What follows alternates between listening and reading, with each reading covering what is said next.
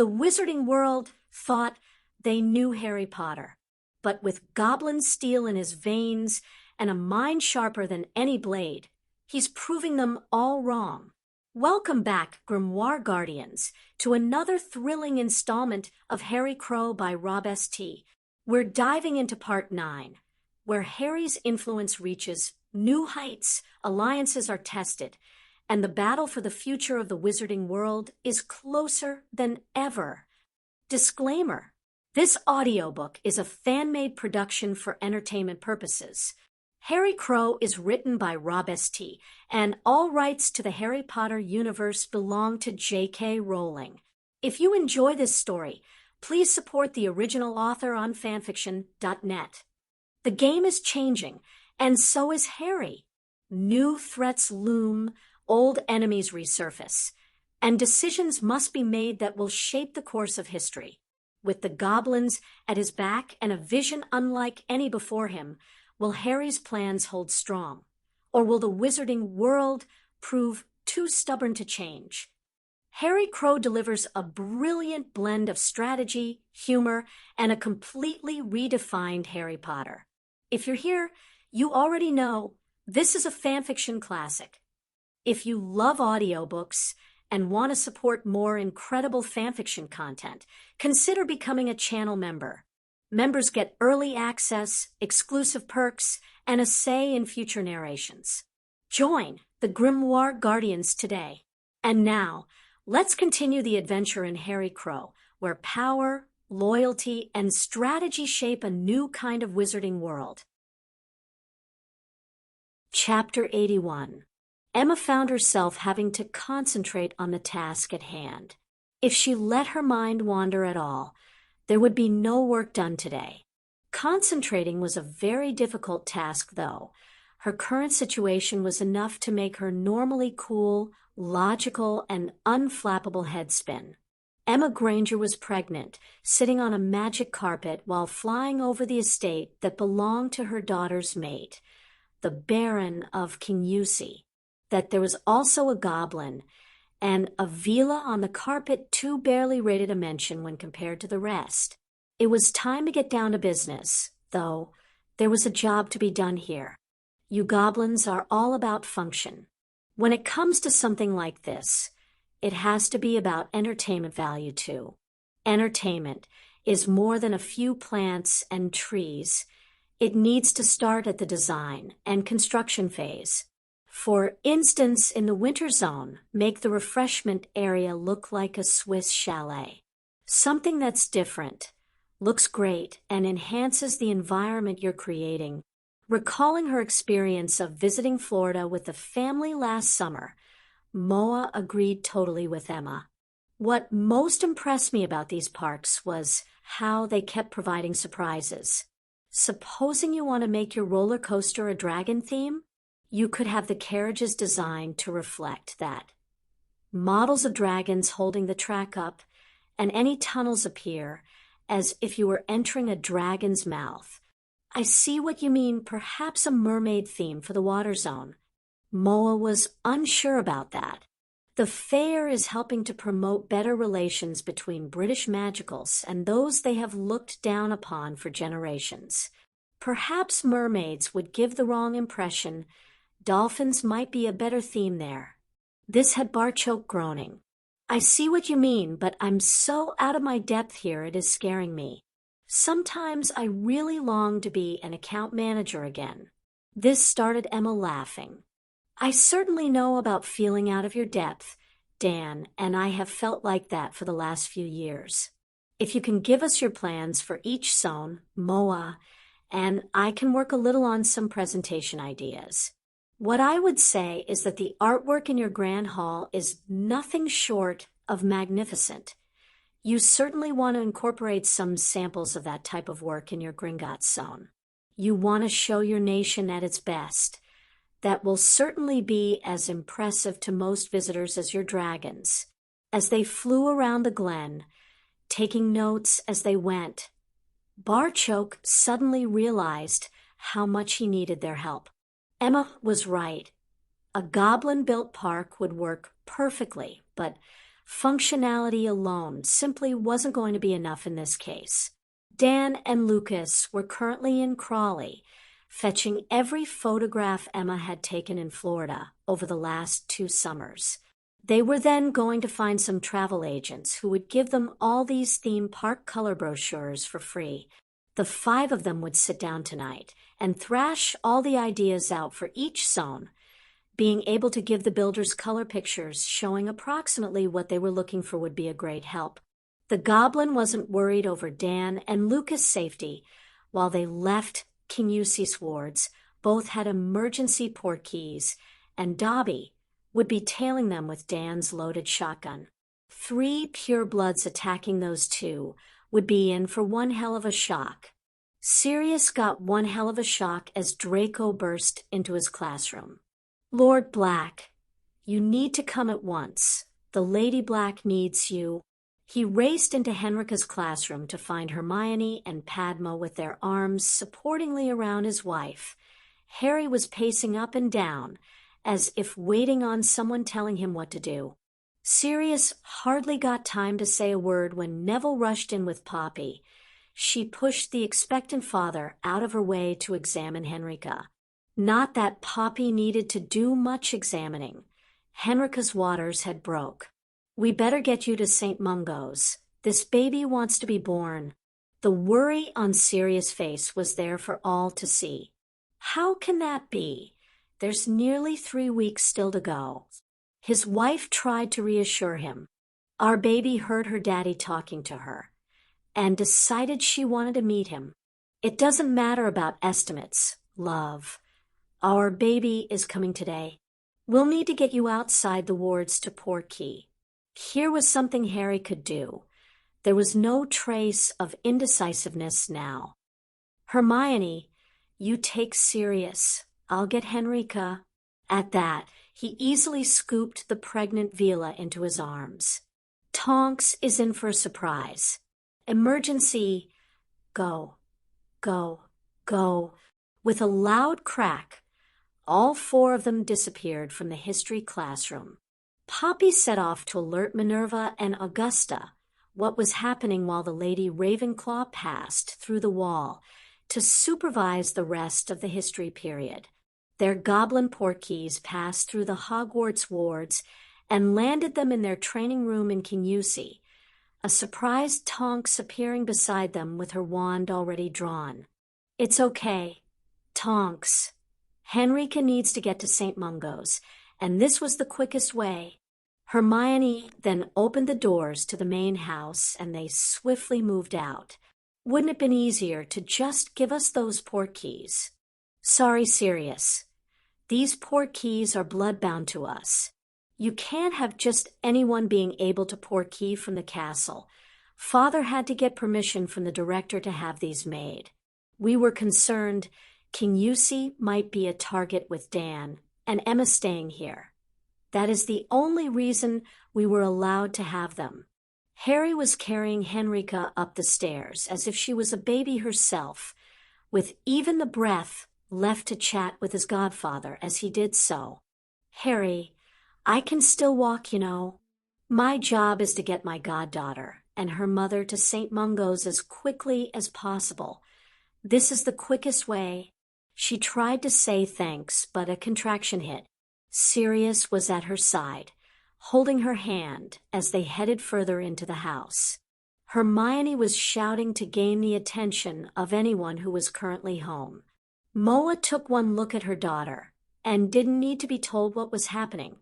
She and Lucas were soon by her side too, as Barchoke provided a portkey to take them all to St. Mungo's. Since Harry wasn't for putting Henrika down, Tonks went along as his protection detail. Hermione decided to stay in KUSI and catch up with her 3 parents. Tonks was soon wishing she'd done the same, watching a trio of nervous males pace up and down the waiting room got old very fast. "Are you 3 going to sit?" Walking up and down won't make this happen any sooner. She was interrupted by the nurse arriving and asking Sirius if he wanted to be at the delivery. The marauder took on a distinctly sickly pallor but still said yes. Sirius left the waiting room, as if he was about to walk the Green Mile. Certainly, there was a distinct lack of enthusiasm in his stride. This gave Tonks a case of the giggles, considering he was marching across the waiting room mere moments before. "Now will you two sit down? We could be here for many hours yet." The expectant grandfather knocked that idea on the head. "Henrika is a Vila. Giving birth, for her, will be much quicker. After Moa's waters broke, our daughter was born less than 2 hours later. You did exactly the right thing, Harry, getting Henrika here as quickly as possible. Okay, so not only is she incredibly beautiful, she has a much shorter labor too. Sometimes life just isn't fair. That's why she married Sirius, though. To balance everything out, Harry's jibe at his godfather had all of them laughing, and was just what they needed for the nervous tension in the waiting room to relax. Lucas teased Theora some more. "So, you don't want to know that in a couple of days, Henrika will look exactly like she did before their daughter was conceived. See, I was right. Life just isn't fair." This too was said jokingly, though.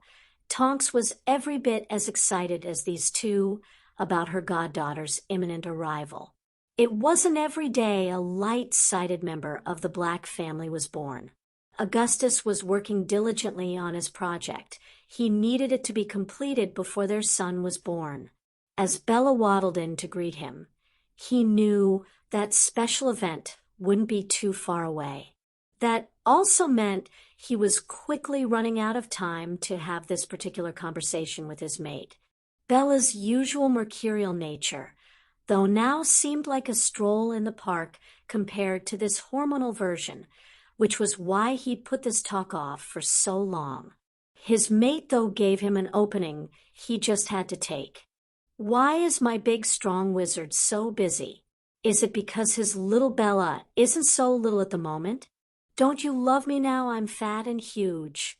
Whatever his answer here, Augustus knew he was in trouble. As he helped his mate into a seat, he decided to tell her the truth. "I'm working on a way to ensure our son will survive, no matter what happens to us. You will not send him away." Recognizing that wasn't a question but a direct order, Augustus put his mate's mind to rest. "He will be staying with us. What I'm working on is a way to safeguard his future should his mother and father fall while in the service of their Lord. He will not be in any battles with us until he's old enough to hold a wand and use it to fight back." He was well aware that would never happen, but Bella needed to be appeased in order to go along with this. "Should both of us fall at our master's side, I will die happy with the knowledge our son will live. We both know neither the Aurors nor the goblins will show us any mercy. They will look after a child, though. If we don't do something, our son would be left here alone, crying for parents that will never return. He'll cry until his strength goes and he dies of dehydration or starvation." That dreadful image reached the mother in Bella. Big fat tears ran down her cheeks while her hands were protectively placed over her abdomen. "What can we do? There must be something we can do without betraying our master. Neither of us could ever do that. I think we both know we will die serving our Lord. We both accepted this long ago and would never try to shirk our duties. Our son, though, deserves a chance to live his life, to make his own choices. If he has his mother's power and his father's intelligence, our son could one day end up lording it over the entire country. I will face death with a smile on my face in the knowledge that possibility could become a reality. Who would look after him? There are still families out there with the right breeding, the right values. Any son of ours would be made most welcome." As Bella concentrated on the large bump that was their growing son, she only had one question left. "What do we have to do?" Augustus tried not to let the relief show on his face. He too was in tears at the thought of their future, or lack of one. I'm working on a blood ritual that, should the both of us die, will see a tattoo appearing on our bodies, giving the location of our son, and this only activates after we're dead. Yes, my love. We both swore to give our lives defending our master. We will honor that vow and go down fighting to our very last breath. I hope with all my heart that our master is successful and our son can grow to stand by his side. With the odds so stacked against us, though, I feel it is only prudent to take some steps to protect our baby. Here was something she could accept, knowing that any battle that saw her and her mate fall would probably see an end to their master too. Your little witch needs to feel her big, strong mate's arms around her. As Augustus comforted Bella, Voldemort silently withdrew from the open doorway, where he'd listened to the entire conversation. Part of him wanted to gut Rookwood and watch him die slowly for daring to doubt his lord. Another part, though, couldn't fault the loyalty of these two followers who were ready to fight and prepared to die at his side. Their concern for their unborn son touched something deep inside the Dark Lord. He was left wishing his parents had been as loving and capable in their attempts to see he was properly looked after. He would have to make some arrangements so his beloved Nagini survived. There was enough wildlife on the island to sustain her. All she would need was a dry, sheltered place to escape the worst of the weather. Of course, a human child would make a nice meal that would keep his familiar alive for months. The Dark Lord hadn't changed that much. Sirius couldn't believe the changes in him since the last time he held a baby in his arms. Then it was Harry, but today it was his own daughter. And Sirius Black finally felt as if his life was complete. His deep thoughts were interrupted by his wife. "Sirius, say something. She is the most beautiful girl I have ever seen. Considering I'm currently in a room with her mother and grandmother, that's really saying something. I present to the world our daughter, Astrid Aurora Black." Moa left to tell the rest of their company the news and give the couple a few minutes alone. Sirius handed Astrid back to her mother and sat on the bed beside his two girls, an arm around Henrika as their daughter got her first feed. "How are you feeling, love?" "I'm fine, Sirius. Providing Astrid is the same, we should be allowed home tomorrow. I think we should stay at KUSI at least until the holidays. Mom and Dad are both enjoying working on this fair, and it will be busier than Grimmauld, and it provides company for Dan and Emma. I have no problem with that. I'm sure Barchoke will provide me with a portkey from Hogwarts to KUSI, just not one that goes through the castle wards." It was about 15 minutes later that their guests came to visit. Astrid looked even smaller when resting in the crook of her grandfather's arms. Harry was clearly desperate to hold his goddaughter, but terrified in case he didn't do it properly. "Harry, you carried me and Astrid safely into St. Mungo's. I'm sure you won't drop her now." All were left wishing they had time to grab a camera before they'd rushed to St. Mungo's. The look of utter bliss on Harry's face was priceless. That look was still there when he and Tonks returned to KUSI with the news. I held my goddaughter in my arms, and it was just amazing. She's barely hours old, and already got my mate wrapped around her little finger. Should I be worried, Harry? This seemed to set Harry's thoughts off in another direction. She'll grow up with our brother. They'll be best friends. Just like us. Oh, great. Another one of my children bonded to their mate before they hit their teens. At least I'll get to watch Sirius crumble as he loses his daughter so young. Dad, you never lost me. I'm still here. We're just living in our house now. It was a puzzled Emma, though, who had picked up on something else. I get the Astrid, with Henrika being Swedish, but why Aurora? Sirius' middle name is Orion. He wanted something along the same lines for his children. He also said Astrid Aurora Black is already the light of his life. Sometimes that man could charm the birds off the trees. While he was listening to Tonks explaining the name choice, Harry's thoughts had wandered in another direction. You'll all get to meet her tomorrow. They'll be staying here until the summer holidays. His attention moved to his mate. We've already missed today's defense lesson. We could skip tomorrow too and see Astrid before we head back for Mooney's class. The look of longing in his eyes meant Hermione was always going to say yes. Harry, even considering missing his defense lesson, told her exactly how much this meant to him. I don't think you would be able to concentrate on lessons anyway. Of course we'll stay. You better let Padma and Neville know, though. They'll be anxious for news, too. Moa spoke to Augusta on the flu. She was desperate to tell everyone about her new granddaughter. I'll let them know we'll be in late tomorrow. Emma was still fixated on the baby's name. Baby names were something she and Dan had been giving a lot of thought to recently. It was time to see if those thoughts were correct. Harry, Dan, and I have been thinking long and hard about what to call our son. We wanted his name to reflect on the person who made all of this possible. We were hoping to call him James, after your middle name. And I suppose your dad... A flabbergasted Harry glanced toward his father for any ideas on how he should reply. I think it's a wonderful idea. We couldn't really saddle the poor baby with a name like Barchoke Granger. Watching the close relationship between this father and son never failed to draw a smile from Emma. They had, of course, run this idea past Barchoke first. Without you, Harry, none of this would have happened. I already know you're going to be the best big brother you can be to him. This is just a way for us to say how much Dan and I love both our sons.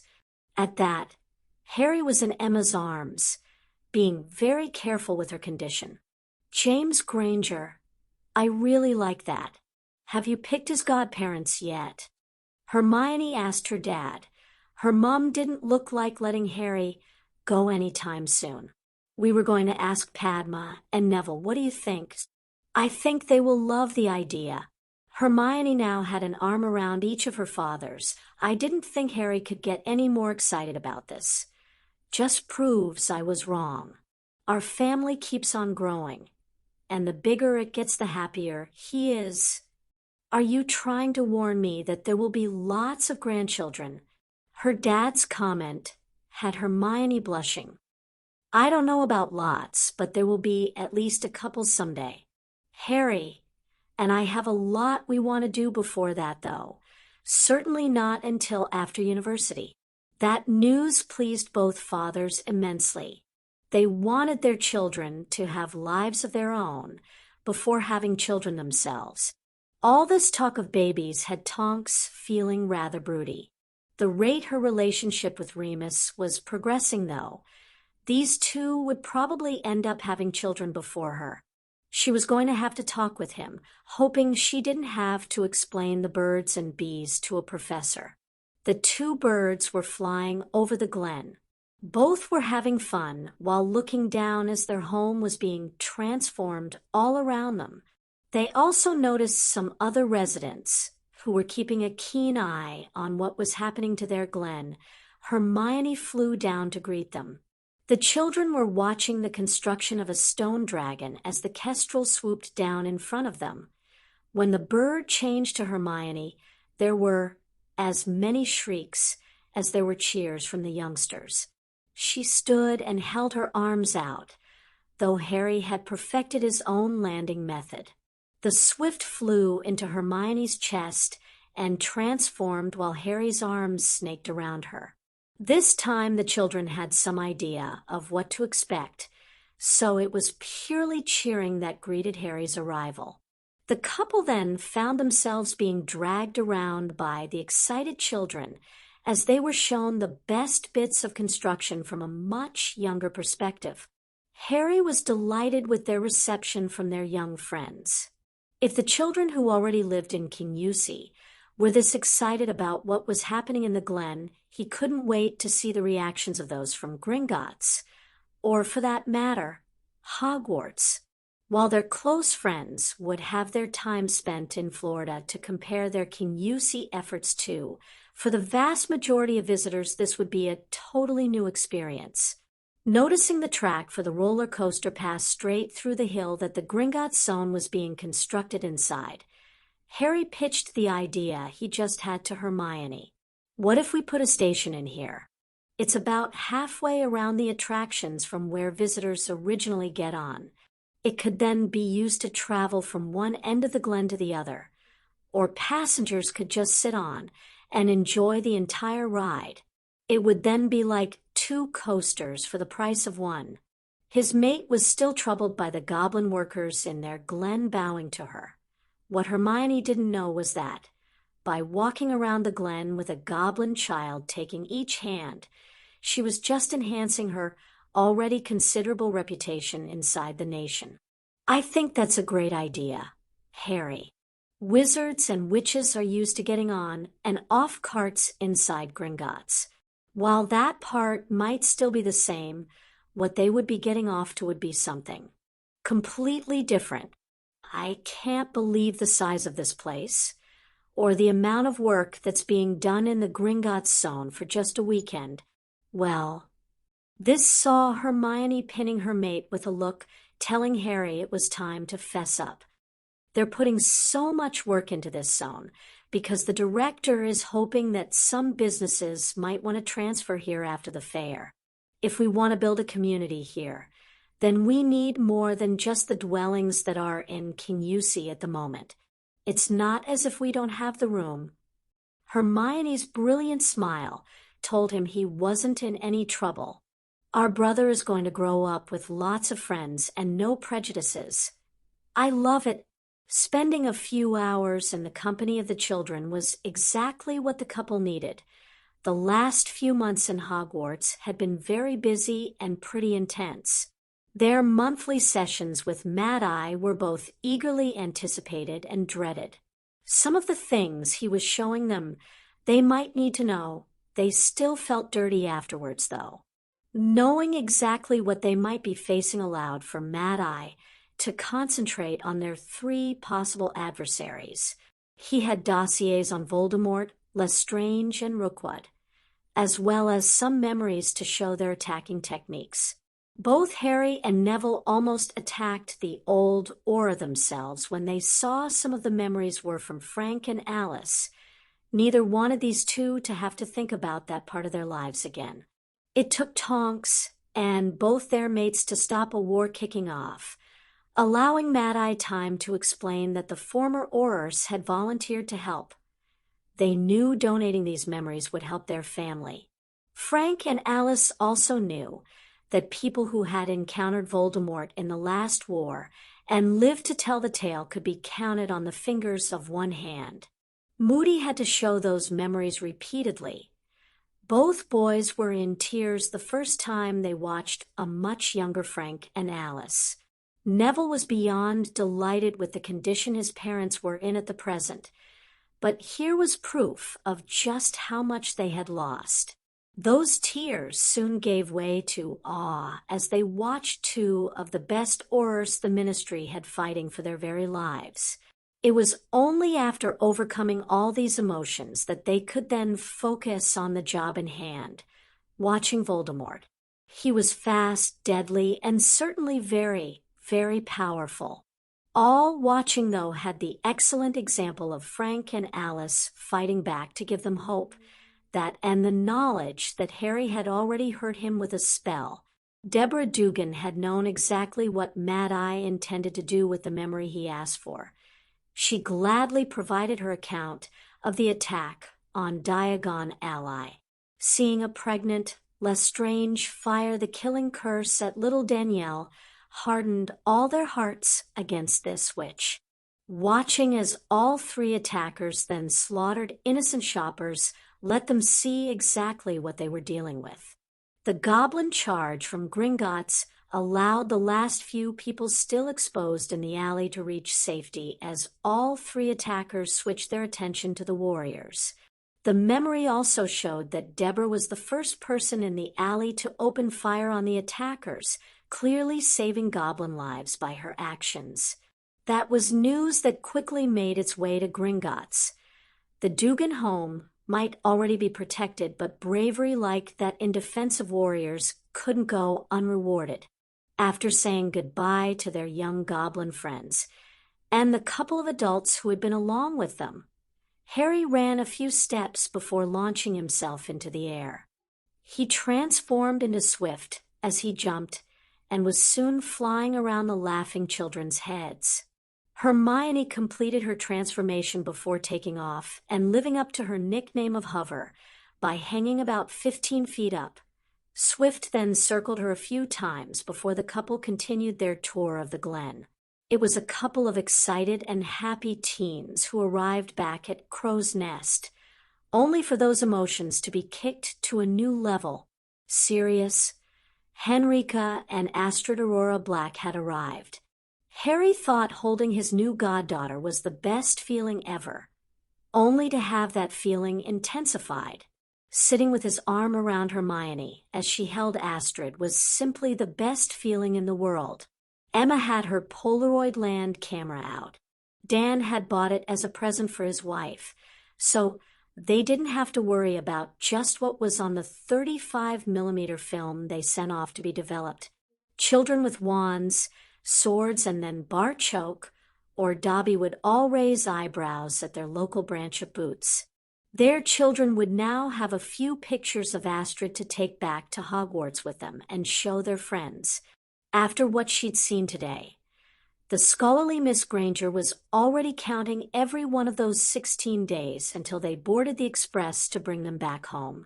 By Augustus' calculations, Bella was 16 days late. It was no surprise then when she went into labor. That didn't mean, though, that a part of him wasn't totally panicking. His mate and unborn son were now counting on him, yet all he had was a couple old books he'd now read from cover to cover, and a few basic potions he was able to pick the ingredients for. Bella deserved, and probably required the best care St. Mungo's had to offer. Instead, he was all she had. Their master had made his position on this matter crystal clear. Bella's health was his only consideration in this entire process. He needed her fighting fit, and no baby would be allowed to endanger his plans. His only offer of aid was made to Augustus when they were alone. Should the birth of this baby at any time threaten Bella's life, their master himself would cast the curse to kill the baby and get it safely out of its mother.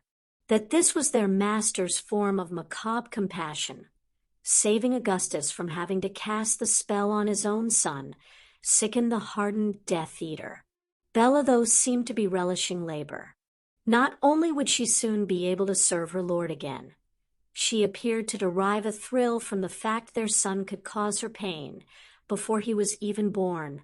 It had certainly crossed Augustus' mind to grab his son and run at the first opportunity, but he also knew he just couldn't do that. He may carry his master's mark on his arm, but it was something else that stopped him running. That night in her cell, his beautiful Bella had captured his heart and soul. One day with Bella in his life was worth more than a year of life without her. Augustus simply couldn't go back to that life. It just wasn't a life worth living anymore. While Bella drank her potions and pushed when Augustus instructed, their master hovered menacingly in the background. His mate was basking in the perceived concern the Dark Lord was showing for her health. Augustus, though, knew his real motives. It was therefore a great relief when their son's head started crowning ahead of schedule, a sure sign it wouldn't be long before their baby was born. The relief when he was able to place their son onto his mother's chest was unbelievable. Augustus actually felt weak at the knees. Their boy's cries had certainly proven that his lungs were in good working order. having him wrapped in a blanket and feeding at his mother's breasts soon quietened their baby down. It was to this scene that their master made his presence known. "Congratulations on the birth of a fine son. Augustus, you keep surprising me. I didn't think you would have pulled that off today." "I suppose being motivated helped." Bella beamed with pride at her master's comments. Only Augusta knew what he really meant by that. It was not something he ever intended to share with his mate. As the Dark Lord was leaving, Bella's misreading of the situation could have seen their entire family wiped out here.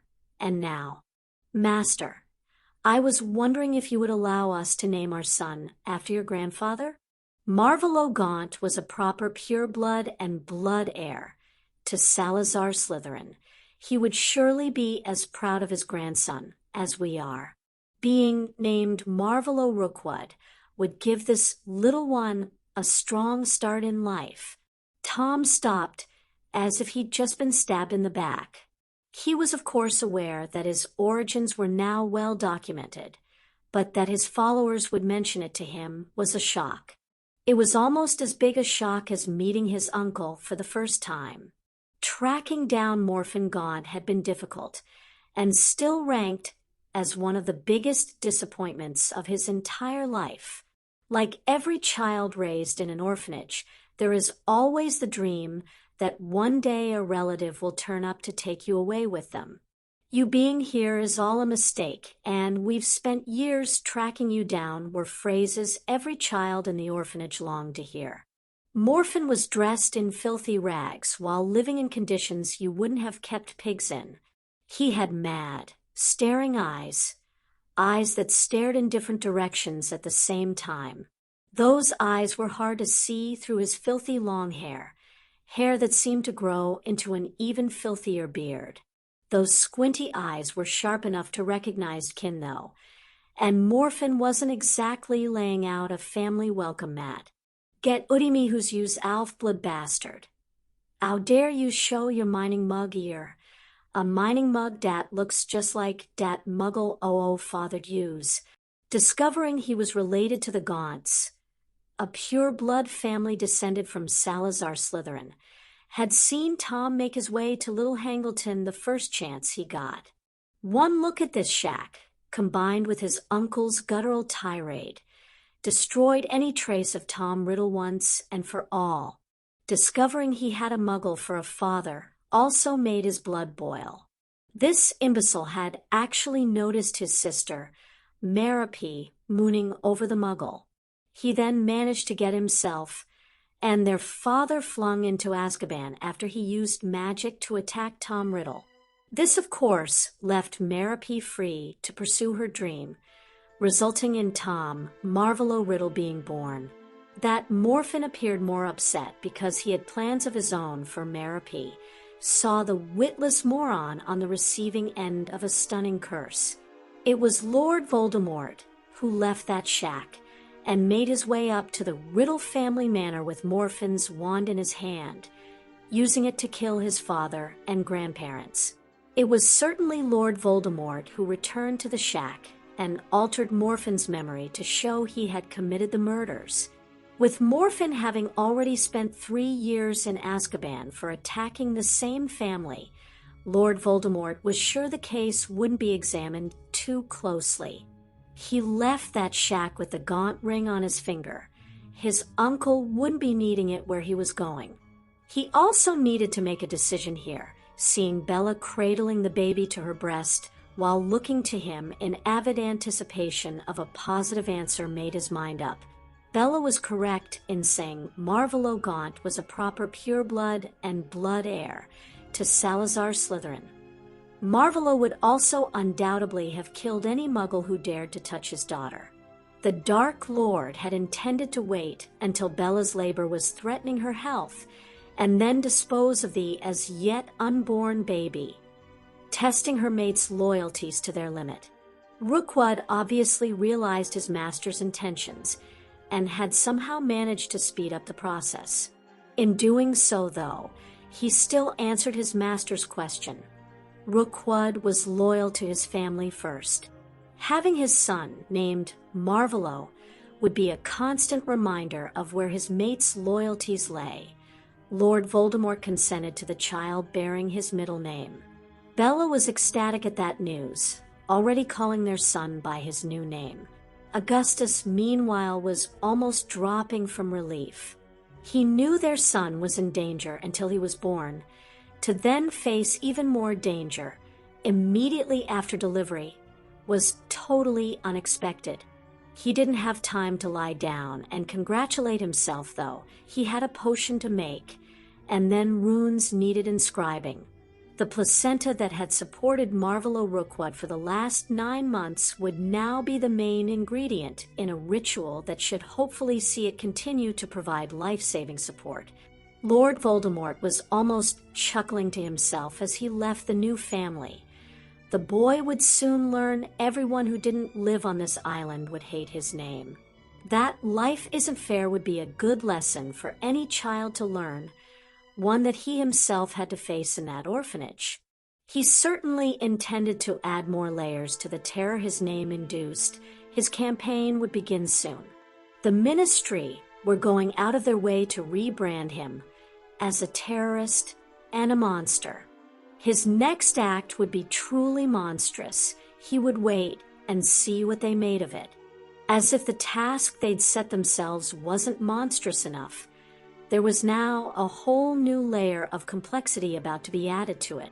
Namely, this year's Potter scholarships, the Muggle-Born Protection Act, and sponsoring students from families who now couldn't afford to send their children to Hogwarts because of Death Eater involvement.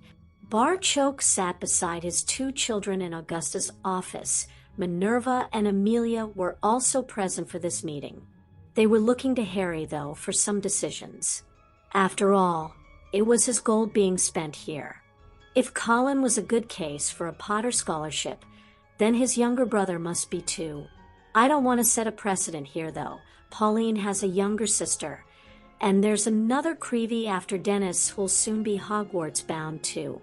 We could easily reach the stage where the Potter scholarships would effectively already be decided before the committee sat down to discuss the matter. His mate then made a suggestion. What if, instead of scholarships, they were sponsored? You're spending a fortune funding the children of Death Eaters to attend Hogwarts. I think Dennis Creevy deserves at least that. We're spending a fortune, dear. And that's a great idea.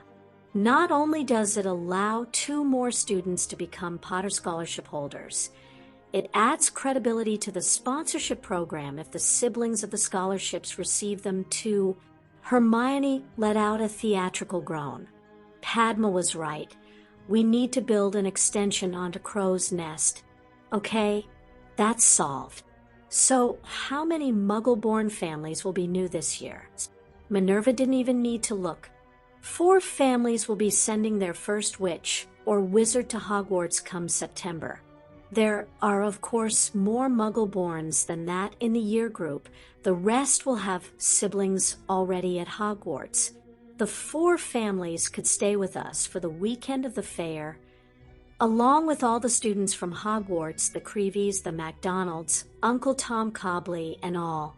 See, Hermione, I knew you wouldn't mind a few more.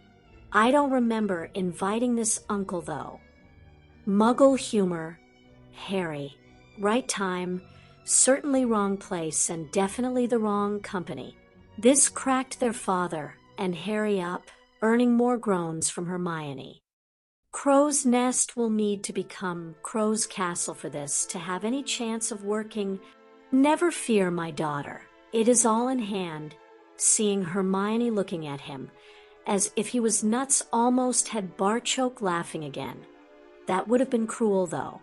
His daughter was clearly worried about this problem, and it was time to put her mind at rest. The area behind Crow's Nest will become a campsite filled with magical tents that will host all the Hogwarts students.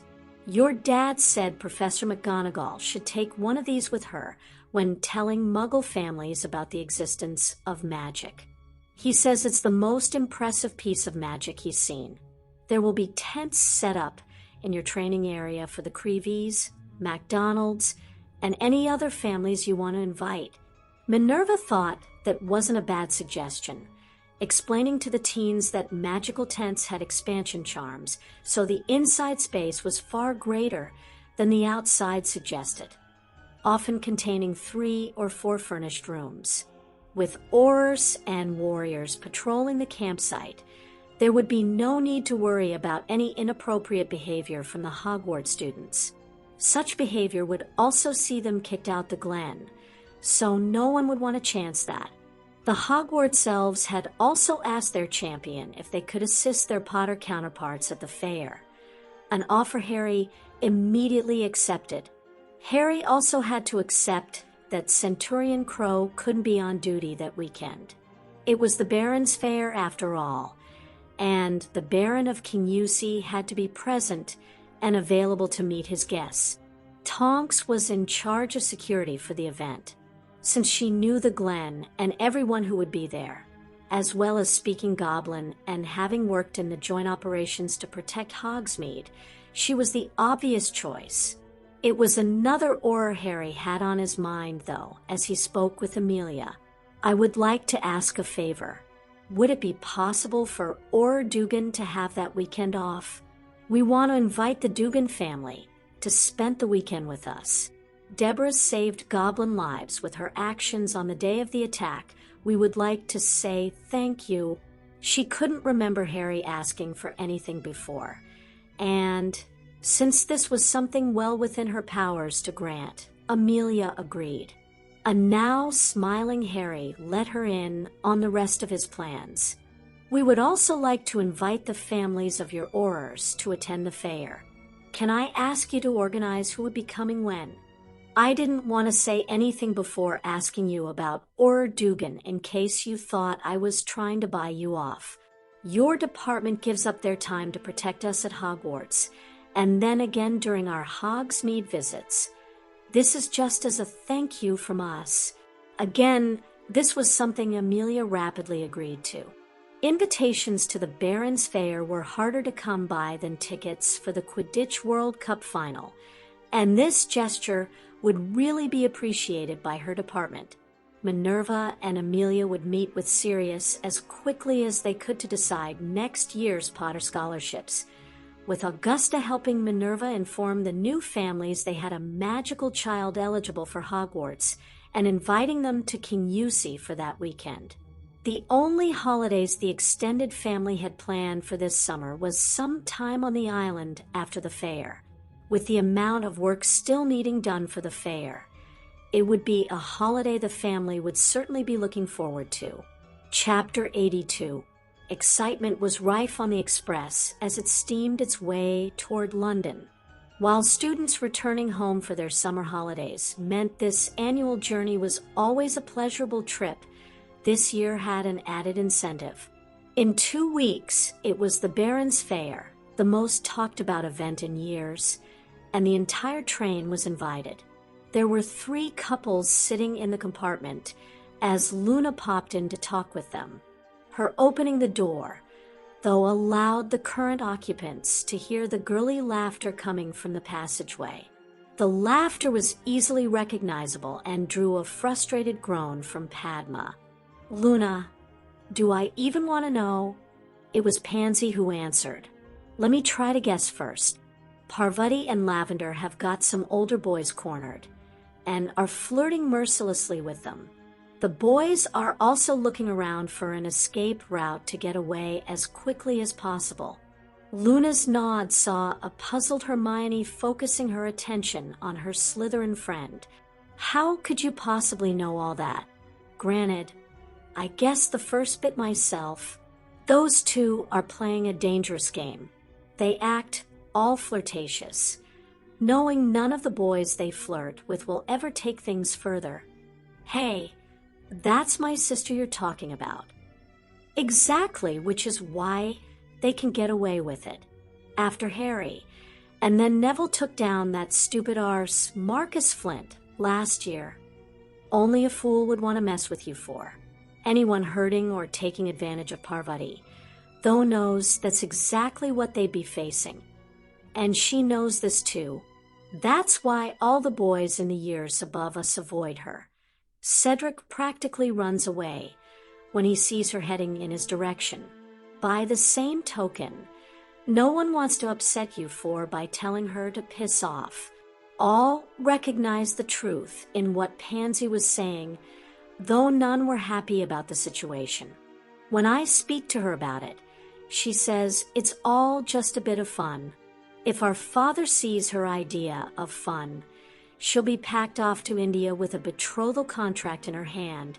She felt a supporting hand on her shoulder and saw that a concerned Harry was at the other end of it. I'm sorry, Padma.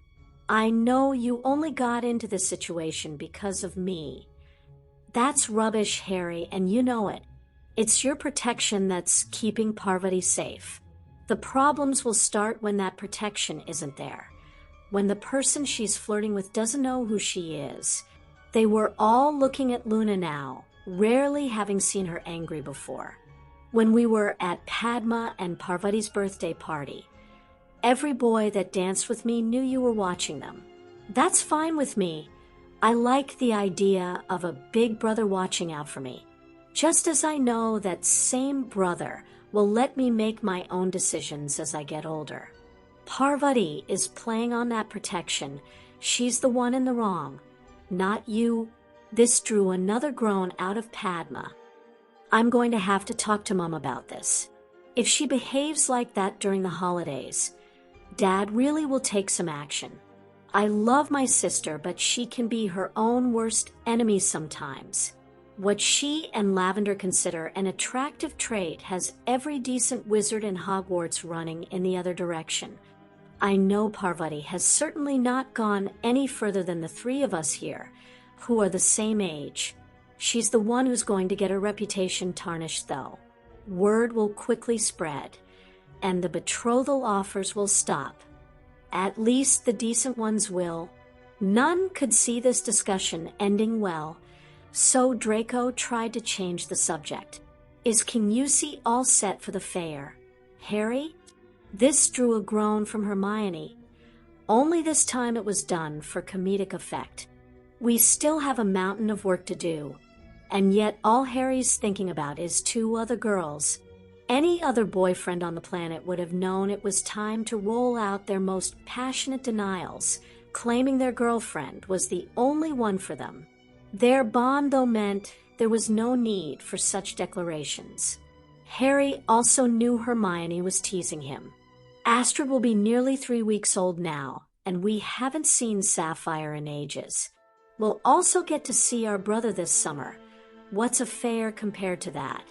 No one could really argue with that. The only other voice raised against the fair on the train wasn't having quite the same reaction.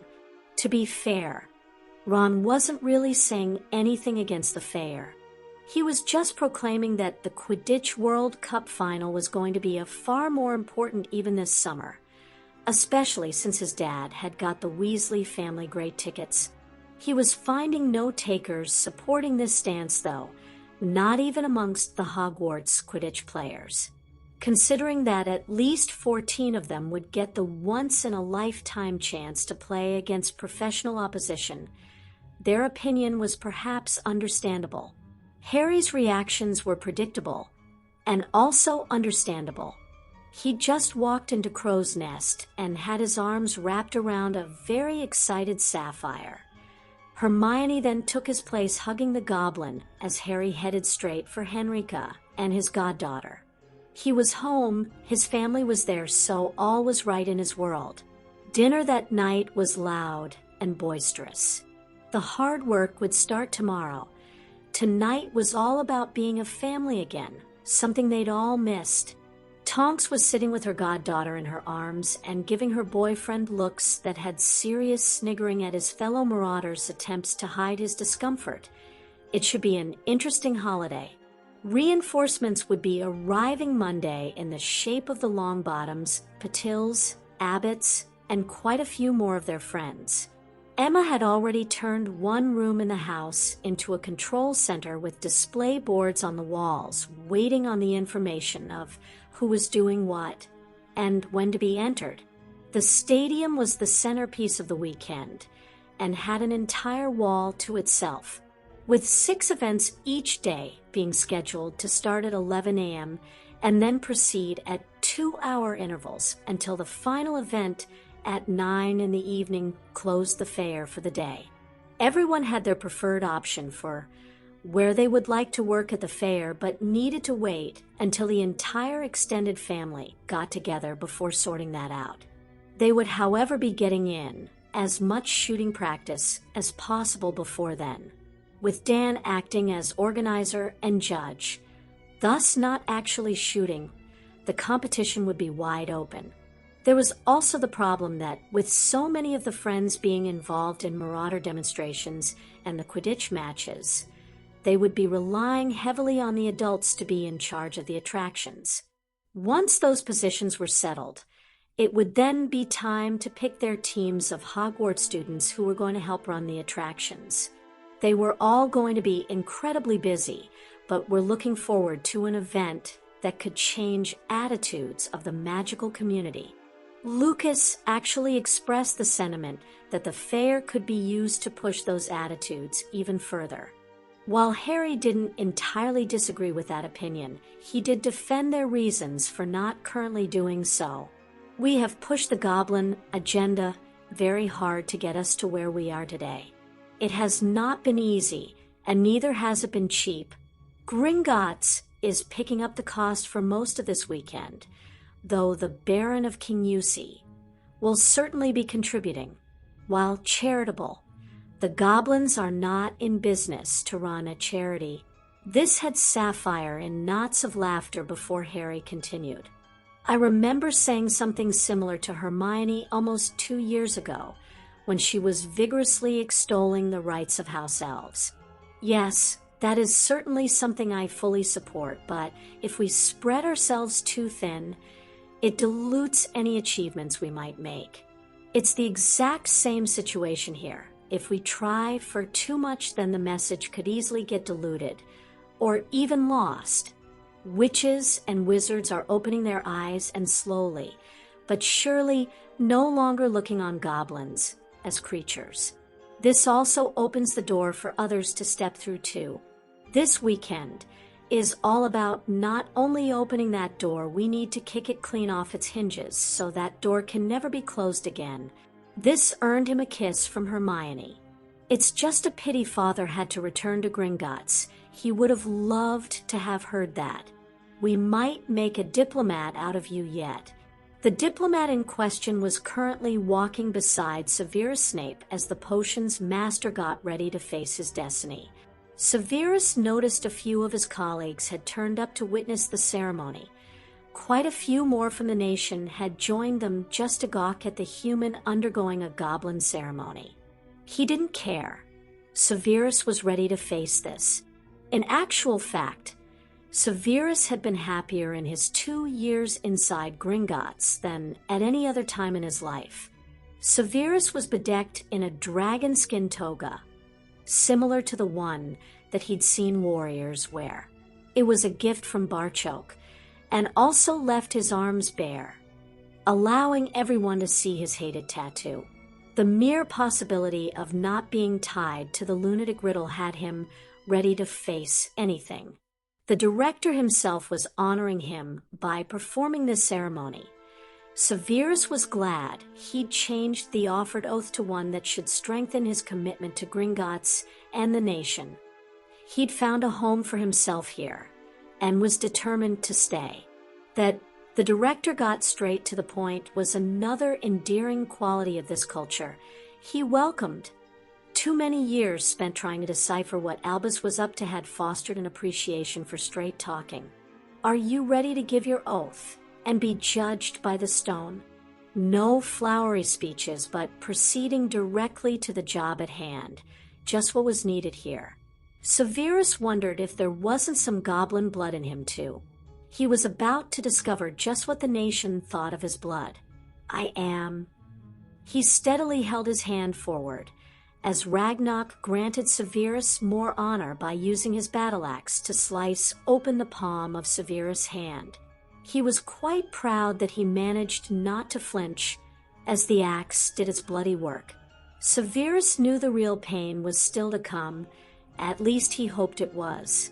Failure was not an option he had considered for today. A magnificently ornate plinth just seemed to emphasize the ordinariness of the slab of stone it supported, but Severus had been told there was no more powerful artifact in the nation. It was changed days indeed that a human got to see it. Never mind make a blood offering to the stone. Placing his palm on the slightly warm stone, Severus offered his oath to the nation. I, Severus Snape, of my own free will offer my oath to the nation. I swear on my honor and my magic never to work, take arms, or plot against the nation. I also swear to be the best citizen of this nation I can be.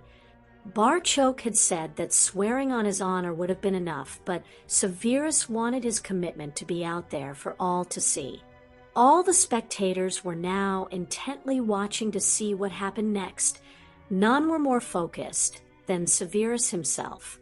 He felt the heat from the stone beginning to travel up his arm. At the same time, a coldness from his chest moved into his shoulder to begin its journey to the battlefield. The battle was graphically played out on his arm for all to witness. The black skull of his dark mark slowly became blood red. It also morphed in shape to that of a dragon's skull. The snake reacted violently to this and wrapped itself around the skull, trying to crush it.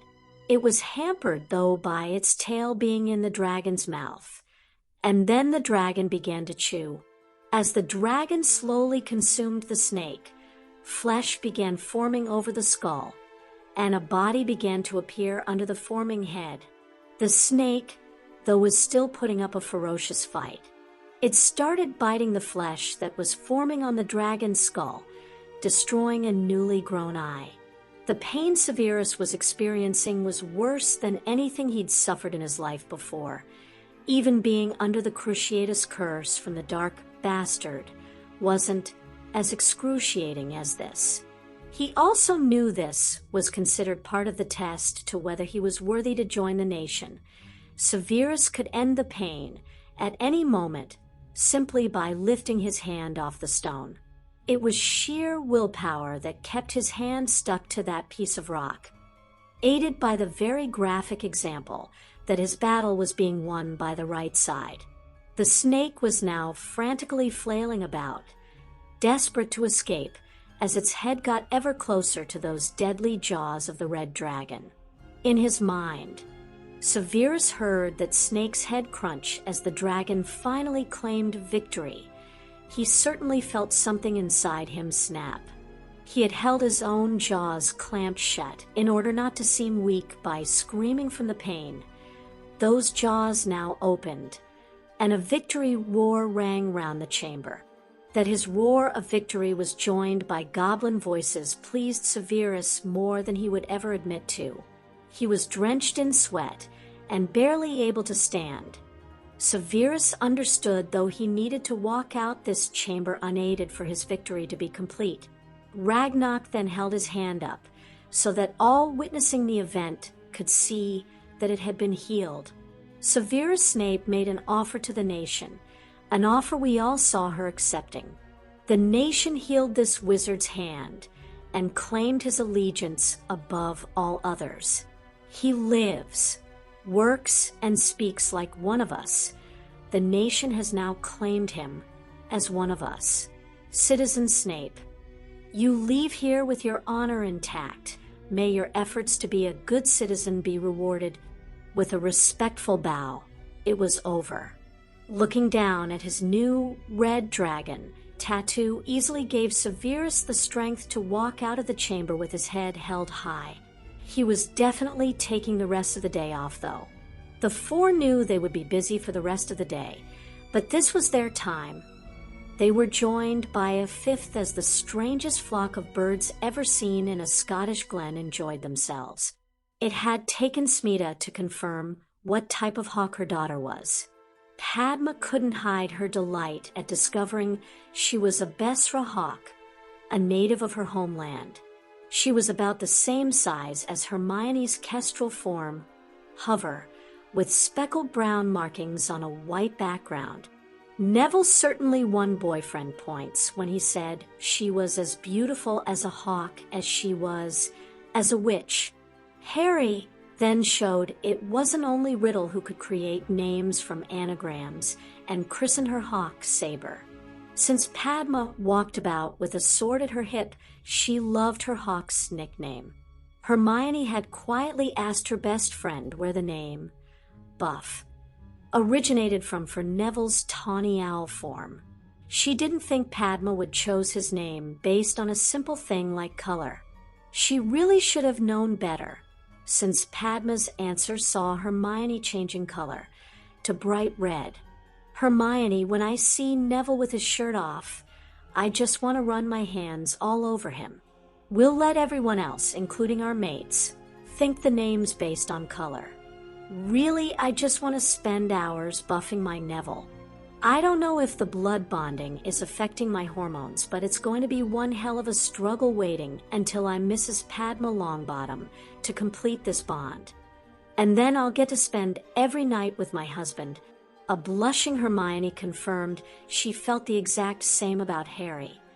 And only the fact there was just one more summer after this before they got married kept her going.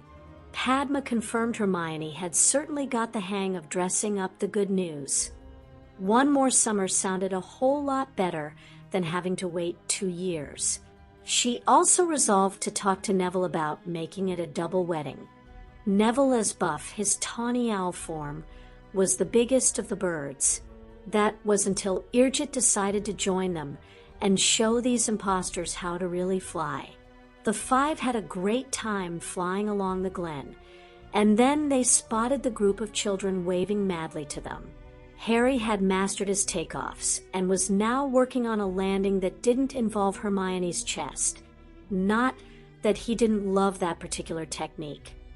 It was just so distracting if he ever had to go from Swift to Centurion and be instantly ready for battle. It would also leave Hermione exposed to attack as she stood waiting for him to land. His new technique saw Swift swoop down and then pull up sharply.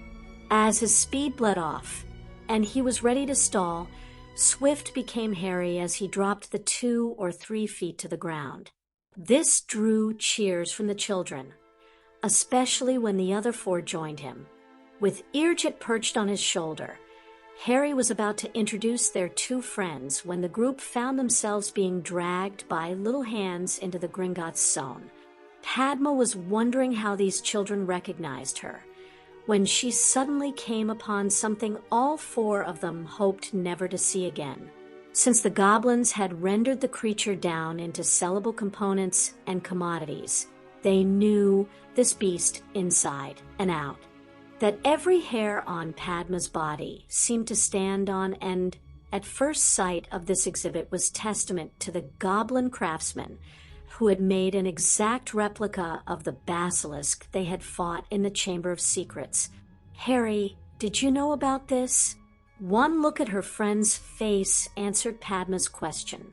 The children who held her hands pulled her over, and suddenly Padma had a lot more questions. She was looking at an exact copy of a younger version of Padma Patil firing a spell at the basilisk. She was startled out of her stupor by her best friend's voice coming from beside her. At least they don't have me sitting on my bum in a puddle of basilisk blood. The entrance hall was divided in 2 by the tableau that was simply breathtaking, provided you weren't one of the people appearing in the scene depicted. The columns were structural and holding the ceiling up. The exact scale basilisk winding through those columns was thankfully purely decorative. The model of Hermione had a bloody sword and was retreating behind a pillar as model Harry got ready to attack. She was studying her mannequin before turning to her friend. Padma, does my hair really look like that from the back? This cracked Harry up. His laughter set off all the kids with Padma and Neville soon following. The witch who caused all the hilarity soon found herself wrapped in a pair of familiar strong arms. This is genius. This drew the attention of the other three to Harry, obviously looking for an explanation of that remark. Who do you know, apart from Emma, who wouldn't want to see this? Between this exhibit and the dragons, people will be pouring in here in their droves. Neville let out a groan at that. Great, just what we need, more publicity. This was before Padma, and I started exercising too. Nev, honey, people will be too busy looking at the basilisk to bother with us. At least they missed Parvati out the scene. This was the perfect opening for Hermione to ask her friend if she'd spoken with Smita about Parvati's behavior. Padma and Neville had just arrived this morning, and all four had took to the air immediately after greeting one another. Padma had her head down as she answered. I didn't have to. We forgot about all the adults at Hogwarts, who are part of the extended family. My mum knew as much about her behavior as we did. Parvati got roasted, and won't be let out of Mum's sight all summer. She might relax when we get to your island, since there will be no unattached boys there. The four couldn't stay glum for long, though, not when they were surrounded by so many excited children. These children had quickly volunteered to be the testers for all the attractions. They would spend the next week or so helping the people who would be running those attractions refine their operating systems and techniques. They would be starting tomorrow in what was being considered the kiddie zone, an area where those with their ages not in double figures would rule. The kiddie zone is the most important section of the Glen. The success of this entire venture will be decided there. If we can get the children playing together, regardless of their upbringing, that to me would be the dream outcome. That's why there has been no expense spared in that area. It's also why I want to flood the place with helpers. If we use the Marauders for this, it will give you a full year group to work with. They're already all friends and used to working together, as well as looking out for each other. They are also the only groups I know who will certainly treat all the children the same. The extended family had all gathered and were discussing what they would be doing on the weekend of the fair. Seeing Harry this nervous brought home to everyone just how much he had riding on this weekend. They were attempting something that only a few years ago would have seen anyone even suggesting an idea like this branded as crazy. An event where goblins and muggles mixed freely with witches and wizards of all blood classes was certainly an audacious plan, possibly even a touch crazy. It was now up to the people sitting in this room to help pull it off.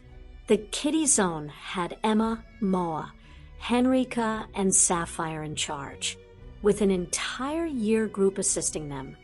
They should hopefully be able to stay on top of things and stop any problems from developing. One little pureblood prince or princess pushing past the other children waiting in a queue could quickly escalate to something ugly that could have the potential to ruin the entire weekend. The abbots asked if they could look after the winter zone, with the Longbottoms sticking their names beside the water zone. Augusta would be supervising the eating area, though with the elves doing all the work, it really was just supervising. Big Kid Sirius got his wish and was in charge of the roller coaster, while the Patil's experience with flying carpets saw them allocated there. Dan and Lucas were now used to working together, so would be in control of the stadium, while Remus offered to run the cinema tent. With Tonks in charge of security and Bill Weasley already earmarked to front the Gringotts zone, it left them short of cover for the go-karts until Draco made a suggestion. Pansy and I would obviously love to do that, but we have our Marauders Sunday morning. I've got a Quidditch match Saturday evening, and both of us were hoping to take part in the shooting competition. What if our mothers helped out? They could be in charge of the carts on those times when we need to go to the stadium. Emma had her marker in hand, Elspeth and Narcissa's names being written into the available slot was all the answer Draco needed. Apart from the Quidditch, Susan and Hannah were in the same position, so put themselves down to work in the Winter Zone along with Hannah's parents. Parvati got no say in the matter. She would be beside her mother for the entire weekend. Padma and Neville were keen to avoid the atmosphere that would generate, so stuck their names down to work with Frank and Alice when they weren't required in the stadium. Since Luna would be in the stadium on Saturday as Crow's Marauders put on a display, followed by working in the kiddie zone all day on Sunday, they wouldn't let her put her name down for anything else. Her dad would be there, and Luna was being given the time to spend that day with her father. Amelia felt terrible that she couldn't put her name forward for anything, but Harry wasn't having that. You'll be in the same position as Hermione, Father, and me. Our names might not be up there, but that doesn't mean we won't be working our backsides off. Oh, Amelia, I didn't know you were fighting in the arena too. Mom. Hermione tried to keep the frustration out her voice, but didn't quite manage it. Harry's fighting Master Sharpshard as part of the Goblin combat display. Harry fights against us every day in training. It's not like he's stepping into the pit again. This did nothing to alleviate Emma's fears. I watched Barchoke's memory of the last time those two fought. Need I remind you this Sharpshard put both you and Harry in the Goblin Medical Facility. Don't expect me to sit here and be pleased at that prospect. I won't be able to relax each day until I know my son's all right. Harry rose and went over to hold Emma. Mom, I may get beaten, but I'll be fine and come right over to see you as soon as the fight is over. His father felt compelled to say something. Emma, Harry really will be fine. That day was a one-off, something that I can assure you will never happen again. Barchoke now addressed his comments to the entire extended family. This single event is also the one being most looked forward to by every goblin who will attend KUSI over the weekend. The director has already asked for seats to be reserved for him on both days. Our son is exceptional with a blade in his hand, while his tutor, Master Sharpshard, is regarded as simply the best there is. Witnessing the Baron of KUSI crossblades with Master Sharpshard will ensure their visit is a wonderful day out, especially if they place their gold on the winner. Sapphire chipping in with "my gold's on Harry" may have gotten a laugh, but it didn't ease Emma's worries any. Harry tried again. We opened Saturday with Crow's Marauders putting on a display. Then we have the goblin fighting techniques. I'll be fine and ready to beat Hermione in the shooting contest right after that. In your dreams, Crow. Hermione's quip actually drew a wan smile from Emma.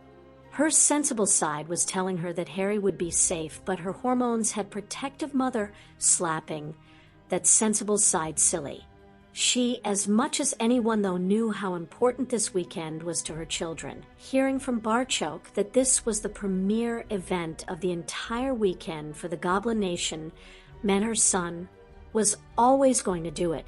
Both Granger ladies loved the boy who was a goblin at heart. They had to accept that side of him.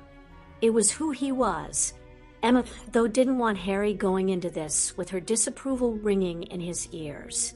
Just promise me you'll be careful. Sapphire chipped in again. Would you like to promise me you'll win? Emma this time saw the funny side. And you young ladies shouldn't be gambling. That's an easy way to lose your gold. The young goblin simply shrugged her shoulders at that. The gold I've got I either won betting on Harry when you visited Egypt or picked up for free after he gave away Bloodfang's family fortune. You all know how famous Harry is in the wizarding community. What you don't seem to realize is that he's every bit as famous in the nation too. Oh, and his mate is doing as much to change attitudes as Harry is. Centurion Crow and his warrior wife could easily become One of those comic books Harry is so fond of reading. This revelation was met with a bunch of blank stares. What? You seriously didn't know? My family moved back to Britain because of Harry, and we're not the only ones. We have families legally living outside Gingotts for the first time in centuries, again because of Harry. Those same families have children who adore these too, not because of any titles, but simply that they make sure to spend time with them. Hermione has warriors ready to throw themselves in front of curses to protect her, a female who fights with fury beside her centurion mate. The nation has never known anything like these two, and will do everything it can to help them. The stunned silence just encouraged Sapphire to continue. When I was younger, a lot of people didn't want me hanging out with Harry. Those same people are now really jealous I'm spending my time in KUSI. I think that jealousy will only get worse once they visit the fair. I say that's just their hard luck. That last remark saw Harry's protective side kick in. Are they giving you any trouble? His goblin friend bursting out laughing at that question told Harry the answer was probably not. Do you think anyone is going to give me any trouble, knowing that you are my friend? What you did to protect Hermione is now passing into legend, as is your defeat of Master Sharpshard. No one wants to cross you by picking on me. This drew a giggle from Luna. It's the same in Hogwarts. Luna's laughter died in her throat as Parvati lowered her head at that. I'm sorry, Parvati. I wasn't meaning anything by that. It was Smita who answered the little blonde. We know, Luna, just as we know neither you nor Sapphire would ever play on that. Mom, I get the message. There's no need to tell everyone about it, since most of the people in this room have already witnessed your behavior. I really don't see why you're objecting to me bringing it up here. You also still don't seem to grasp just how unacceptable your behavior is, Parvati. Something that you returning to Hogwarts in September depends upon. At that, Parvati fled the room in tears. Padma was soon up and following her sister out of the room as their father tried to apologize. I'm sorry for that. Dan actually cut him off. There's nothing to apologize for. Ramrao, we've known your girls for a few years now, and every parent here shares your concern. At least there's the peace of mind in knowing her friends and family will ensure that nothing happens to her in the castle. Dan, that might be the only reason I let her return to Hogwarts come September. I'm just struggling to understand how two sisters can be so different. It was Harry who interrupted this time. You never met my mother's sister. This drew a few gasps before Emma started to giggle. Sorry, everyone, but I knew the woman. I can't think of anyone more unlike Harry. Friendly and loving were not words one could ever have associated with Petunia Dursley. She probably didn't know the meaning of them. That was a now blushing Harry's cue to try and turn the conversation back onto the fair. Padma discovered she wasn't a welcome visitor as she caught up with her twin. So, has the perfect daughter come to gloat? Or just to say I told you so? Back off, Pav, and save your attitude for someone who deserves it. You got yourself into this mess, and only you can get yourself out. Instead of working on that, you're behaving like Ronald Weasley and refusing to even acknowledge that you're in the wrong. Her anger hadn't abated one bit as Parvati fired back at her sister. What am I doing that's so wrong? Padma's own anger might be on a longer fuse, but it was every bit as volatile. How about you and Lavender behaving like a couple of sluts? Will that do for starters? How can you say that? You know, I would never. Pav, you don't have to tell me. It's the rest of the school who you're giving that impression to. Her reputation is sometimes all a witch has, and it can so easily be tarnished. You're putting yours in danger. And for what? If all this flirting is part of some plan to hook the wizard of your dreams, then you need a new plan. This one clearly isn't working. What happened to being friends with a wizard first? Padma. Wizards don't want to be friends with witches.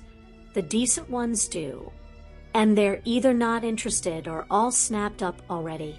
Your flirting is going to bring you trouble, but that's not all that's at stake here. I stood with Neville as he fought Flint, defending my honor. I also watched as Harry killed in the pit to protect Hermione's. Believe me, Pav, I can't think of anything less romantic than that. Both of them would also kill anyone who took advantage of you. That places a bit of responsibility on you not to put yourself in these situations. It's not an excuse for you to play on. Oh, so now we get to the truth of the matter. You're more worried about them than your sister. I guess I've seen that coming for the last couple of years. Well, you don't have to worry. I can look after myself. This was the final straw for Padma.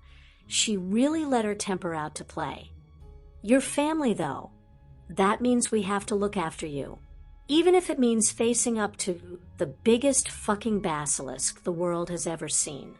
I just can't believe my sister would be stupid enough not to learn from her mistakes. You know what? Perhaps you should ask Ronald Weasley out. You two would appear made for each other. With that, a still raging Padma stormed off, leaving her twin, left standing struggling for words. Hermione had Luna and Sapphire sharing her bedroom, as Crow's Nest was full to bursting. That was why she was saying goodnight to Harry outside her room. You know, the closer this fair gets, the more I'm looking forward to getting away to the island when it's all over. Is that wrong of me? If it's wrong, then put my name down too. I have to say though, for me it's more to do with the thought of you in a bikini. My beautiful mate has certainly filled out since the last time we were there. That's what will get me through this weekend, knowing I am going to be lying on a beach with my Hermione. What more could I want? Hermione helped him answer that question by grabbing Harry and lovingly kissing him. Voldemort was currently standing on an island surrounded by water, but their all similarities ended. There was no sunshine, no bikinis, and certainly no loving kisses on offer. The Dark Lord wasn't there for any of that, though. His purpose was far more nefarious. He had left servants to guard one of his most precious possessions. Those defenses had somehow been breached. While his necklace may be gone, the deadly servants who guarded it remained. These were servants Voldemort intended to incorporate into his battle to regain credibility as a Dark Lord to be feared. Awake, my warriors. Their ISS work to be done.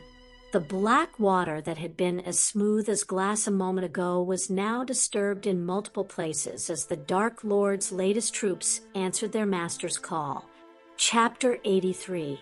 Jenny Abercrombie was always being chatted up in the local supermarket where she worked. Those who knew her, though, just smiled. Those men chatting up the pretty girl who'd yet to see her 30th birthday were wasting their time. Jenny already had a young man in her life.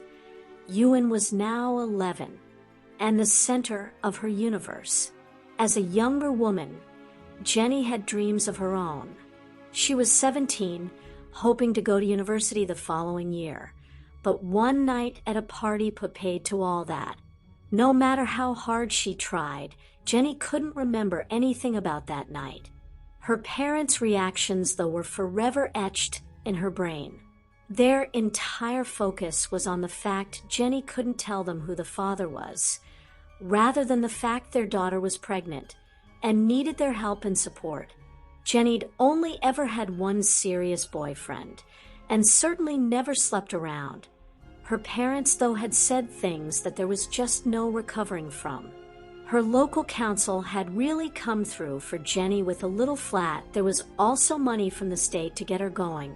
Her Her social worker had recognized a drive in Jenny to be independent, doing everything she could to help the young family along.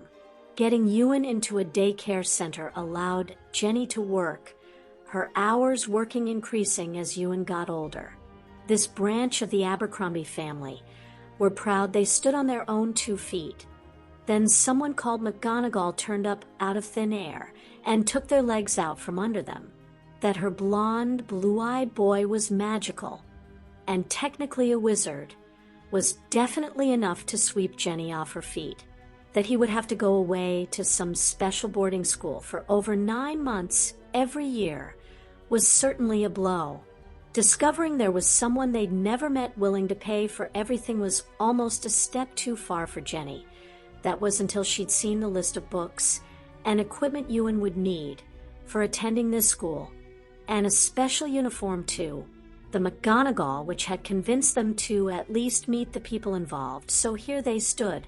An excited Ewan had his bag on his back while he clutched onto the invitation that supposedly would magically take them where they needed to go. Jenny, too, was wearing a backpack and holding onto the invitation just as she'd been instructed, but Jenny was a lot more skeptical than her son. She was beginning to think this was all some elaborate hoax when their portkey activated. Harry stepped forward to greet the surprised arrivals. "You must be Ewan and his mom. Welcome to KUSI. I'm Harry, and I'm really pleased to meet you.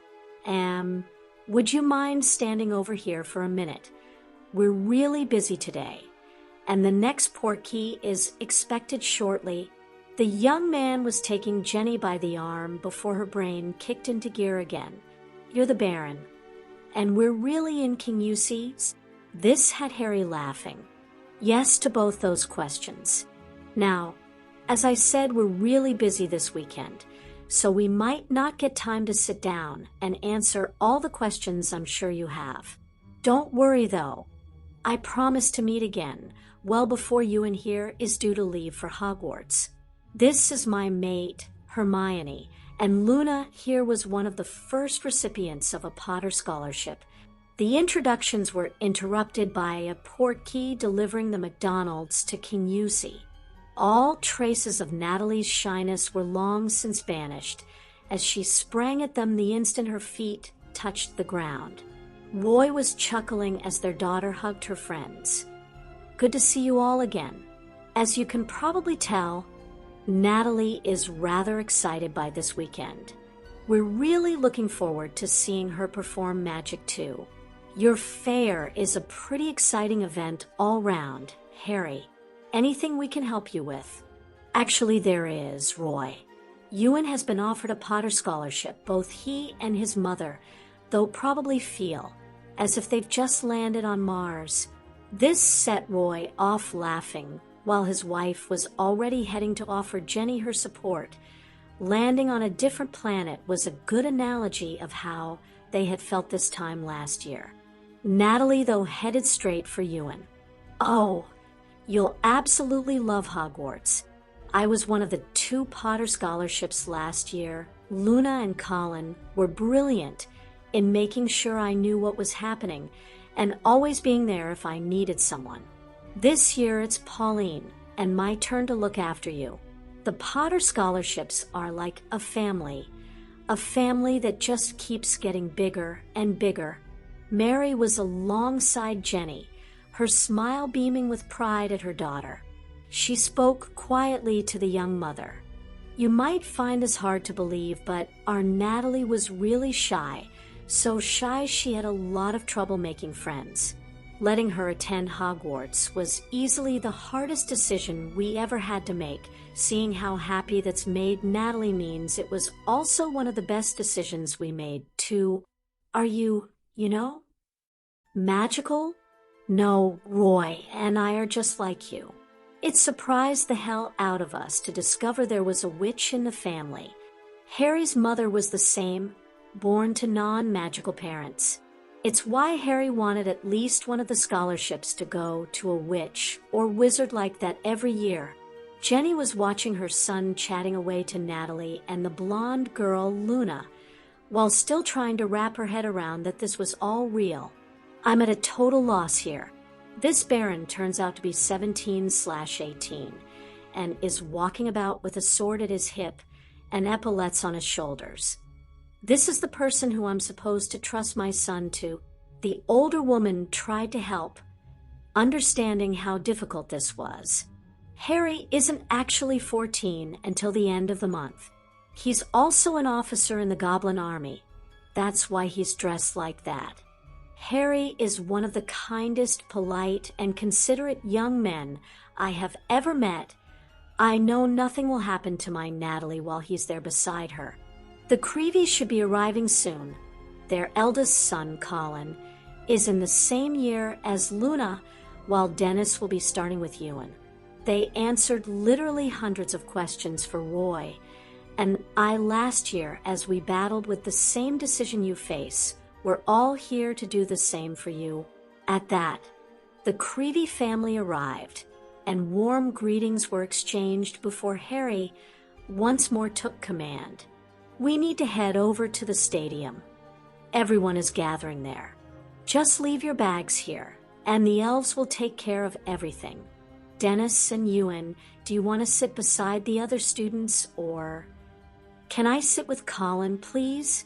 Colin had a hand on his younger brother's shoulder, knowing Dennis was desperate to get to Hogwarts. Harry, we can keep an eye on both of them.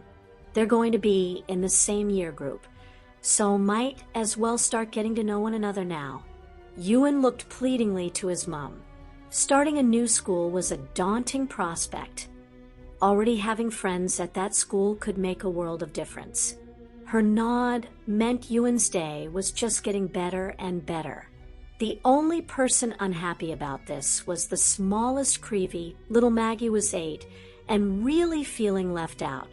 That was until Luna came forward and offered her hand. Would you like to come and sit with me? That got an immediate yes before Luna led them out of the house. She knew where they were headed. This gave Harry and Hermione a moment to talk with the 5 parents. Miss Abercrombie, Hermione's parents are both dentists while my adoptive father is a goblin. We have some idea of what you are going through at the moment.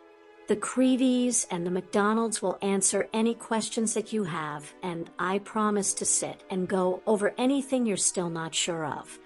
I feel a bit like I've invited you here, and am now passing the buck, but we literally have the whole of Hogwarts waiting for us down at the stadium. Hermione was handing them leaflets that contained a map of the attractions in the Glen, along with a schedule of what was on when in the stadium. The elves will bring you any refreshments you want. That will give Miss Abercrombie a chance to ask some questions before you take a stroll through the Glen. We should have everything running by this afternoon. Feel free to try anything you want before all the people arrive tomorrow and Sunday. As Harry and Hermione hurried away, Jenny sat at a table with these 2 couples and found another question added to her list as tea, cakes, and scones just appeared on the table. Hermione just loved watching Harry take command. It did something fluttery to her insides. Unfortunately, Crow's Nest was bursting at the seams, and the chance of them getting some alone time this weekend was nil. She would just have to save those feelings until Hermione could get him alone on the island. It was getting very close to his birthday, which was scheduled for the next upgrade in their relationship. She could hardly wait. Harry stood beside his girl, with no clue of the thoughts currently rushing through Hermione's head. If he had, there would have been no chance of him getting through what he had to do now. Okay, everyone here has volunteered to help at the fair this weekend. The invitations you took home to your family already indicated what day you would be working. Today, you'll be finding out just what you'll be doing and where. Harry was using the microphone to talk to everyone in the stands. It was tied to the public address system that was built into the stadium. He was facing almost all of Hogwarts, rather a daunting task, but one he couldn't pass to anyone else. This was his home, and he was the one who had invited these people that put certain responsibilities onto him. Now, does everyone have a leaflet? Cries of yes saw Harry continuing. Well, first off, I want to make something clear here. Our jobs are crowd control, directing visitors to the proper queue, and answering their questions. Apart from this stadium, all the attractions have been built and will be operated by goblins. They have spent months designing, building, and putting their operating procedures in place.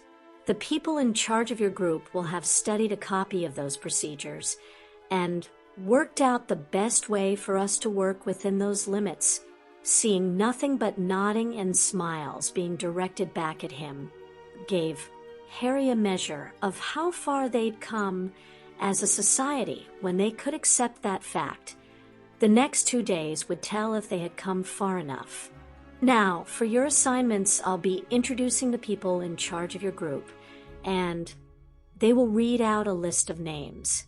The exceptions to that will be the first and second years. All will start one of the days off in the stadium before spending the rest of that day with their family. Their volunteer day will be spent working with the young children in the green zone. If all first years would like to come forward, you can get your hats now. Emma, Moa, Henrika, and Sapphire all put on green caps that had a golden crow clutching a sword on it. The first years were soon queuing to collect their identical badges of office. The second years eagerly made their way down as soon as Harry called for them. Hermione had a quick word with her mom, and Ewan, Dennis, and a delighted Maggie soon had hats too. They had split the Glen into colored sections with members of the public being able to ask anyone wearing the proper hat for assistance. As Harry introduced the people in charge of each section, they called students' names, and they came forward to get their appropriate hats. Once the process was complete, Harry handed the microphone over to Tonks, who wanted to say something. I am in charge of security for this weekend, and we all know this would be a juicy target for a certain group of criminals. We are behind wards here that are every bit as strong as those protecting Hogwarts. There will also be patrols of Aurors and warriors to ensure we can deal with any situation. These Aurors and warriors will be even more motivated since all of their families will be attending KUSI this weekend. So please don't let worrying about these criminals affect your fun. Tonks was known and trusted by everyone in Hogwarts. If she said KUSI was safe, then that was good enough for them. What I need from you lot is your assistance. You can give this by not pulling any pranks, no midnight wandering from your tents, and basically being on your best behavior. The entire point of this weekend is for everyone attending to have fun. If we all work together, then we should be able to achieve that. Tonks was pleasantly surprised when she received applause after her little speech. Taking the microphone back, Harry laid out the plans for today. Crow's Marauders, please stay here as we plan on having a quick rehearsal of what we plan to do tomorrow. First years, please head off to the green zone. You will get a run-through after us, and then the Quidditch players can have some practice time. The rides will officially open at 3 and close again at 8, with a special performance of the circus taking place here at 5. After 8, a supper for everyone will take place at the eating area before we call it a night. I would like to thank everyone for volunteering for this weekend. We really couldn't pull it off without your help. This received applause and some cheering before people started heading off to their assignments. Padma, Neville, Daphne, Blaise, Susan, and Terry joined Harry and Hermione in the center of the stadium to quickly go over the plans for tomorrow's display. Harry smiled when he noticed Dennis, Ewan, and Maggie were still sitting in the audience, wearing their hats and clapping like mad as he called Crow's Marauders down. Lee Jordan had practically begged Harry for the chance to be the commentator in the stadium. Harry had gratefully fallen on his offer, and Lee would cover everything, but the circus over the weekend. Both thought they got the best of the deal, with Lee now overjoyed. He was commentating on 2 pro teams, as well as getting to introduce the Weird Sisters. Lee was sitting taking notes on what Crow's Marauders would be doing tomorrow, since that would be his opening event as the stadium commentator too. The 5 parents only realized they'd been talking for hours when the house began to fill up again. The Creevies and the McDonalds introduced Jenny to the extended family as they began appearing for lunch. Harry and Hermione turned up with a few stowaways. Both had young goblins by the hand who had been invited to have lunch with them. The grandfather clock chiming 2 saw Harry sprint away, returning a few moments later with a young family he introduced as the Dugans. Little Danielle headed straight for Barchoke and hugged him before saying hello to the goblin children who were already there. When Henrika entered with Astrid in her arms, all the children gravitated over to see the baby. Jenny Abercrombie felt as if she'd spent all morning taking 1 step forward and 2 back. The history of this young man was simply unbelievable. She had, of course, heard of the Potter killers. Discovering Harry was their main target almost had her leaving KUSI there. And then, hearing that Harry had placed shields around both the MacDonald and Creevy homes to stop these criminals getting anywhere near them halted those thoughts in their tracks. Discovering that Harry had spent millions ensuring everyone named Potter was safe simply blew her mind. Seeing him with the various children reinforced that here was a good person. Watching Harry dote on the baby he was godfather to had Jenny wanting to trust him. When she spotted the expression of sheer joy on Ewan's face as he entered with Luna, the Creevies, and Natalie, that pushed the scales even further in that direction for Jenny. There was now a fair chance Ewan would be going to Hogwarts come September, on a Potter scholarship too. The Glen had reverberated with shrieks of laughter all afternoon.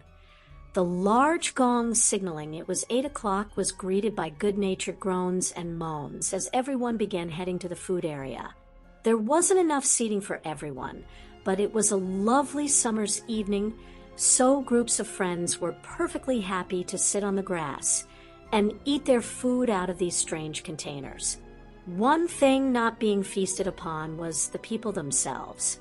The wards around the Glen also blocked the scourge of the Scottish Highlands, no midgies. The Highland midge is a curse Scots have to endure for living in such a beautiful country. Those pests have descended in clouds to ruin many an outdoor occasion. It's hard to enjoy yourself with those little buggers feasting on your blood. There was no sitting on the grass for Emma. Dobby had appeared with her favorite chair and also placed a small table at the side of it.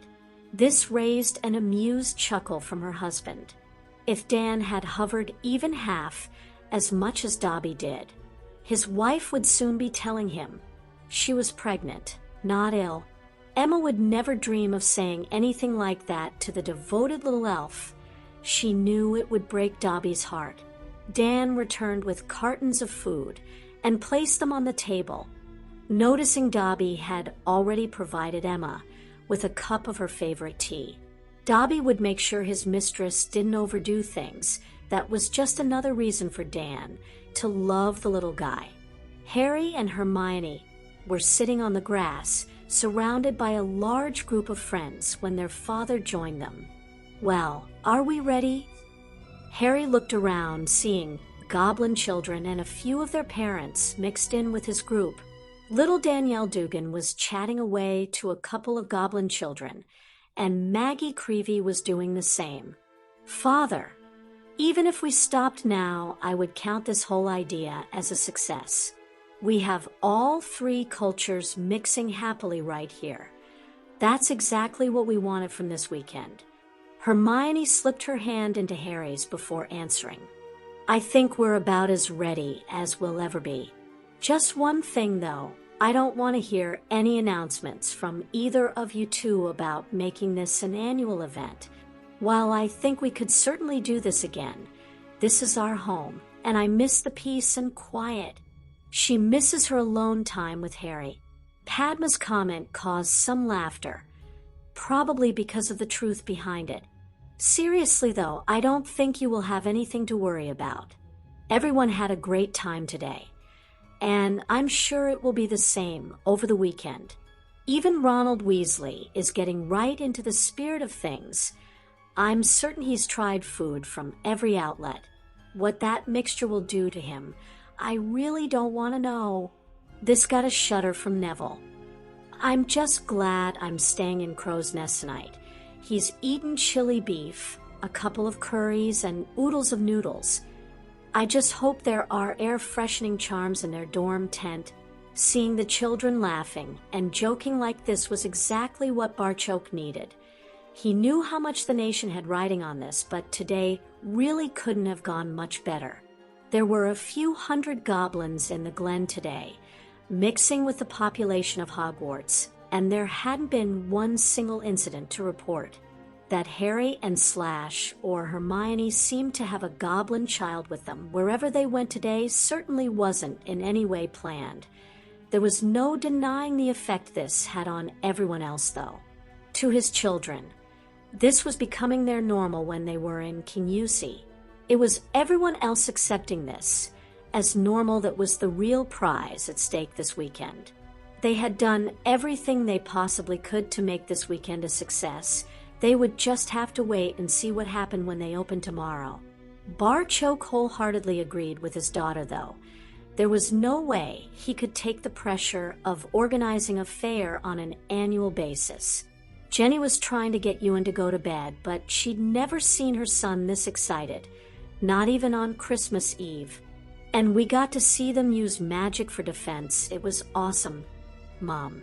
Dennis says Colin thinks Harry and Hermione are simply the greatest. Neville is in the same house as Colin and really looked after him.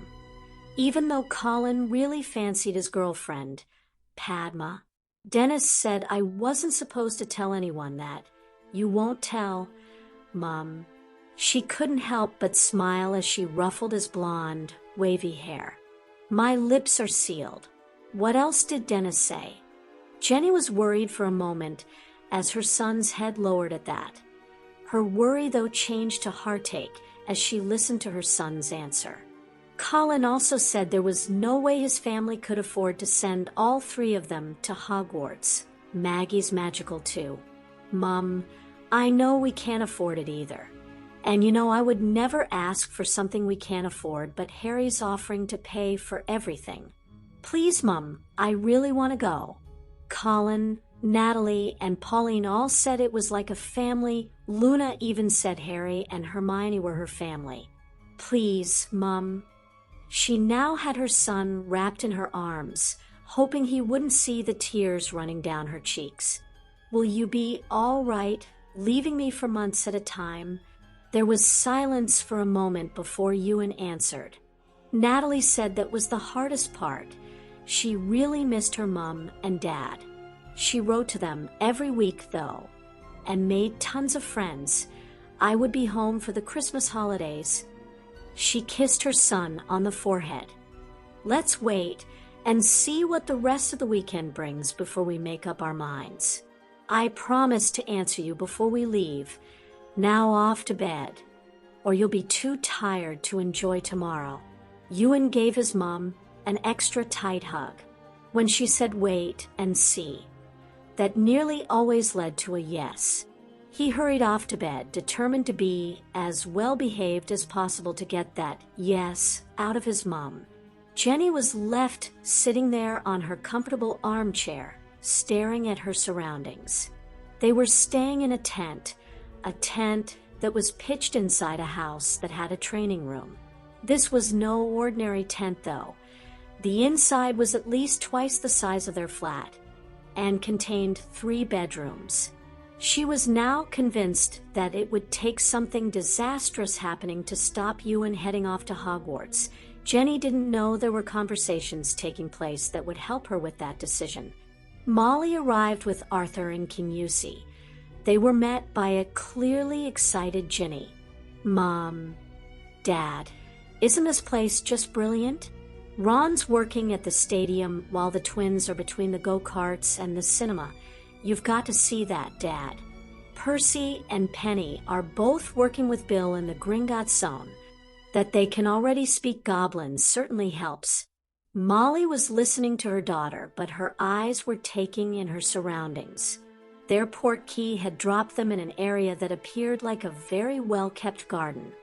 She soon noticed that the entire area had been manicured to a beautiful level. All the flowers and shrubs were in bloom, and the entire glen appeared to be festooned in brightly colored bunting and flags.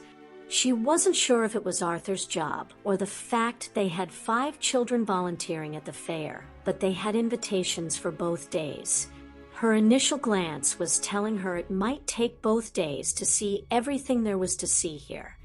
And that was before a flying carpet passed overhead with the people on it waving to everyone. "Aren't those illegal?" Arthur quickly answered his wife, not wanting anything to spoil this day. "To buy or sell? Yes.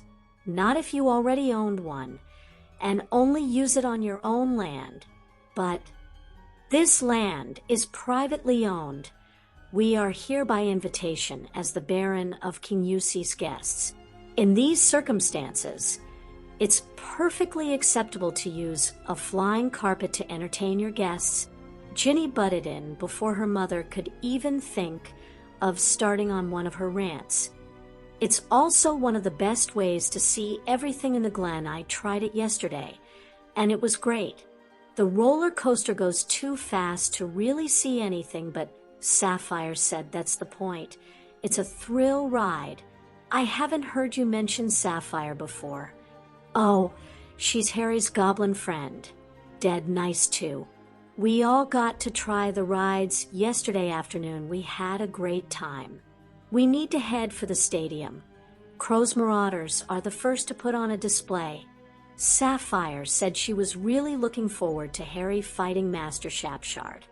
"She says all the nation are. Can we go back and see that too? Tomorrow I'm helping in the zone for the smaller children. It's beautiful. They even have a honeyduke's shop in there." Ginny was leading them along the tree-lined path as she spoke. Turning a corner had her mother, suddenly letting out a shriek. Molly was reaching for her wand when Arthur and Ginny's loud laughter halted her actions. "It's only a model, Mom. A very realistic one, though. You should see the basilisk in the Gringotts Zone. It's simply amazing." Arthur had his camera out to take the first picture of the day when Ginny stopped him. "Hold on, Dad. The roller coaster runs every 90 seconds. You'll get a much better picture then." Sure enough, Arthur soon took the strangest picture of his life.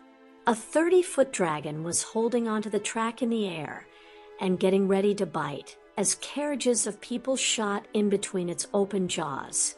From the ground, it was a spectacular sight. Arthur could only imagine what it looked like while sitting in those carriages. Ginny told him he didn't have to imagine. She'd already tried it and intended to do so again today. Ginny had to leave them at the stadium, but they soon found Ron showing people to their seats, the black and white checked hat doing its job and making him stand out. "It's great here, apart from the color of the hat. They didn't want to pick a color associated with a Quidditch team. It also makes us easy to see since this will be the busiest part of the Glen. I had a ride on the go-karts yesterday, and they were just amazing. They're not as fast as brooms, but seem faster because you're only about 6 inches off the ground. We were racing around the track, and I thought I was going to win up until Dean bumped me on the last corner. I'll certainly be going back there tomorrow. Aren't they dangerous?" "Nah, Mom. There are so many charms on them, you probably couldn't hurt yourself if you tried. Need to go. We're really filling up here." Hearing that Ron was enjoying himself settled the last of Molly's doubts. The rest of her children had all holidayed with Harry and his family, and she knew they would be fine. She once more concentrated on her surroundings. Arthur, why would the ministry build this here for Harry? We actually got a lot out of constructing this stadium. The ministry were always going to have to build some kind of mock-up, rather than wait until just before the Quidditch World Cup final and discover any problems with their design. This gives us a chance to observe this copy working and see if there are any improvements to be made.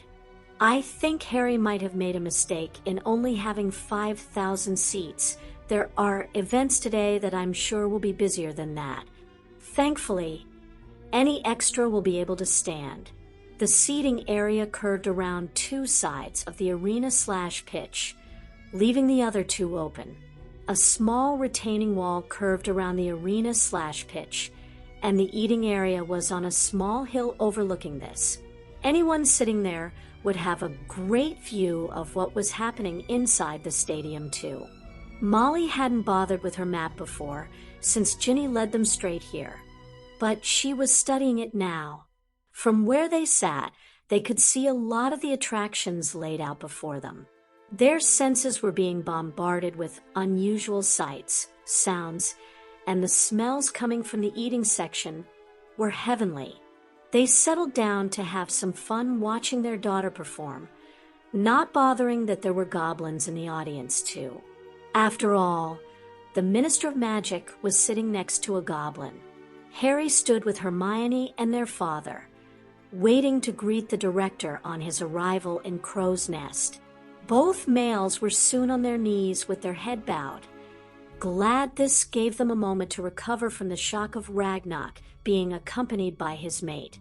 That usually only happened on state occasions. The status of this fair just jumped another few notches. There was no procedure for dealing with this situation in Henrika's book on goblin customs, simply because it was such a rare occurrence. Hermione curtsied as if she was meeting the Queen, then kept her head bowed as Harry finally recovered the power of speech. "Director, ma'am, you pay our humble house too much honor." "Nonsense, Centurion. I have heard from my maid of the honor you continually bring to the nation, and decided I must meet you for myself. I also couldn't resist witnessing your fight with Master Sharpshard. I'm really looking forward to that. Ma'am, at the moment my mentor could knock me over with a feather, please don't place any gold on me." This was met with uproarious laughter from both the director and his mate. Barchoke even managed to raise a chuckle. "You did well, Miss Granger, capturing this silver-tongued rogue before his sweet line and words got him into trouble. Forgive me, Director, but my mate speaks the truth. Your presence here brings great honor to our home." This also drew a laugh from Ragnarok. "What did I tell you, dear? She's not afraid to speak her mind, or let her blade do the talking for her. These two are very well matched. I understand you're busy today, Centurion, but I hope we can meet at some point." Knowing this wasn't a request, Harry quickly agreed. "After my match with Master Sharpshard, we're free for the rest of the day. I need to contact Emma Granger, though, to let her know I survived."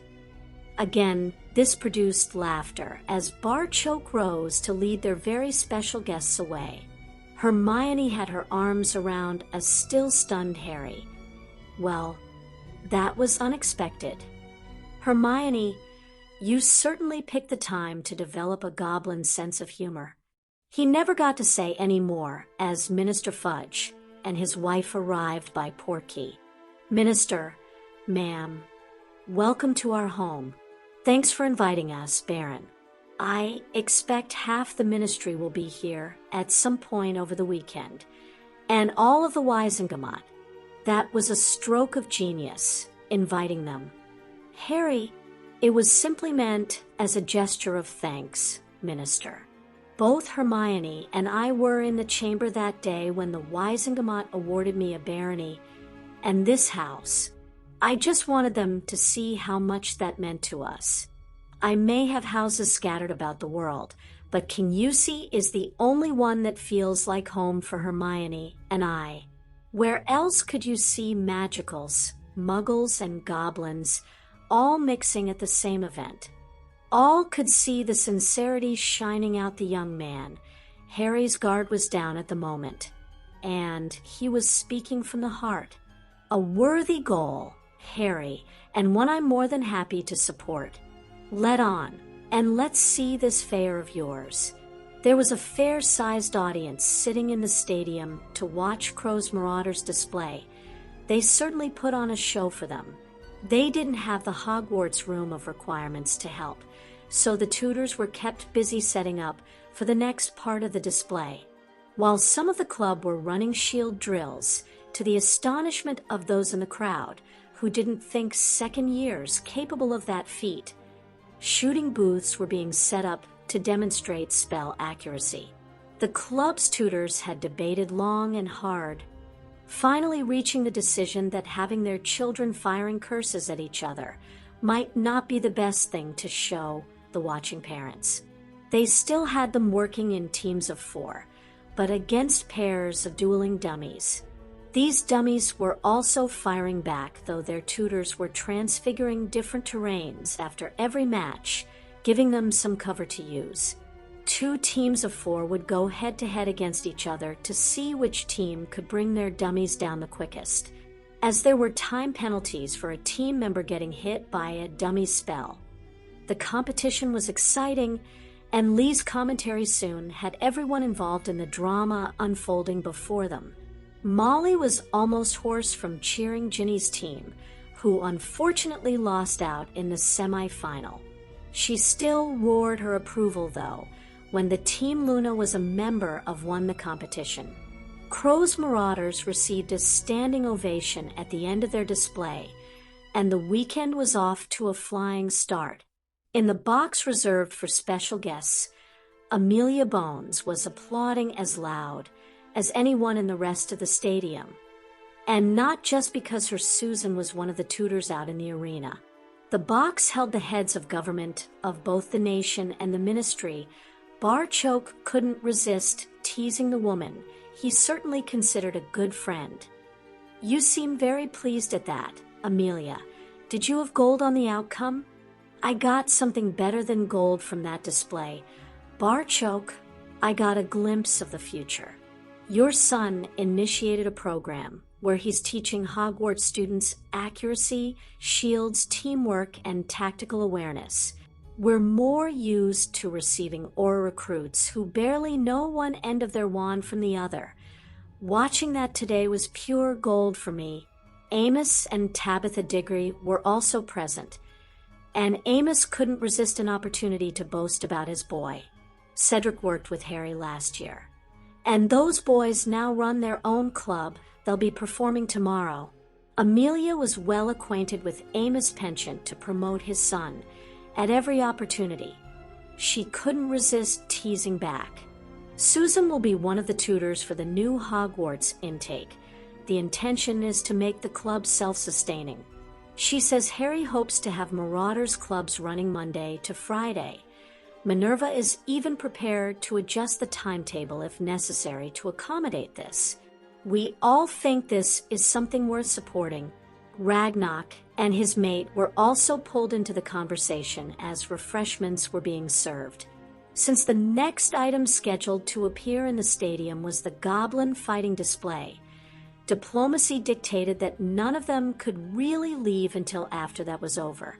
The Goblin warriors displayed their skill and prowess with blade and axe to a full stadium. No wizard had seen so many goblins before. A smirking Ragnock remarked to a slightly nervous minister that he could relax. Some of my people have traveled across continents to witness the match between Master Sharpshard and Centurion Crow. He's become as revered in our society as he is in yours. That, to me, is why this fair is such an important event. We both need to forge a way where Harry and his mate can feel at home in either of our societies. I have already given Harry my assurance that is something my ministry supports. Only by working together can we achieve this. is that the Longbottom boy.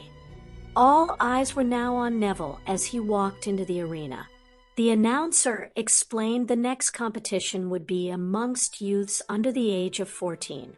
All looked to Barchoke for an explanation. He didn't have much to give them. As a friend of the nation, Neville Longbottom is of course entitled to enter the competition. Watching him walk out there, though, is the first I knew about this. The matches were soon underway, and a very excited crowd watched Neville win his first match. He also won a second before a better opponent was able to combat his height and reach advantage. The healer quickly treated the nick Neville received on his arm before he bowed, and then shook his opponent's hand. To much applause, the wizard had a wide smile on his face as he returned to his friends. Barchoke thought he understood what had just happened and offered an explanation. I believe young Neville simply wanted to ascertain what level he was at amongst his peers. In reality, the only way to do that is cross blades with them. I think he did remarkably well, considering the short time he's taken up the blade. I don't want to be the one to tell Augusto or Alice about what just happened here, though. That had everyone in the box laughing, and Neville's showing was further enhanced by the goblin who beat him, eventually winning the competition.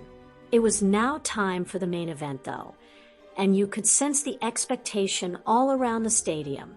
Centurion Crow and Master Sharpshard walked to the center of the arena with tremendous applause ringing in their ears. That ended abruptly as they bowed to one another. The fight the now mainly goblin crowd had come to see was about to get underway. Harry had activated his armor before the fight began. It was only that advanced speed and agility that saw him survive the initial onslaught from his mentor. It was frantic. It was furious as these two masters of their art performed the dance of death in front of an enraptured audience. Each were giving their all, trusting the other to block. This was such a rare occasion for both where they could fight flat out that they were actually enjoying the fight immensely. The fight was very evenly matched, with both having spells in the ascendancy and also then needing to defend for dear life. No one else could hear what was said over the relentless clash of steel upon steel. Crow, I taught you that move. How did you think you were going to get past me with that? Oh, I thought old age would have slowed you down enough to let me sneak through. Harry had already decided not to use his magic. This was a demonstration of goblin fighting skills. Now all he had to do was convince himself he could win against the unbeatable Sharpshard without it. Harry was fighting with his knife and sword, foregoing a shield as his mentor was using the blade they bought him in Japan. Both were now sweating profusely, and Sharpshard sensed an opening when his opponent appeared to stumble. He pressed home his attack, and Harry's knife wasn't enough to halt Sharpshard's blade grazing his cheek and drawing blood.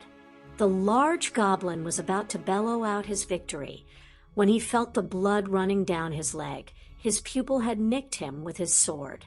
You sneaky bastard. Not sneaky enough. I took the risk but couldn't fully divert your blade with my knife. Both looked toward the referee, who could only shrug his shoulders. Telling which blade drew blood first would be impossible.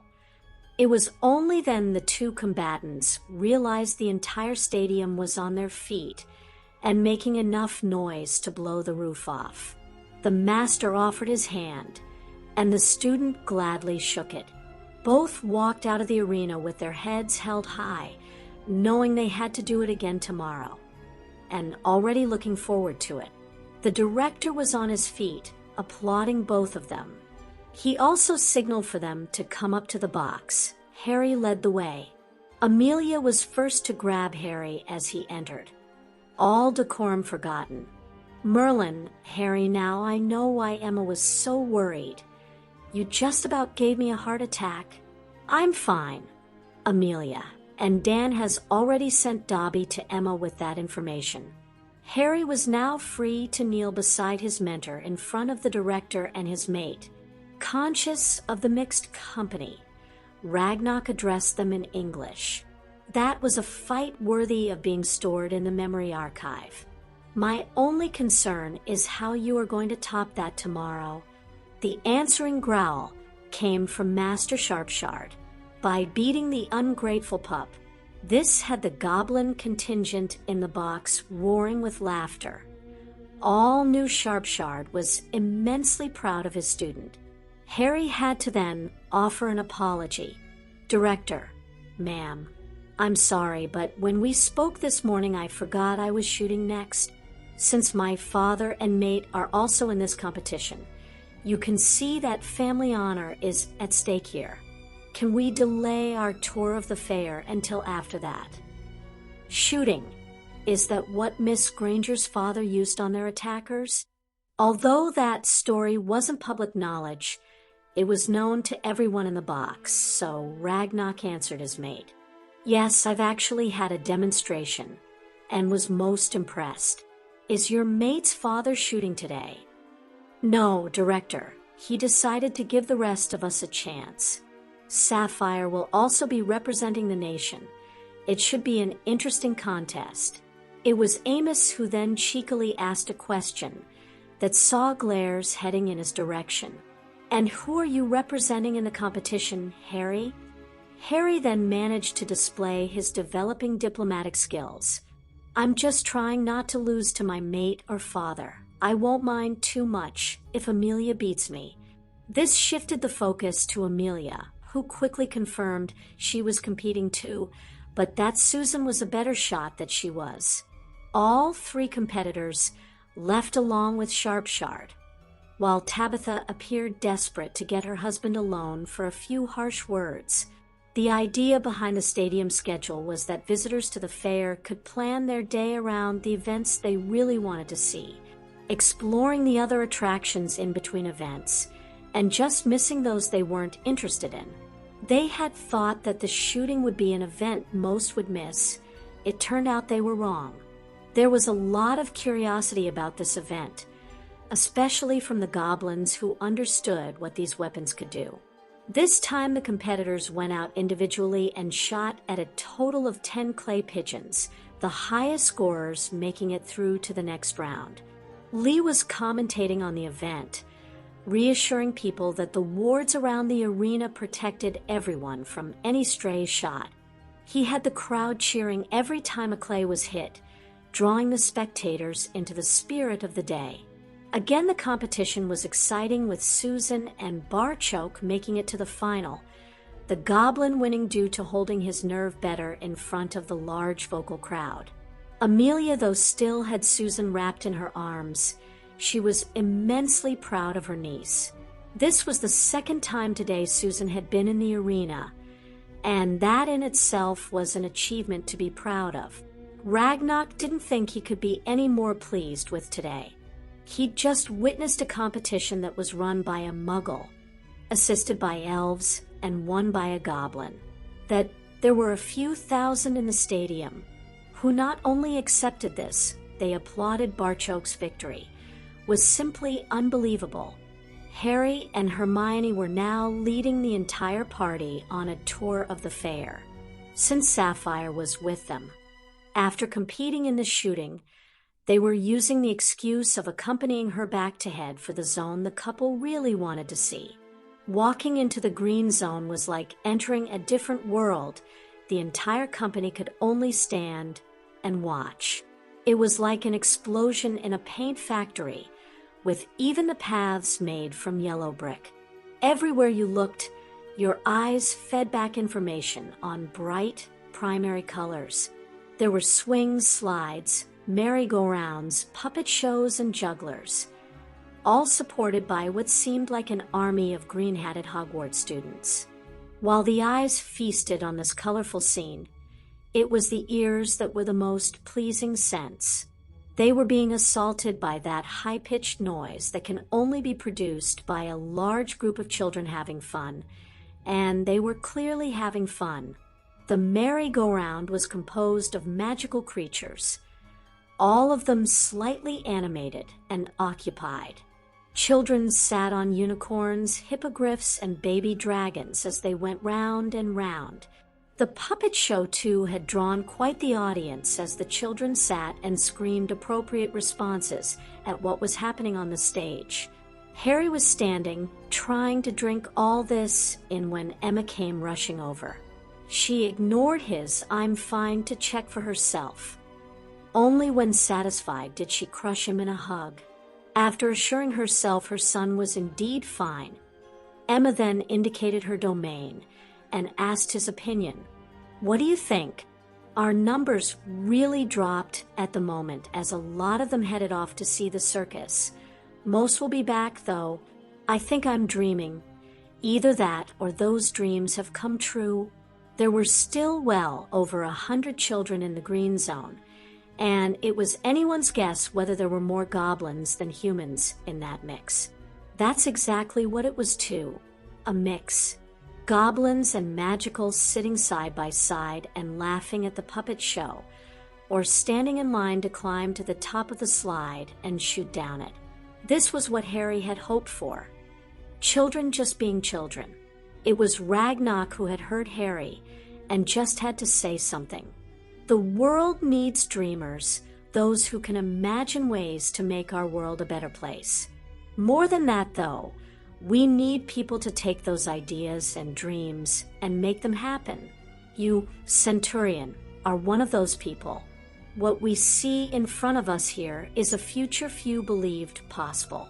You not only believed it was possible, you've shown the rest of us that it can be achieved. For that, you have not only my thanks but the gratitude of our nation. The group then split up, all wanting to spend some time with the children. None failed to notice that Harry and Hermione were like magnets and soon had a couple of children each following them around. Amelia nudged Cornelius to draw his attention to Harry. He has a goblin child holding one hand and an Auror's daughter holding the other, yet Harry sees no difference. He only sees two children. Look at the Hogwarts students in the green hats following the example he sets.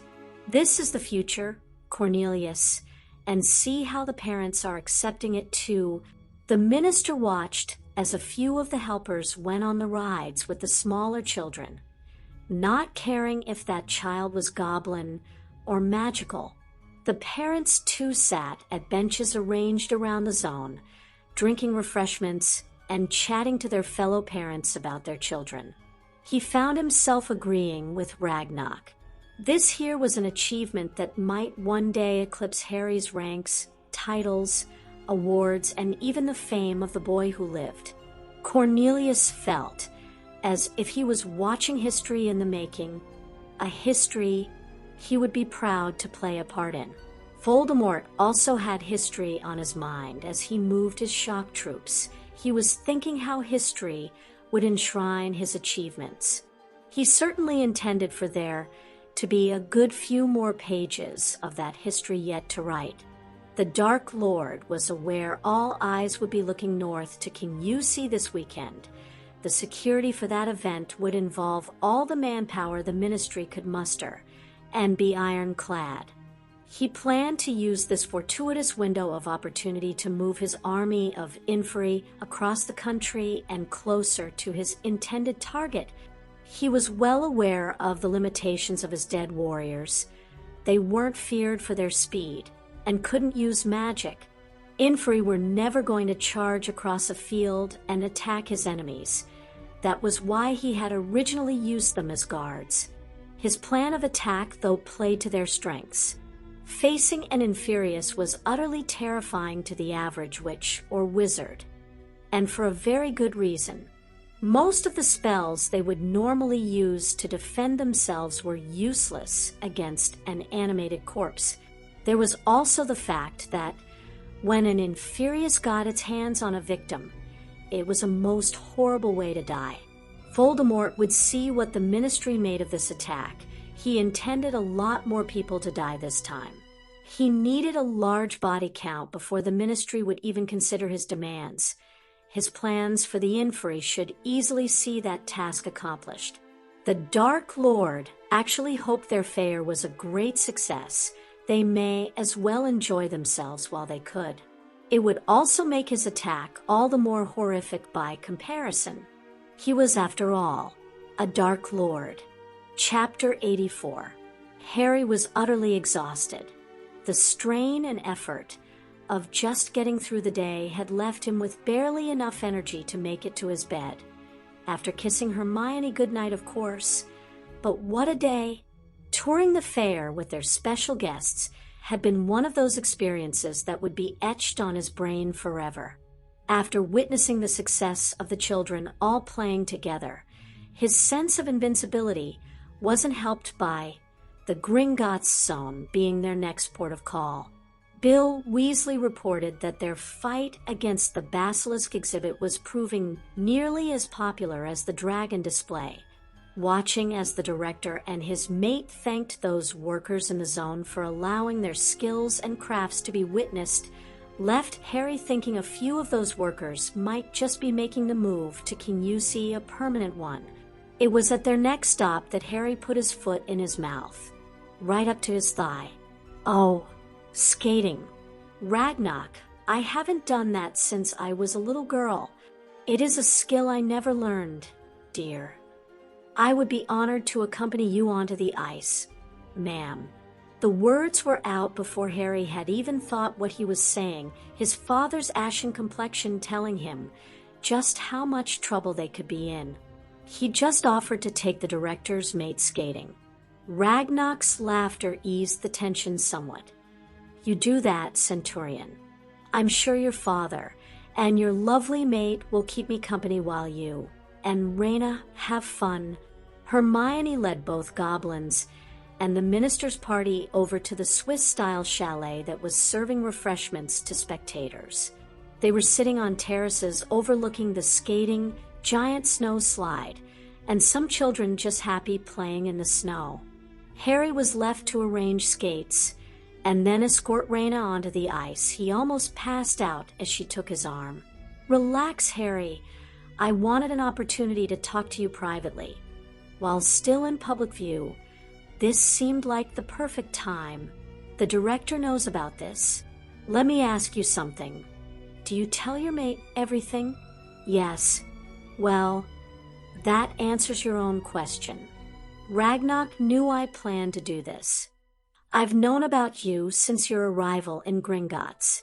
It's something my mate has agonized over for many years. Seeing you struggle in school was particularly hard for him. So naturally he spoke with his most trusted advisor. Who is your most trusted advisor? There was no hesitation with this answer. There was only one person Harry could ever give that position to. Hermione. I was telling her things about myself I'd never told anyone else within hours of us meeting. This drew a smile from Raina as they glided gracefully around the ice. That is, as it should be, Centurion. If you recall, Ragnarok awarded your mate friend status within hours of meeting her too. In case you didn't know already, we heartily approve of your choice of mate. Harry felt about 10 feet tall hearing that, but Raina wasn't finished yet. She was just getting started. Ragnarok is our leader, but he is also a goblin, and as a goblin he found himself getting caught up in your struggle. That was why the likes of Pitsley and Sharpshard became involved in your training.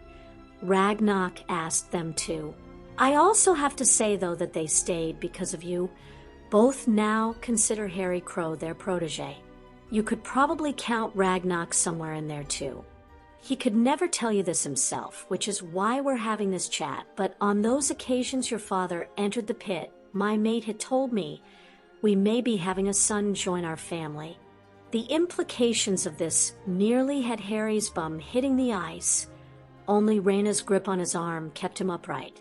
Ragnarok has nothing but admiration for your father. And yes, we would have publicly claimed you had Barchoke fallen. Who would have dared challenge that decision?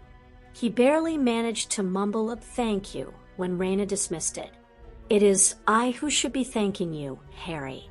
I am skating on the arm of a handsome baron in the Scottish sunshine, surrounded by a mix of people here that I still don't believe is possible. You did this, and for that you have my thanks and a request. Please don't leave us, Harry. This had Harry's brain kicking in and shooting straight into its highest gear as things began to fall into place. He was currently skating with Raina on his arm, while Ragnarok sat chatting to Hermione and their father in front of hundreds of goblins and wizards. This news would be all over the nation by the end of the weekend. The director and his mate were not only very publicly placing themselves behind what they were doing here, they were also giving him and Hermione the highest endorsement they could. For once, Harry knew exactly how to answer. Ma'am, my Hermione fell in love with a goblin. Why would I take the risk of changing when she loves me as I am? We may leave Britain for a few years as we pursue the university courses we want, but our hearts will always call KUSI home. I am certainly enough of a goblin to want to follow in my father's footsteps, being an ambassador for the nation while he watches his grandchildren grow in KUSI is more than enough for us. It was almost imperceptible, but Harry was used to watching for the slightest tell from his opponent. He was sure Raina relaxed slightly at his answer. Harry, I think it's safe to say that job will be yours if you want it. And again, thank you. Harry would never know what came over him next. Hermione called it letting his cheekies side out to play. Ma'am, if I could, I would like to make a request of you. In 2 years from now, I plan to marry my Hermione here in KUSI.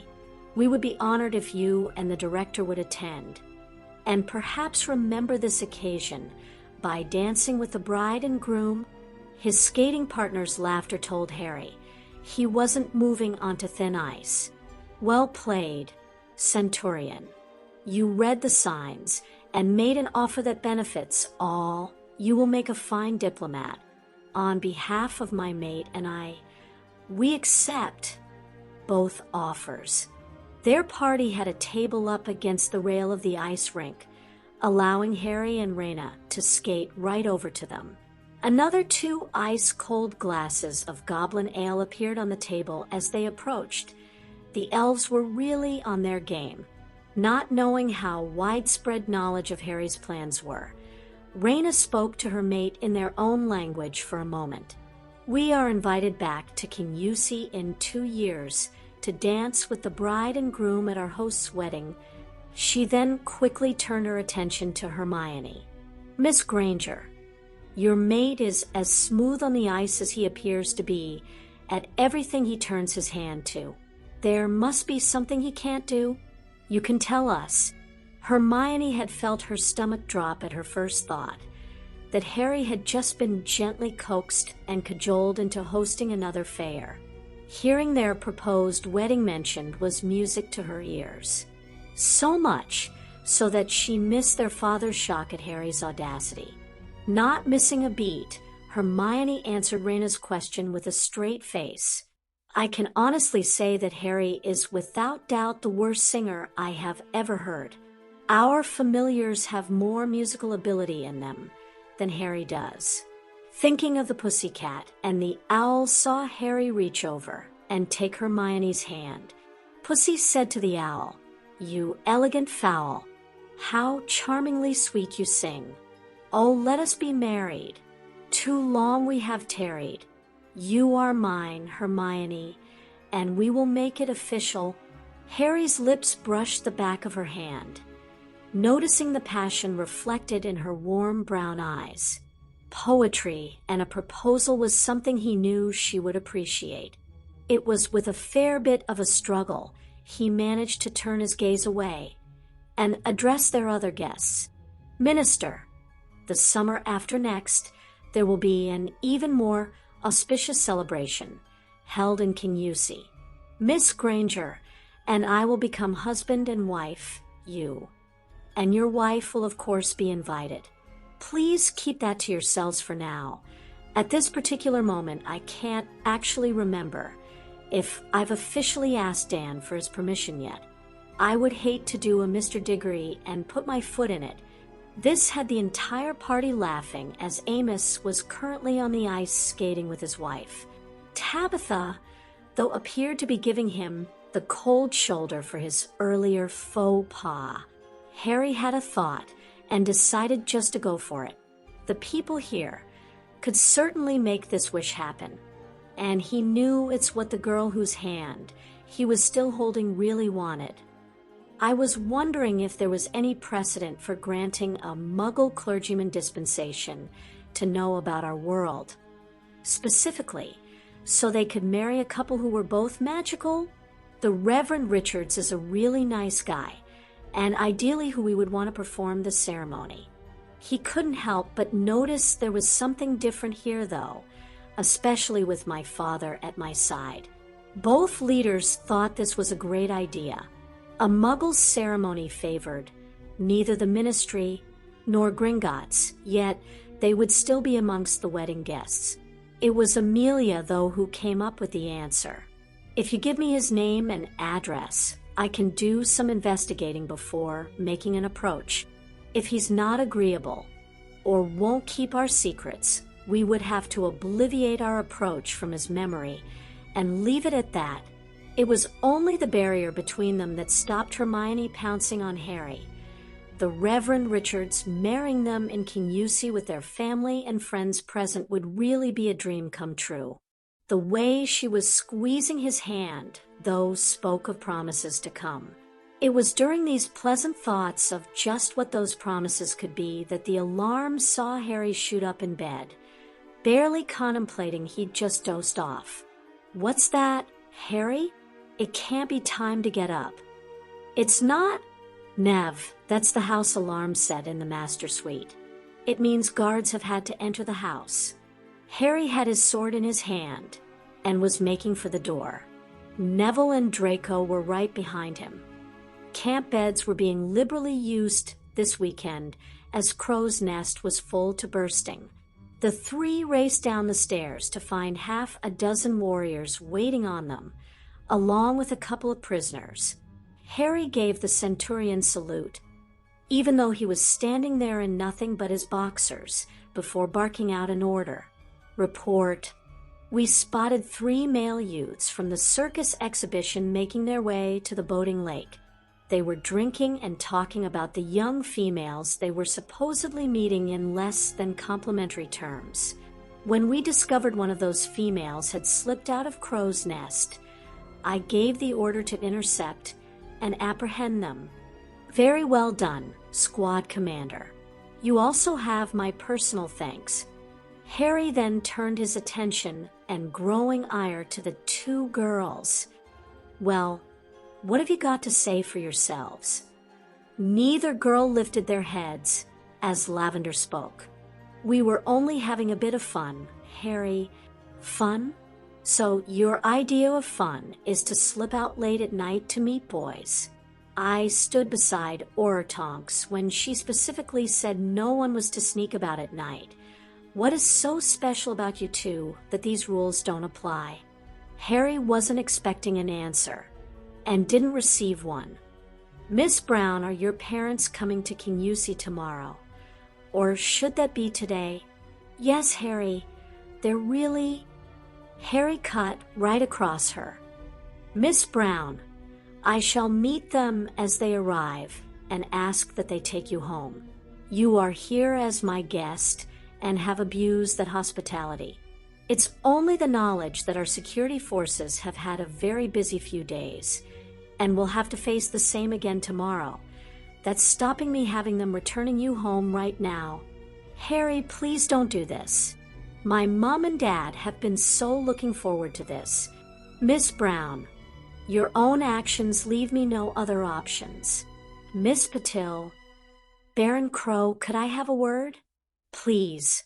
Harry turned to see they now had an audience. As he'd raced out his room, Harry hadn't closed the door or switched off the alarm. Most of his guests were arranged on the stairs or landing, watching what was happening. Harry apparently only thought he was angry. Compared to Romrau, he wasn't really trying. The father appeared ready to explode, though it was his other daughter who had spoken. Harry, could I stand guarantor for Parvati's behavior for the rest of the fair? Are you sure about this, Padma? If she misbehaves again, I would need to ask you to leave too. I've said you would always be welcome in any home of mine. I really don't want to do this. Please, Harry, she's my sister. I promise you she won't be going for a pee without me being beside her. Pav won't sneak past me again. A glance at Romrau received a slight nod. So Harry followed his lead and nodded his agreement to Padma. Padma whispered her thanks as she stormed past him to grab her twin. Parvati was then dragged up to their room. While Harry was asking the squad commander for more details and to return Lavender personally to Professor McGonagall, Hermione grabbed Pansy and asked her to bunk with Luna and Sapphire in her room. Everyone could see there was going to be words between the Patil sisters. Hermione knew her best friend could be fierce when she lost her temper, and Padma was one angry witch at the moment. Parvati was discovering just how angry her twin was as she practically threw her into their room. The door was closed, and then Padma had her pinned to the bed. Parvati's hands were being held above her head while her twin sat on her. You will tell me what the fuck is going on in that thing you call a brain, and why I had to embarrass everyone to save your arse. You didn't save Lavender. McGonagall will eat her alive. Parvati, please listen to me. You are in so much shit at the moment that Lavender needs to be the last thing on your mind. Tell me everything now, so we can see if the situation is as bad as it looks. Seeing how angry Padma was, she began telling her sister what happened. We got talking to the three boys while on our lunch break, and they were keen to meet up. We didn't have any free time though, so had to meet them at night. 3 boys. How was that supposed to work? Parvati tried to look away, but Padma was denying her that option. I told them I was an identical twin. They were very keen that you should come too. We were just going to say you couldn't make it. Pav, you have no idea how close I am to punching you in the face at the moment. You and your stupid friend were sneaking off to meet 3 guys who work in a circus. I actually don't think this could be any worse. This isn't some midnight under the stars situation like that trashy romance Rubbish You and Lavender read. This is real life. Do you have any idea what happens in real life with situations like that? We were just going to have some fun. That's all. Oh, I'm sure they would have had fun. You would have ended up like Jenny Abercrombie. I like Jenny. What's wrong with that? Pav, I never meant to say anything about that. And if you repeat this to anyone, I'll cut your tongue out myself. Padma looked angry enough to do it too, so Parvati quickly swore to speak to no one about what she was about to hear. Jenny was 17 when she attended a party she has no memory of. 9 months later, Ewan was born. Her parents kicked her out on the street. All the plans she had for the rest of her life went down the toilet too. She works in a shop to pay rent for their tiny flat and to feed the both of them. Her family won't acknowledge either her or Ewan. She could see Parvati wasn't sure if she was making this up just to scare her. Padma, then, revealed her source. Harry checks up on everyone who's getting a Potter Scholarship bar choke, and Harry will be responsible for Ewan for the next 7 years. He's already looking at ways to help Jenny, and he hadn't met her before yesterday. What do you think he would have done to any boy who did that to you? There would have been a murder, Pav, and that circus would have been out of business before they knew it. I never asked for this, and you won't have to worry about it much longer. Dad will probably have you shipped off to live with Ninema after that tonight. No, he wouldn't. If I hadn't stepped in, Harry was going to be forced to ask our father to take you home. How do you think father is going to react? I know you hated it there when we used to visit, and Dad knows that too. Ninema won't even let you look at a boy, far less flirt with one. You'll be in a sari down to your ankles and made to cover your head. Makeup and fashion will be things of the past. Our grandmother has totally different ideas of what fun is. Padma got off her sister and drew her wand. Parvati was pleased to see her twin was casting spells on the door and window instead of at her, but she was puzzled too. What are you doing? Making sure you don't go anywhere without me. You need the loo, you either wake me up or go on the floor. I'm serious, Pav. You are my responsibility until the fair is over. You even try and dodge me, and I swear you'll need that hat because I'll scalp you. Now get into bed. There was a few moments of silence before Parvati spoke. Padma, how can I fix this? I really don't think you can, Pav. To have any chance, though, you need to be the dutiful Indian daughter our parents expect. You have always pushed the boundaries, but this time you knocked it clean out the park of what's acceptable. Get some sleep, we're going to need it. Parvati didn't think she would be sleeping tonight. There was a lot of thinking to be done. She couldn't spare any of those thoughts for Lavender's plight. Dragging McGonagall out of bed to tell her they'd sneaked off would not be pretty. She had her father and the entire family to face in the morning. That thought was more than enough to keep her awake. As the twins walked down to breakfast the following morning, Parvati had decided that her sister's advice was really the only option available to her. She approached Harry as soon as they entered. Baron Crow, I abused your hospitality and humbly beg your forgiveness. You have my word. I won't be anywhere near those boys or the circus again. Harry's voice was hard and cold as he answered her. That problem has already been taken care of. The circus was asked to leave last night by our security forces. The looks Harry was getting from the rest of the family told the twins this was news to them too. Parvati, though, was trapped in Harry's powerful gaze. Our security forces followed those three from the moment they left their enclosure. They easily got close enough to hear what was being said. Their plan was to get three silly girls drunk and have their fun with them. Knowing they would be out of the country the following day, Padma had to grab her twin as she started to sway at that, but Harry had more to say. Know this, Parvati. Goblins have been forbidden from interfering in the affairs of wizards for centuries. They nearly took no action last night. Only discovering these boys intended the sister of two friends of our nation to be one of their victims saw them intervene. You may have thought I was being harsh on you and Lavender. What do you think now you know the alternatives? Parvati couldn't answer because she was racing out the room with her hands covering her mouth. Padma and Smita were hot on her heels.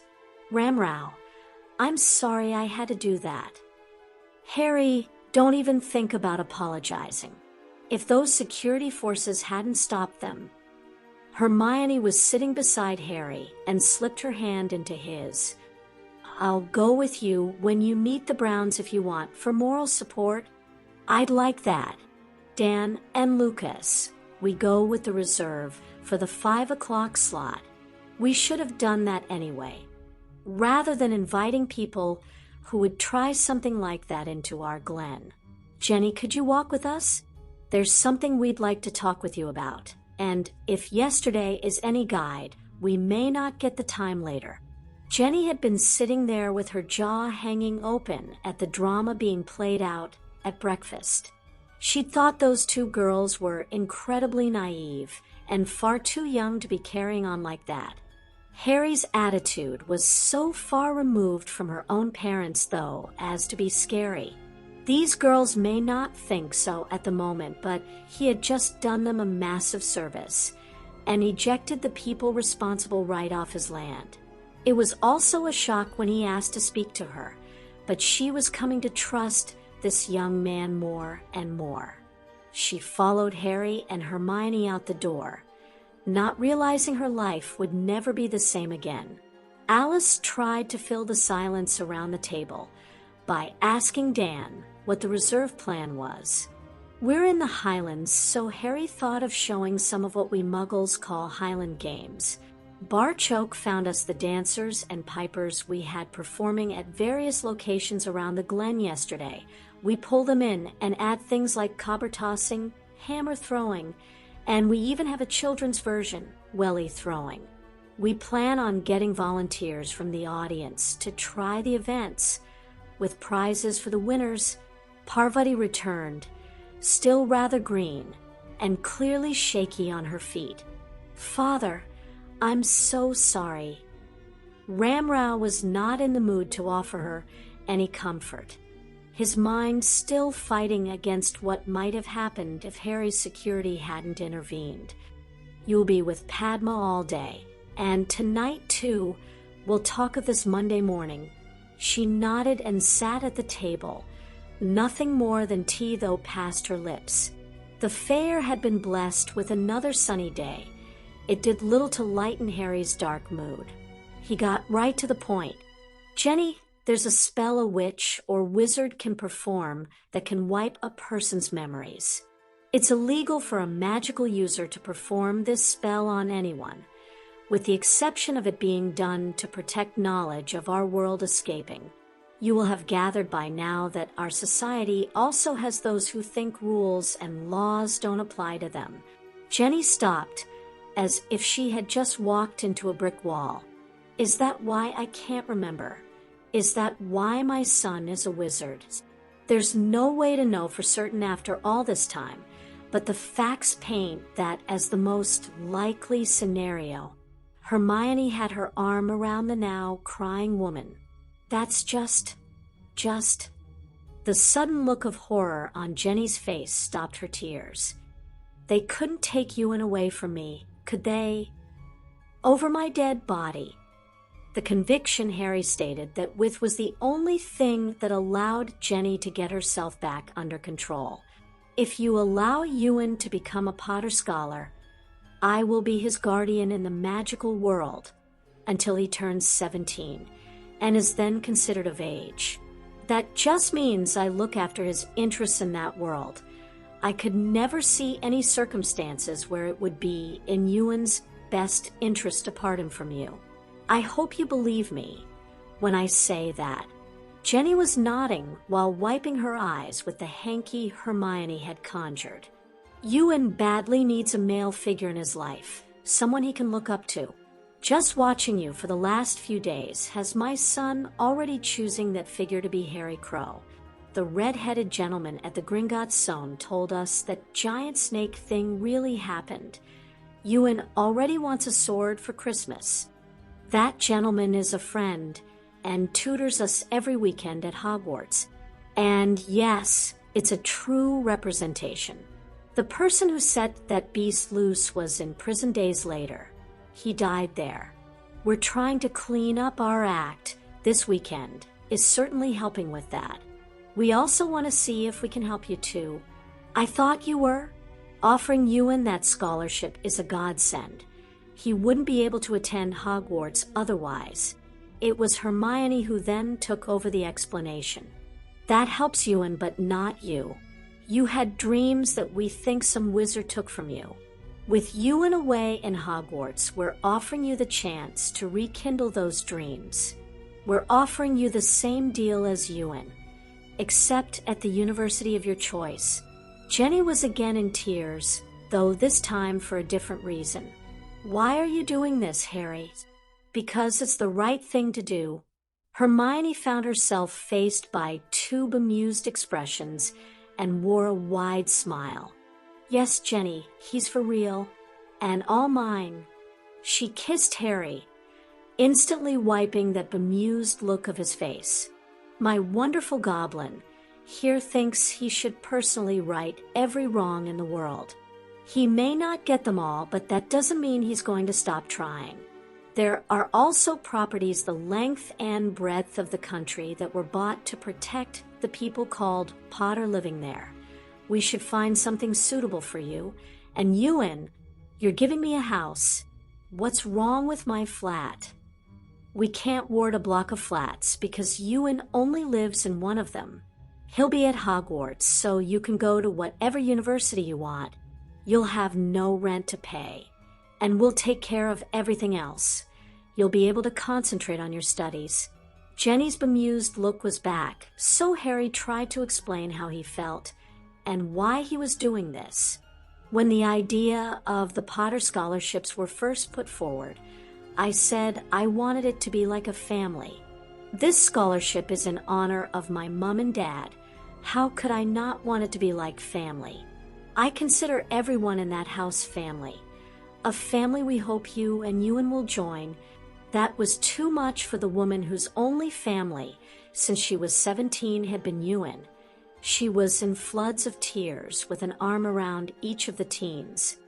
I didn't really realize how much I miss my family until now. You have no idea how much this means to me. Harry lifted her chin until he was looking into her tearful eyes. Jenny, 3 years ago, my family was my father and me. I now love every person in that house, even Parvati, and would do anything for them. I know exactly how you feel. So, now that you have some idea of what you're getting yourselves into, would you like to be part of our ever-growing family? I'd love to, Harry, and it will make Ewan so happy too. Great. Orla is coming today, so I'll introduce the Quirks to you later. Now I have to go and see if there is anything of Lavender left to hand over to her parents. Professor McGonagall is not someone you want to cross. Jenny wisely decided to give that experience a miss. She headed back to the house to give Ewan the yes her son was waiting for. If the tasks hadn't been handed out beforehand, Parvati would have thought this had been done purely to torture her. Frank and Alice were in charge of the water zone, and that's where Neville and Padma were stationed too. Where Padma went, Parvati was now duty-bound to follow. She found herself working at the site of their supposed moonlit romantic rendezvous. That was apparently only her and Lavender's version of their supposed liaison. It would seem the boys they were supposed to meet had certain other ideas. Parvati had no reason to doubt the honesty of Harry's explanation. Someone who had already saved her life at least twice really had to be trusted. There was a large paved area in the water zone that had 60 recessed fountains in between the paving. These fountains would randomly shoot water 15 feet into the air, making a great game for the youngsters as they walked about this area, not knowing where their next soaking was coming from. Parvati was stationed at the side of this area to offer drying charms to anyone who was finished or had just exited the water ride. Standing here, though, also gave her an uninterrupted view of the lake. She watched Percy and Penny get into one of the boats and snuggle up as the craft took them on an automated gentle tour of the beautiful manufactured lake. Both clearly portrayed the romance Parvati was so desperate to find. That desperation was also clear for her twin to see. Penny told Hermione and me that she started noticing Percy watching her when they were in 4th year. They shared classes and had talked many times, but it wasn't until they hit 5th year that he asked her to be his girlfriend. They have known each other for 7 years and been a couple for nearly 3. That's why they look so comfortable together. You're never going to get that with someone you've just met. I know, sis. Just as I know Harry saved my life again. Lavender and I really screwed up, and the whole of Hogwarts will know by now. People will think we both knew what we were letting ourselves in for last night. Our reputations will already be ruined, even although we didn't even get there, and nothing happened. No decent boy will come anywhere near me now. First the diary, and now this. Just how stupid can I be? As the tears started to fall, Padma signaled to Neville she was taking Parvati for a break, deciding to take her back to Crow's Nest for a cup of tea and a bite to eat. They headed off before Parvati's tears got any worse. "I think I'll ask Father to send me to Grandma. At least I won't have to go back to Hogwarts and have everyone staring at me again. You know our friends will support you."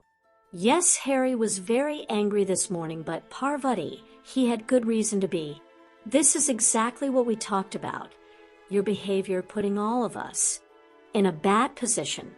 Harry wouldn't have backed down last night for anyone else but me asking. I know that, and hated putting him in that position, but you're my sister. A sister I've loved my entire life. We can't keep pulling your arse out the fire, though. We might not get there quickly enough next time. I know I need to change. I just don't know how, or even what I want anymore. You had a nice, handsome, steady boyfriend, but threw that away looking for sparks, romance, and adventure. What, you don't agree? Susan told me Blaze was handsome, and it was you yourself who said there was no spark. You ask Hermione if she's looking for adventure, and I'll bet her answer will be the same as mine. The day after Voldemort is defeated, I will be having a lie-in. No more running, no more training, just as boringly normal a life as it's possible to have. Padma, you're 14, yet have the long bottom ring on your finger, a goblin blade at your hip, and an Order of Merlin, first class, hanging on your wall at home, right beside your Goblin Award for bravery. I hate to burst your bubbles, sis, but that's not normal. It is for us, Pav, and I think that's part of your problem. You see how close Neville and I are, but you don't see all the hours of blood, sweat, and tears it's taken to get there. We've both had extra classes together every weekend since first year, as well as now training every morning. We've faced death together and fought for our lives at each other's side. That definitely changes you, Pav. You're comparing yourself to me, but our lives took different paths the night that Troll tried to attack us. You saw the both of us and Hermione marrying Harry as an obvious solution. I just wanted to be his friend. It was like lightning striking for Parvati as she saw the truth in her sister's words. I cried most of that day because Harry rejected me. You had lunch with Harry and his father. We took different paths and ended up different people. As Harry says, Pav, we're all different. The differences between us were always there. They just got wider from then on. You're still my sister, though, a sister I love. Nothing is going to change that. Padma was glad they were nearly at Crow's Nest. Parvati's tears were really flowing now. Something told her she was really getting through to her twin today. Padma could only hope it wouldn't be too late to do any good. Harry didn't think the Brown situation could have gone much worse. McGonagall was spitting tax mad and had made Lavender sleep in the same room as her, ensuring the girl wouldn't go wandering again. They left with McGonagall's promises of retribution against both girls ringing in their ears. Then things went really downhill. Lavender's father refused point blank to believe his daughter could do something like that. His position shifting from the security forces got it wrong all the way over to them outright lying to get his good little girl in trouble. Harry was saved the trouble of throwing them out as Glen by Tonks. He was really relieved to see her. There was, of course, a security presence at the Portkey Points, being confronted by Aurors, though did little for Lavender's father's temper. His daughter stood quietly throughout the entire encounter as Tonks explained the Brown family's available choices: return home or visit the inside of a ministry cell for trespassing. They wisely decided to go home, swearing that this matter wasn't over. The meeting with the Quirks also threw up its own set of problems. They were a rural family who would be considered poor. They, of course, didn't see themselves as such. They led lives that were self-sufficient, more used to bartering with their neighbors for items they couldn't produce themselves than actually buying anything. Harry trying to hand Orla a small sack of gold appeared to be the tipping point. We quirks, hey na needo your charity. I dinny want my daughter, to be looked doon upon for this. Sir, that is the last thing on my mind. The other Potter scholar is a Muggle born. This is their first venture into this world. They had never even heard of our currency, so I gave them some to allow them to buy a few souvenirs of their visit. My only intention here was to treat both scholars as equals. They had introduced Luna as one of the first Potter Scholarship students, and she tried to put their fears to rest. Mr. Quirk, rather than being looked down upon. Orla is far more likely to be looked up to. The Potter Scholarships are very much sought after. They are certainly not regarded as charity. There will be a lot of students at Hogwarts wishing they were in Orla's shoes. Neither of Orla's parents had attended Hogwarts. They got by learning whatever magic their family, friends, and neighbors could teach them as they had grown up. Orla was going to be following the same well-trodden path before this McGonagall, which turned up on their doorstep. Here was an opportunity to have someone with a formal education and all the books that went with that education in their small community. Orla could teach all of them what she was learning, and someone else was paying for it. It was only when Finn laid eyes on this magnificent fair that the panic began to set in. Would their little Orla come back to them after experiencing things like this? Hermione could see the panic setting in. She just didn't know the reason behind it. Mr. and Mrs. Quirk, today is about having fun, not making decisions. Please accept our hospitality and enjoy yourselves. We have arranged lunch with the rest of the Potter Scholars, and you are welcome to ask any and all questions then. It will be later on in the summer before we visit Diagon Alley to get Orla kicked out. You have weeks yet before you need to make a final decision. The relief was there for all to see. That sounds bra, lassie. Were nae use tahings like this, or as Moni Falk. Ave ne'er actually seen as Moni Falk. That Finn just counted everyone he could see as folk certainly pleased Harry and Hermione. Luna then volunteered to be their guide for the day, something all three quirks rapidly accepted before Hermione had to make their apologies. I'm really sorry, but we really have to go. There will be at least 5,000 of those folk waiting to see Harry cross swords with his tutor. Luna will look after you, and we'll meet again for lunch. By the time Harry walked into the arena, he'd had one hell of a morning. He was certainly experienced enough to know that he needed to clear his mind of everything unrelated to his fight. Otherwise, this could get really embarrassing and be over very quickly. As they traded their first few blows, Harry found himself rejoicing in the battle. Here, all he had to worry about was blocking his tutor's attacks, something Harry had years of practice at. He was so in the zone that Harry didn't think he had ever fought better. Wave after wave of attacks were repelled while he even got a few in of his own. This was unbelievable. He was actually beating Master Sharpshard. Harry's last 3 attacks had progressively gotten closer to finishing the fight. His tutor was tiring, and his student was sure he had him now. The cry of time from the referee saw Harry stop at once. Any thoughts of victory banished. He deactivated his armor, sheathed his blades before bowing to his opponent, and then almost fell to the pitch. Harry's vision was going gray around the edges, but there was no mistaking the large hand that clamped on his shoulder. Steady, Centurion. I will not accept a cheap victory now. You will walk out of this arena at my side, then fall into the arms of your mate. She's standing there waiting for you. The thought of Hermione waiting on him kept Harry putting one foot in front of the other. Only Master Sharpshard's arm around his shoulders, though, kept him upright. The entire stadium might be on their feet applauding like crazy, but Harry was having real trouble staying on his. He'd gotten lost in the battle and used his magic to enhance his armor for too long a period. He only made it to Hermione because his opponent practically carried him the last 10 yards. Hermione had him in her arms, but a moment before the healers took over, Harry was soon on a bed being examined. The healer didn't take long to reach his conclusion. Your mate is exhausted.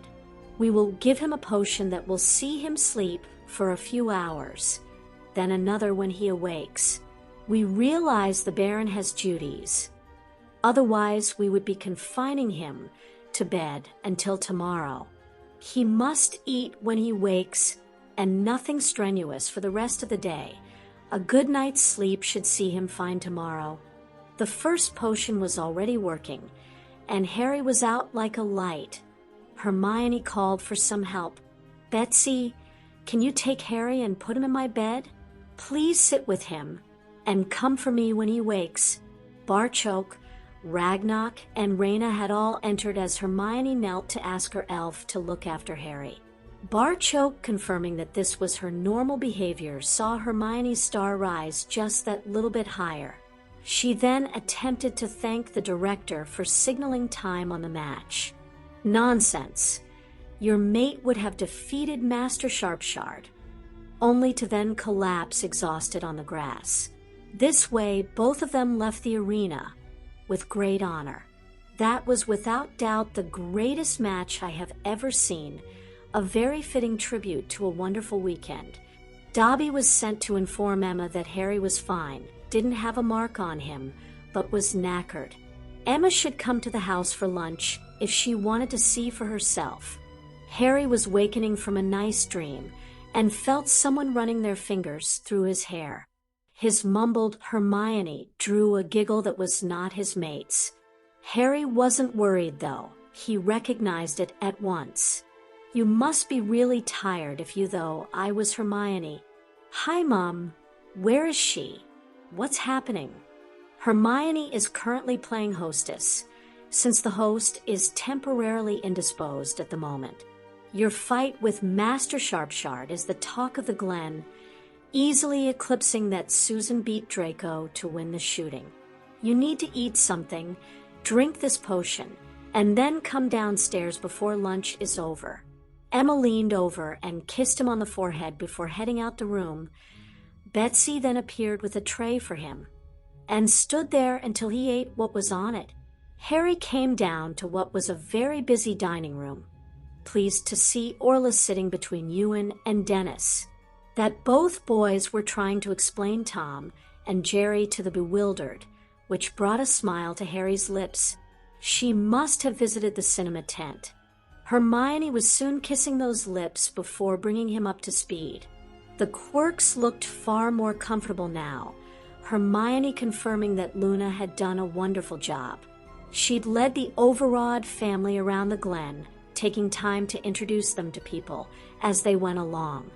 Hearing the positive responses they received every time Orla was introduced as a Potter scholar had convinced her parents this was an offer they simply couldn't refuse. The stadium had been full to capacity for Harry's fight, and it was reckoned there were another couple of thousand who had watched it standing around the open area. Most sitting at lunch had been there, and no one begrudged Harry a lie down after that effort.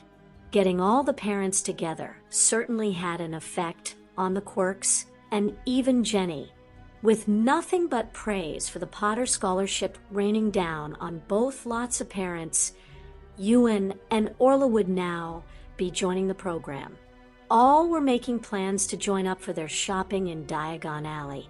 Harry, though, was looking at Emma when he said those plans might change at the last minute. Again, no one could fault Harry for that. Harry was trying his best to ensure Hermione couldn't fault him for this either. He was standing amid the holy head harpies, and the photographer was making more and more outrageous suggestions as he searched for the picture that would make him the most money. Okay, Gwenab, perhaps you could kiss him now. perhaps not. The harpies fell about laughing at the sight of Hermione's blade resting jokingly on the photographer's cheek. He took it all in good fun and got his picture of a kiss anyway. The harpies shouted Hermione over, got her into one of their famous green jerseys, and Harry was more than happy to kiss his mate, surrounded by the entire team. They had drawn quite a crowd, and the harpies then went on to sign autographs and pose for pictures with as many of that crowd as they could, all right beside a rather large stand selling harpies merchandise. Harry consulted Hermione about size before buying one for Sapphire. The number of goblins now wearing Quidditch merchandise was pleasing to more than him. Harry was being forced to take things easy for the rest of the day, so he actually sat and watched the Quidditch match. Even although the game was being played with a large element of fun, Lee's hilarious commentary certainly adding to that, there was still enough skill on display for the purists to enjoy. Harry's last official duties of the day was a meet and greet of the Weird Sisters, posing for the obligatory photograph and thanking them for performing. It was during their set that Hermione saw he was running on empty. She took him by the arm, and they headed for home. Only the people bunking in Crow's Nest would be staying in the Glen tonight. Everyone else would be heading for the Portkey Points and making their way home after the concert. Harry half-heartedly mentioned that they should perhaps go down there and say goodbye to their guests. Hermione kissing him blew that notion right out of his head. Her kisses had fireworks going off, literally. They were shooting over the stadium as Lee's voice rang out, thanking everyone for coming and wishing them a safe journey home. "I think that's job done, Harry." "Oh, no, I want a lot more of those kisses." "They say you should always leave an audience wanting more." "An audience, yes. Your mate, no." They carried on like this as they made their way to Crow's Nest, stopping every so often to kiss. Both knew the security forces would be escorting everyone to the Portkey Points before doing a final sweep of the Glen. Tomorrow the cleanup operations would begin, and soon it would be time to go to their island. Both teens could hardly wait. Bella could hardly wait to pick up their baby boy, but knew she needed a shower first. His father's voice soothed Marvelo until she returned with all traces of the undead washed off her. As she picked up their son, it was Augustus' turn to try and wash away the grime of a long and terrible night. The water wouldn't wash away the memories, though. He just didn't like working with the undead. Who would? This was the first time they had left Marvelo alone, but the sleeping charms had held. Their son had only woken when they entered the room. It had taken the three of them working hard all through the night to accomplish his master's plan. Augustus had to admit that plan would see this horror talked about all over the world. To know that this was then only phase one of that plan had Augustus once more in awe of their master's genius. The KUSI fair had meant their efforts had gone completely unnoticed by the ministry, with only a few muggles needing their memories altered when they'd stumbled across them. The occupants of their island were now hoping this Baron's fair was a great success that would give people the confidence and encouragement to attend the Quidditch World Cup final. The mere thought of the mayhem they planned being released on 100,000 witches and wizards was a sweet one. It was so sweet that Bella was singing about it while their son fed at her breast.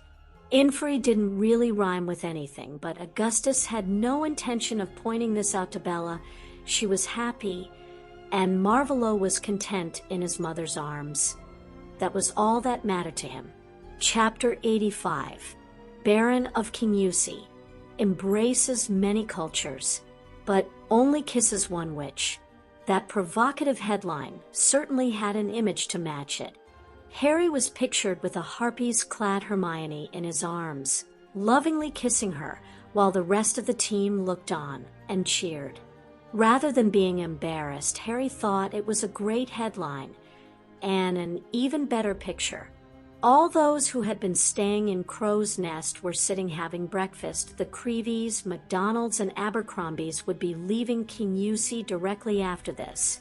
Multiple editions of the Daily Prophet were spread around the table, though the front page had caught everyone's attention. There was actually a souvenir supplement inside containing loads of pictures and interviews of the entire weekend. A representative from Honeydukes was quoted as saying they originally thought they'd brought enough stock to last for the entire weekend, only to have to send for more on Saturday afternoon. Needless to say, they were delighted about this. Barchoke arrived to give them the latest news from Gringotts, and it was all good. Apart from my heart stopping beating when Harry invited the director's mate to skate, it was a wonderful weekend. The only thing we can compare the buzz around Gringotts at the moment to is the day we gave the children free gold. Only this time it feels even better. There is a real sense of pride running through Gringotts today, a pride that few have ever felt before. The nation certainly enjoyed its weekend in the sun. All could see the tension that had plagued the nation's ambassador lately had now melted clean away, rather like the ice zone when the charms were removed. Barchoke's smile was wide and infectious. The ministry are rightly taking plaudits for their wonderful stadium, but everything else was built by goblins with a lot of design help from the people in this room. No one can remember when the director has been so pleased or morale in Gringotts any higher. I think we've easily outstripped every single goal we set ourselves, not something any of us were confident of achieving this time last week. I was asked to convey a very heartfelt thanks and a sincere well done to everyone involved from the director on behalf of the nation. How did the stalls do? Harry was interested to see if the fair was a commercial success too. His father's wide grin never faltered, giving the answer before Barchoke even spoke. What to us in Gringotts are mere trinkets and knickknacks, witches and wizards were queuing 6 deep to get their hands on. Work our apprentices manufactured would normally sit on workshop shelves gathering dust or become children's playthings. Today, every one of those shelves is empty. Throughout the Glen, they sold everything they brought to KUSI. Goblins, too, were spending gold at all different establishments. We don't usually have access to places like Honeydukes or Fortescue's. I also spotted quite a few of our citizens with Quidditch paraphernalia. This generated a fair amount of laughter at the table, since Sapphire was sitting at breakfast wearing the harpies top Harry had bought her. It was an also smiling Amelia who then portkeyed into Crow's Nest and gave the ministry's response to the fair. Again, it was overwhelmingly positive. You really opened some eyes over the course of the weekend, Harry. Right throughout the Glen, your policy of treating everyone the same was there for all to see. The way you handled your request to the minister was wonderfully done too. Cornelius wants me to contact this Reverend Richards as soon as possible.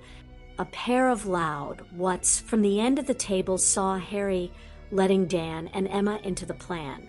We never seemed to get time to tell you, but I asked if the Reverend Richards could receive a dispensation to be informed about magic, specifically so he could come to KUSI and perform the marriage ceremony for our wedding. I can't see the guests we want to be. They're fitting into the parish church in Crawley. Can you? Emma was threatening tears at hearing that news. She was blaming her hormones for her emotions being all over the place when Hermione had another idea that this time did produce those happy tears. Mom, Reverend Richards could come here to christen James. This comment also generated some strange glances before Dan decided to come clean. Our son will be named James Granger, using his brother's middle name. Neville, Padma, would you be his godparents? The young couple were visibly gobsmacked at hearing that request. Those expressions, though, were soon replaced by large smiles. Both quickly agreed before Padma turned to her best friends. and summed up their feelings in one sentence. We're going to be your brother's godparents. That makes us real family. On that happy note, it was time to say goodbye to the three families. Little Maggie Creevy was wearing her fair hat to breakfast, her mother jokingly confirming her daughter wouldn't be parted from it and had worn it to bed too. Dennis, Ewan, and Natalie had all exchanged phone numbers, but this set Harry thinking perhaps it was time to add an owl to their Hogwarts package. While there was always school owls available that allowed them to send messages home from Hogwarts, they were effectively cut off from their magical friends for the duration of the summer. Jenny had confessed to Hermione she didn't have the qualifications she required to get into the university course she'd originally chosen, her last year of school being a washout. Hermione advised her to still pick a university, and they would see what housing they had near that location. Getting them moved and protected by wards should be done first, then Jenny could work on those entry qualifications. Both Ewan and Jenny agreed. This was easily the best weekend of their lives. The family then moved through to the large lounge. They knew there was a serious issue to deal with. Barchoke had some information, though, that he hadn't want to bring up until it was just family. Adam Brown visited Gringotts yesterday and emptied their family vault. He was loudly claiming that we goblins had besmirched his family's good name and his daughter's honor. He's denying Lavender was in any way involved in this incident and trying to push any blame onto Parvati. The silence this news generated was broken by Amelia. Of all the many owls the ministry received regarding the fair, only one was negative.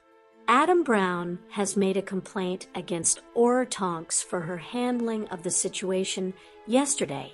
Tonks was sitting beside Remus, the Aura once more reverting to Harry's protection detail. Boss, the Baron of KUSI, told this pompous prick that Lavender had abused his hospitality. The Brown family were then asked to leave. I simply pointed out to him that his refusal to do so would be breaking the law, something we would then have to deal with. Amelia stopped Tonks saying any more, totally agreeing with her Aura on this matter.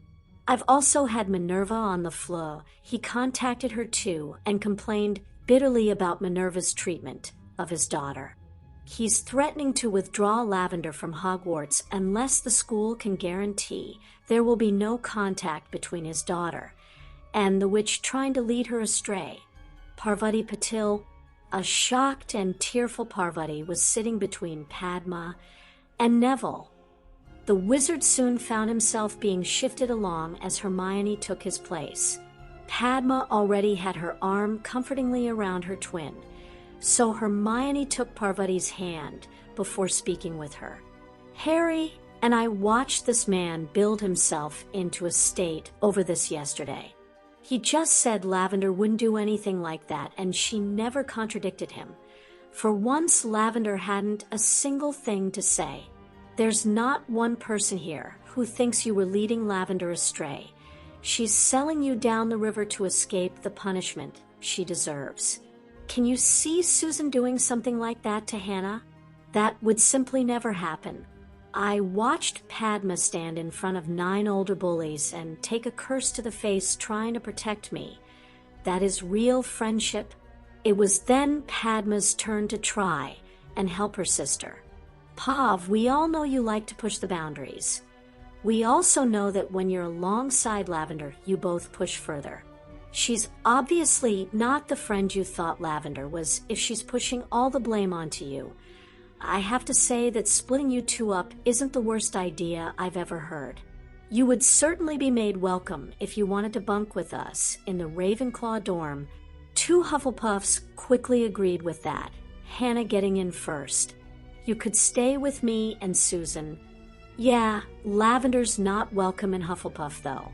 She's hardly displaying loyalty to her supposed best friend. Even Pansy chipped in.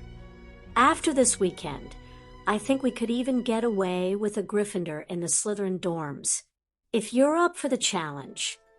You'd certainly be made welcome by the rest of the new fourth-year Slytherin girls. The support she was being shown from her friends couldn't quite make up for the heartache of being dumped on by the witch who'd been her best friend and confidant almost every day for the last 3 years.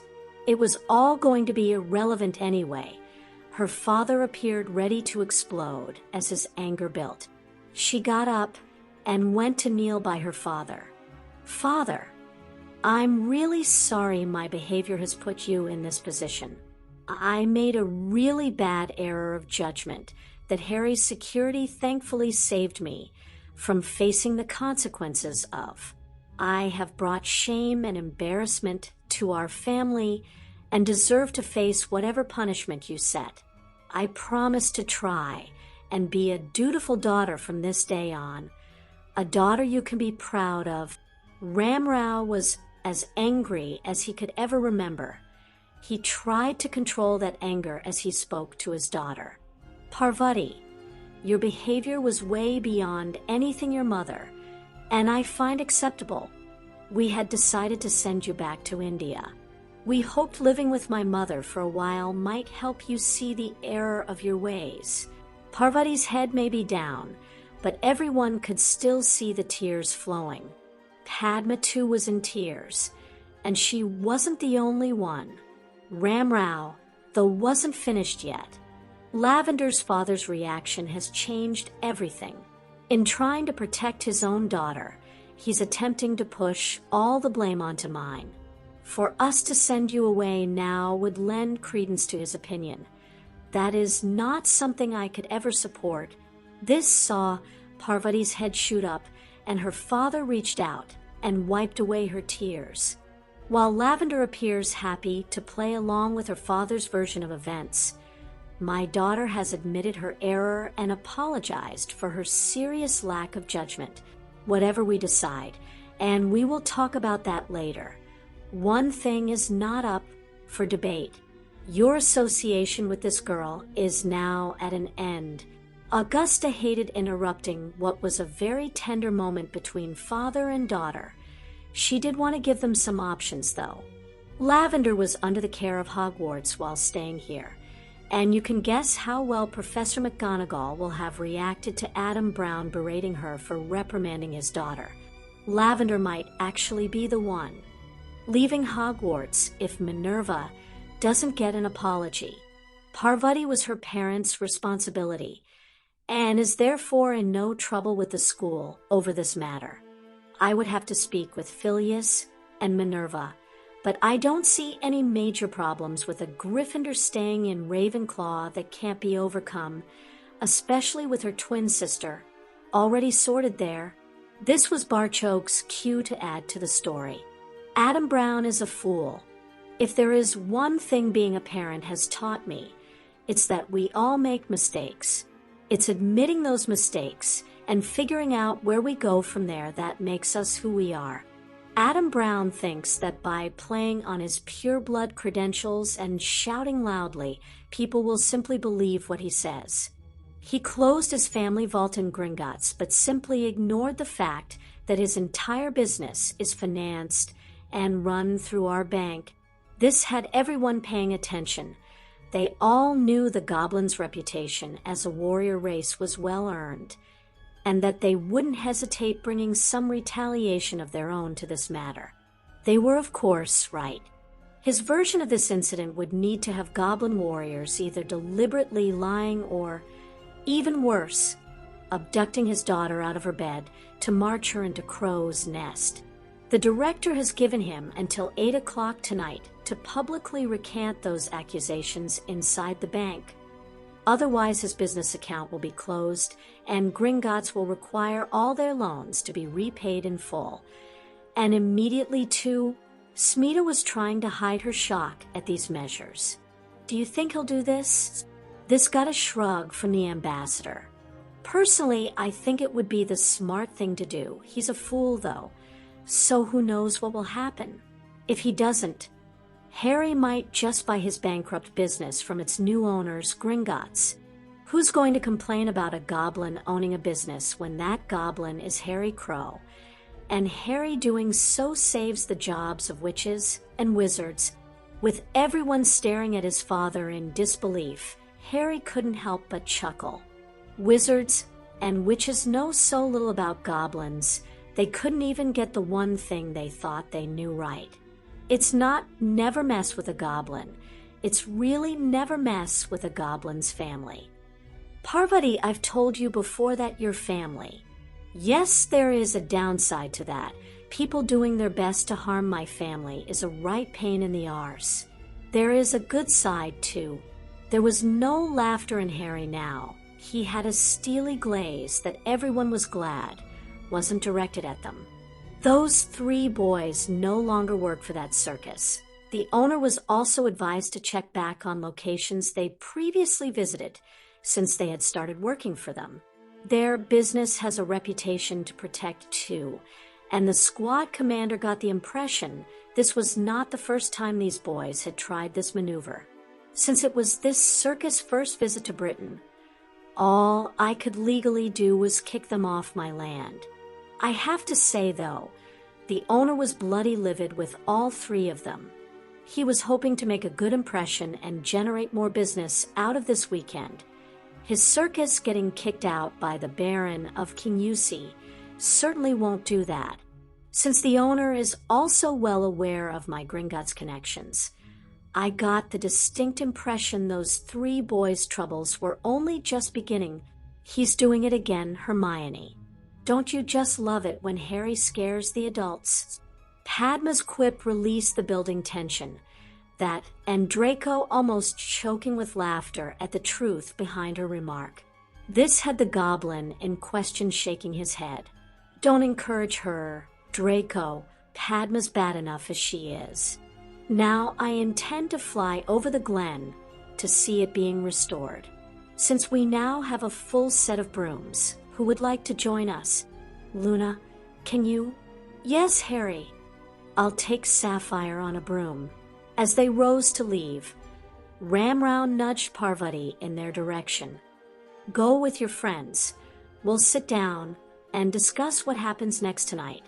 As a now smiling Parvati shot out of there to catch up with the rest of the teens, her father slumped back in his chair. You did the right thing, dear. Neither of us were happy about sending her to live with your mother for the next 6 months. I know, Smita, but we still haven't solved anything here. Dan and Emma, I just don't know how you cope. We have enough trouble trying to raise our daughters within the influences of 2 cultures. How do you manage with 3 totally separate ones? Well, I can't lie by saying it's easy. We're basically making it up as we go along. Then again, I think all parenting is like that. This drew some chuckles of agreement from the parents present, and worrying glances in Astrid's direction from Sirius. He then received some comforting words from his mother-in-law. Don't worry about it, Sirius. You'll be fine. Moa, I look at Henrika holding Astrid, and I'm almost in tears at the beauty of what I'm seeing. That they both have the last name Black fills me with so much love and pride. I feel I might burst.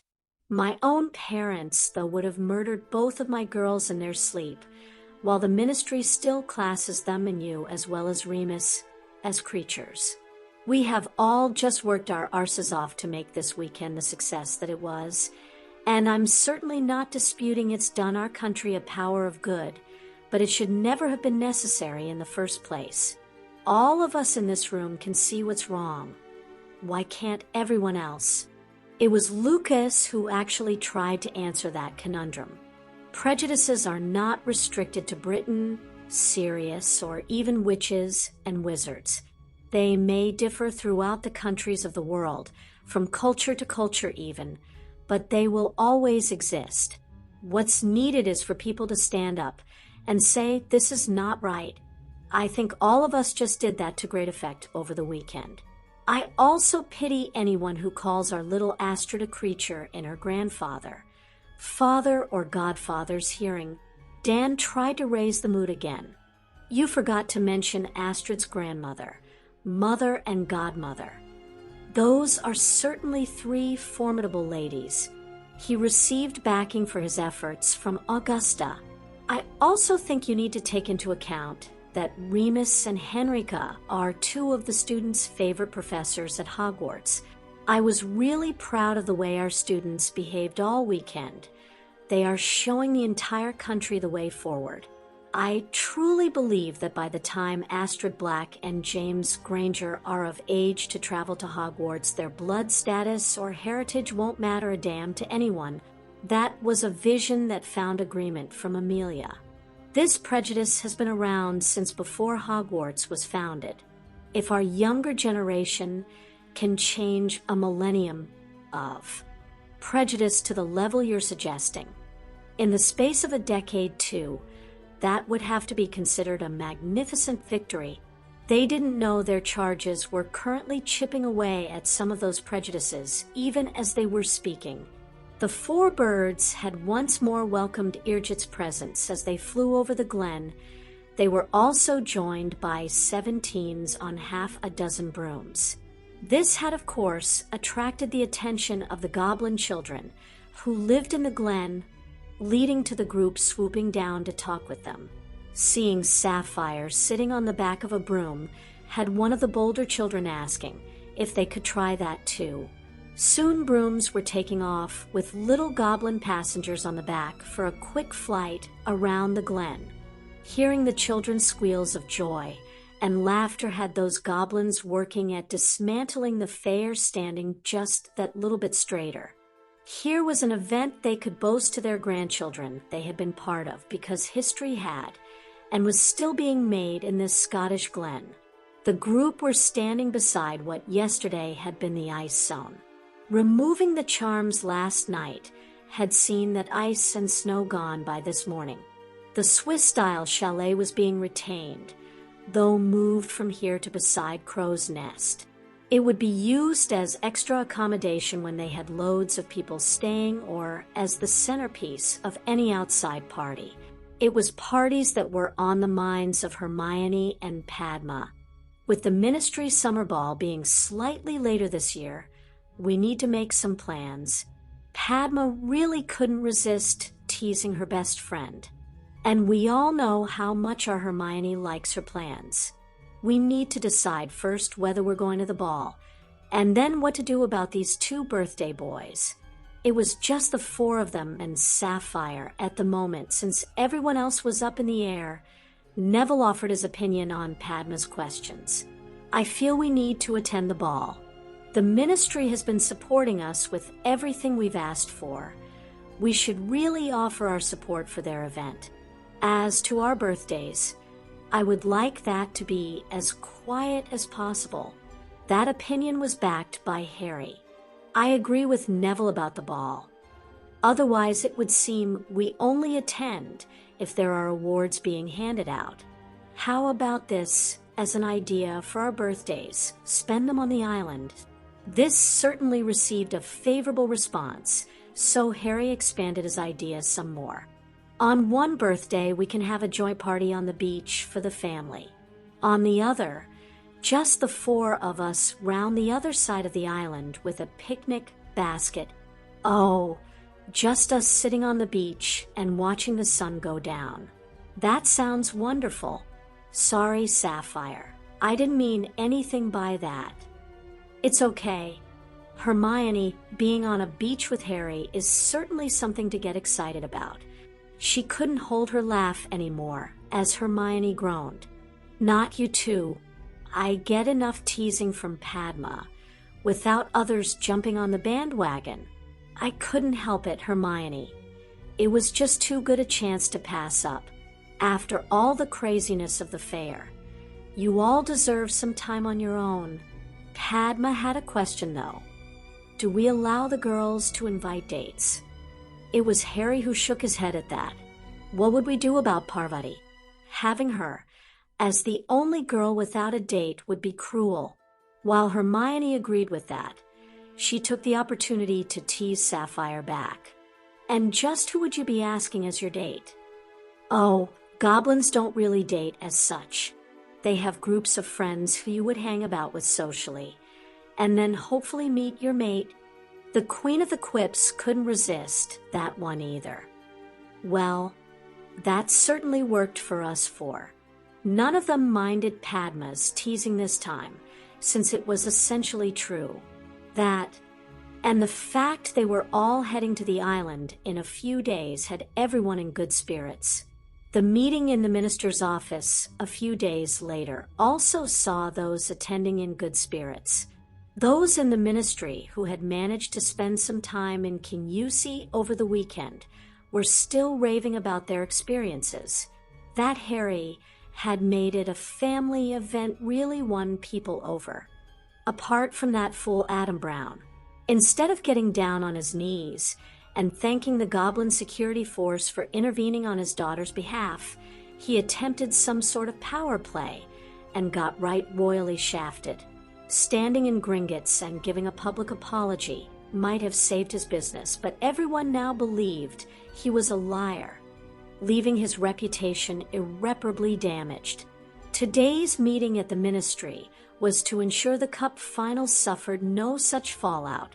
Cornelius got straight to the heart of the matter. Dolores approached me with a very good point about the cup final, which is why I called this meeting. While we in this country have welcomed the joint or warrior security forces, the final is going to be full of Irish and Bulgarians who might not be so understanding. The last thing we need is an international incident when some drunken Quidditch fan takes objection to a warrior telling them what to do. I would welcome your views on this matter.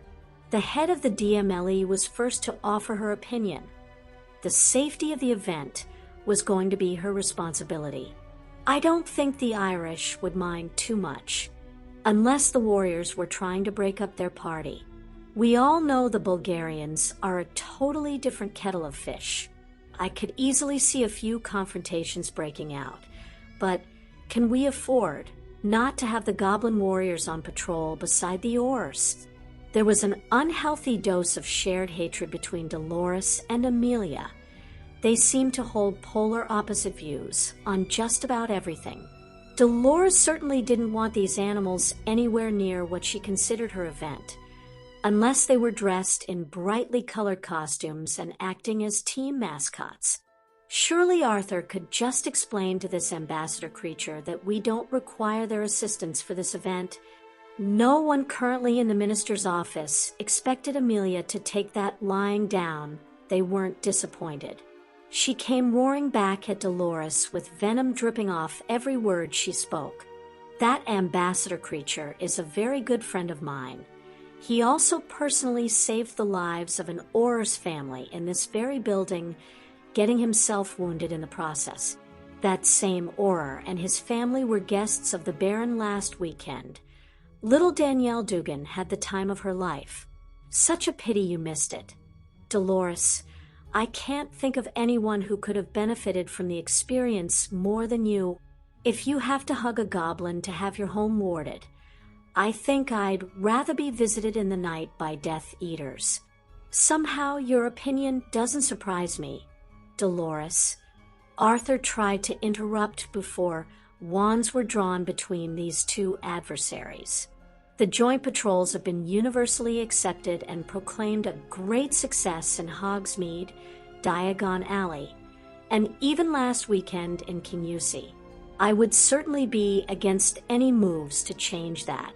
Since the entire stadium will be warded against Death Eaters, we could perhaps increase the goblin to Auror ratio in these areas, freeing Aurors from Hogsmeade and Diagon Alley to assist at the Cup final.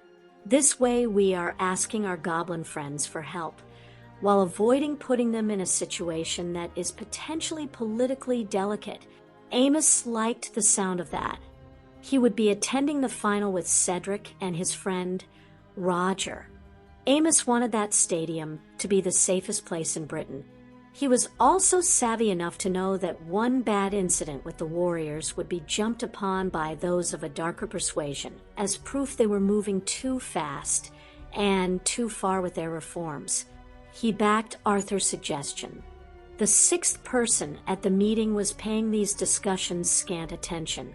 His status as a department head had earned Ludo an invitation to KUSI. What he saw there rocked his world.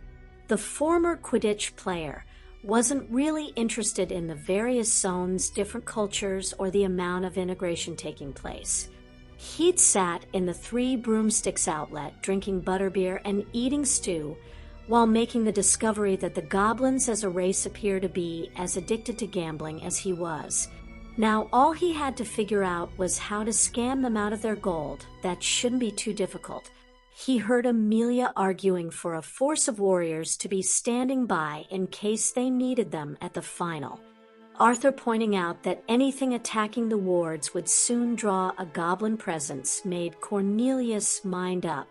Security for the cup final would be handled by the Aurors, with a force of warriors held in reserve. The couple running along the beach were clearly reaching the last of their reserves. Their gaits were certainly now more staggering than sprinting. Having fun yet? I hate this. Oh, good. It took a couple of breaths before he could get the next part out. For a minute there, I thought we were going to have to stop. What? This did halt his running partner, allowing him to stop too and take a much-needed breather. Standing half-bent, with his hands on his knees, he finally managed to get the next bit out. Well, it would hardly be punishment if you were enjoying it now, would it? You mean if I'd said yes, it would be over? Ramrao answered with a question of his own. Would you lie to your father? No, father. I'm just not used to getting up at this time. Or all this exercise. I'm struggling to breathe, sore all over, and not thinking straight at the moment. Sit, and we'll take 5 minutes. Father and daughter sat on the sand, watching the waves gently lap against the beach while trying to ignore the pains from their aching muscles. Father, I understand this is part of my punishment, and I accept that. Why are you running with me, though? You clearly hate this as much as I do. Since my body is considerably older than yours, I think I'm entitled to hate it even more than you do. Parvati, someday you will have children of your own and discover what a precious and wonderful gift they are.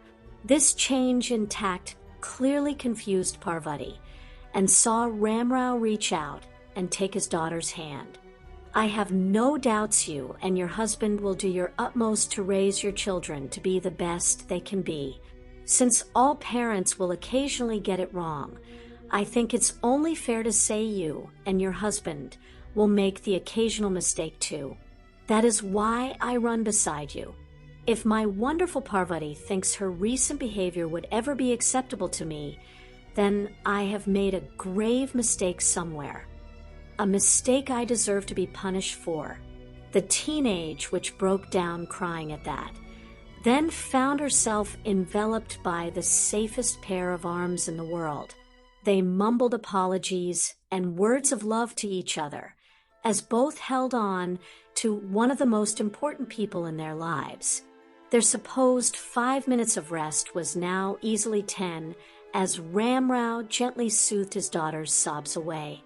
Though he knew just how to make her feel better. Draco approached me about a letter he received from Blaze. He said Blaze never believed Lavender's father for a second, and then Adam Brown publicly having to admit he was wrong inside Gringotts justified his opinion. Draco mentioned some deal you had with Blaze, and apparently Blaze still wants to honor it. Would you care to tell me what that deal was? The tears were back for Parvati, but she had the sobs under control at the moment. When we broke up, we agreed to be each other's date for anything that came up, until one of us found another partner. He was pretty sure that would have been the case. It was now time to put something he'd been thinking about into practice. Adam Brown making this matter public has meant the Patil's actions and reactions will be public too. There is simply no avoiding it. If our family attends the ministry's summer ball without you, that sends out one message. If we take you but keep you close all evening, that sends out a different message too. If you were to walk into that ball beside your family and on the arm of your date, it could put an end to speculation over this incident once and for all. Parvati's sobs had returned, but her father still held her. Ramrao had more to say on the matter. For this to have any chance of happening, you will write to that young wizard and tell him everything. How you have been acting foolishly, what it would mean for Blaise to escort you to this ball, and anything else you want to put in there. If Blaise still wants to escort you, I will make all the necessary arrangements to see that this happens. You must tell him everything though. Blaise needs to know all the details before he makes his decision. He's a fine young wizard, one that I will not have it said the Patil family took advantage of. Parvati was struggling to stop her sobs, and also to believe what she was hearing. You would allow me to go to the ball, under the right conditions, yes. Those conditions being, you must learn from this, and have a date I approve of for the ball. Your punishment still stands though. Ramrao was again having trouble breathing, this time because his daughter was holding him so tight. The hawk swooped down and landed beside them. A second later, Padma was speaking to her father and sister. Are you two all right? Her twin was wiping the tears from her eyes, that Parvati was smiling while doing, so just confused Padma even more. We're fine, Padma. We just stopped for a rest before finishing our run. Well, you've only got about a mile left to go. We'll see you when you get back. I know flying is exercise too, but I much prefer it to running. As Saber shot back into the air to join the 3 other animagi waiting on her, Ramrao helped his other daughter to her feet. They still had another mile to run. Then he intended to lie down quietly for the rest of the day. Part of Parvati's punishment was to run every morning of the summer holidays. Ramrao was beginning to doubt if he would survive that. The group arrived at the ball, and even although there were no guests of honor here this year, they were still being stared at, with their awards proudly on display on their outfits. It was probably understandable. They were again dressed in what the girls called their Pride and Prejudice clothes and couldn't help smiling at the number of other witches and witches now wearing similar attire. The wizarding tailors had finally catoned on to this fad and started producing similar clothes. Harry and Hermione couldn't help but chuckle when thinking the entire craze was started by a woefully out-of-date Muggle Studies coursebook. It wasn't all the stares and whispers that were making Harry nervous, though. He just didn't want to be away from KUSI. Relax, Harry.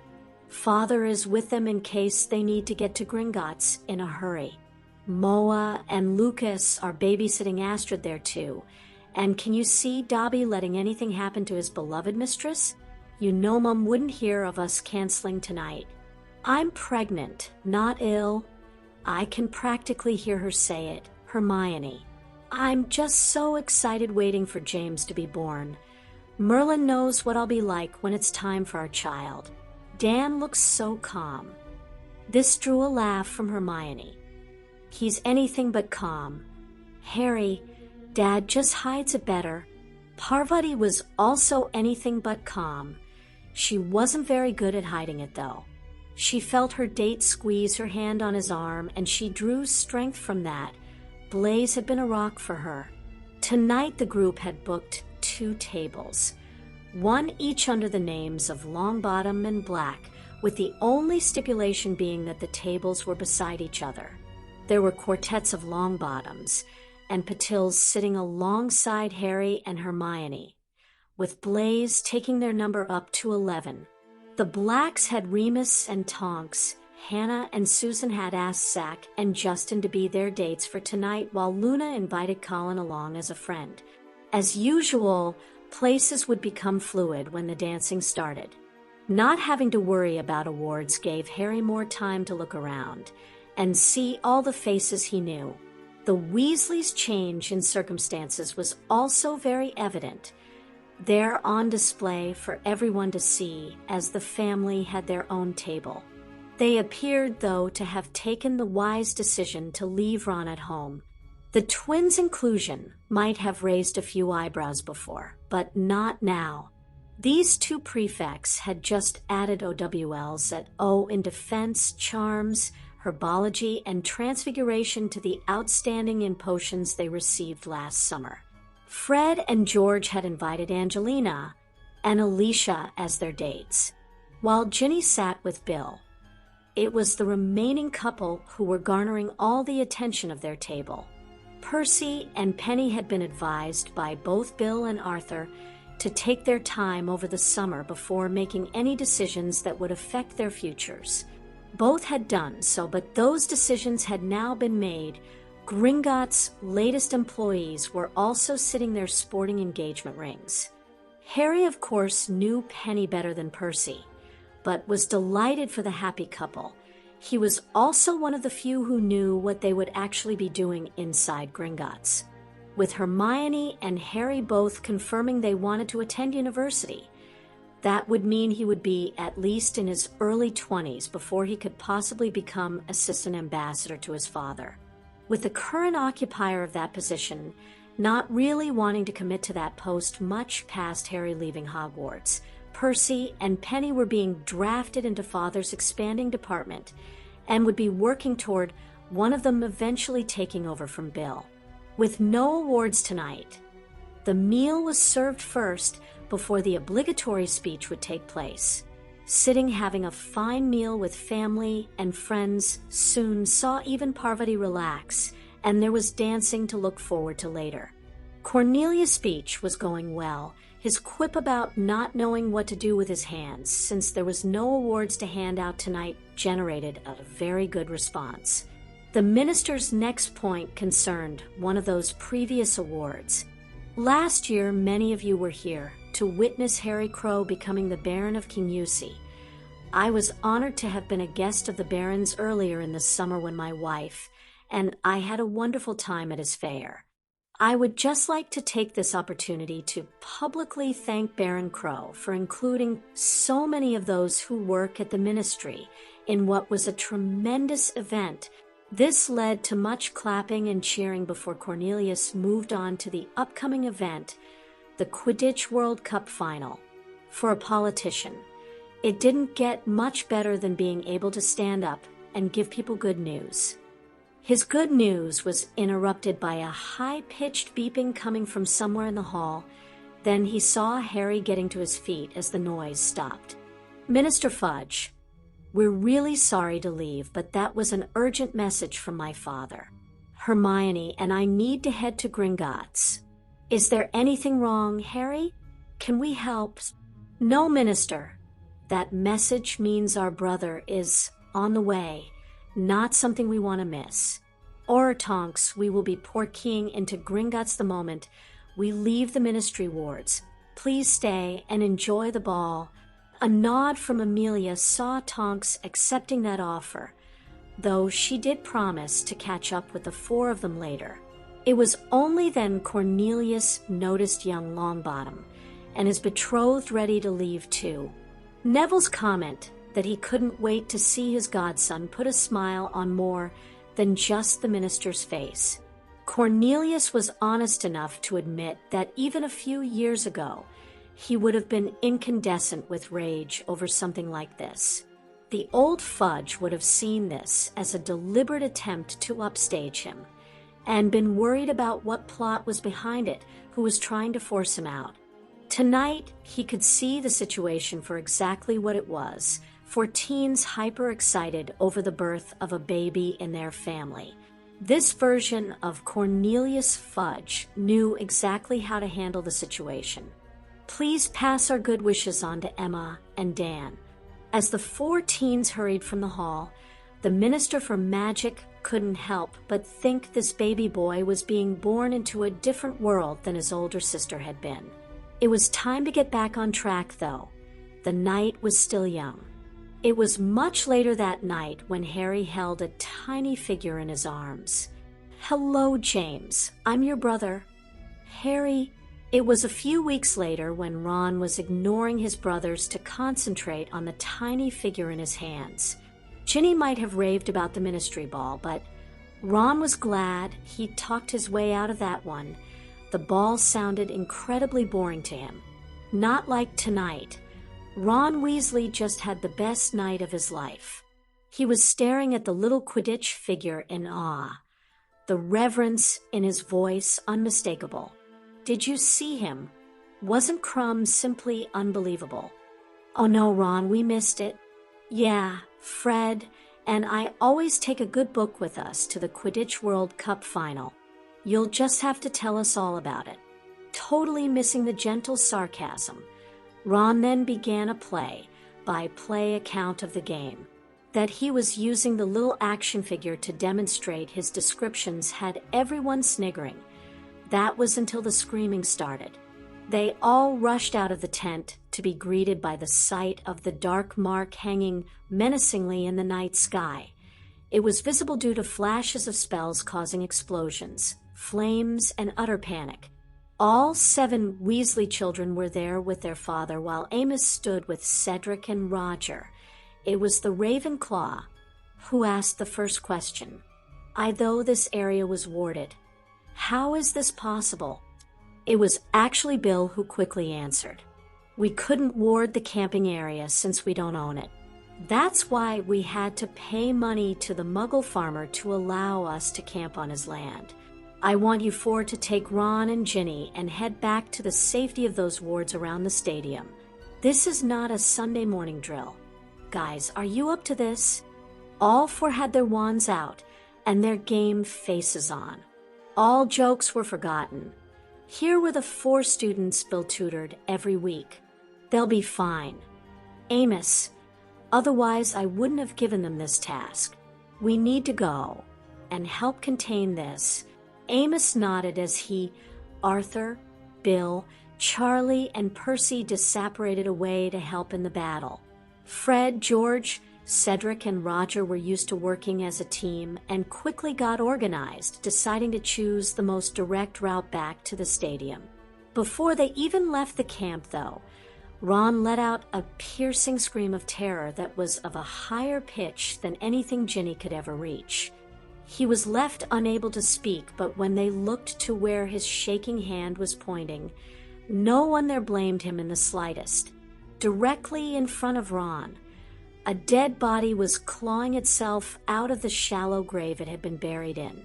It didn't speak, but the nightmare, now pulling itself upright, didn't really need to. Those sunken eyes may be dead, but the menace they contained was very much a threat to the life of anyone this creature got its hands on. Chapter 86. The 3 adult occupants of the lighthouse on Flannan Isles were different to the rest of the wizards and witches listening to the Quidditch World Cup final live broadcast. And not just because the wizarding wireless set they were listening to had been stolen. They neither cared which teams were playing, what moves the players tried, or even who won. All they were interested in was at what time the match would finish. When the Bulgarian seeker caught the snitch, they cared not a jot about the score. Their eyes were instead fixed on the clock on the wall. Perfect. Had the game gone on into the night, we may have had to change our plans. We will give it some time for their celebrations to really get underway before we spoil their party. Bella had been sitting nursing little Marvelo, and now rose to put their growing boy into his crib. Augustus followed her through and stood with his arms around Bella as she settled their son down for the night. "Don't worry, my big strong wizard. Your little Bella has been looking forward to tonight." "I know, love. I just wish I was coming with you." She turned around and kissed her mate. "I'm glad you're not coming. I'll be able to concentrate on killing as many of these bastards as I can.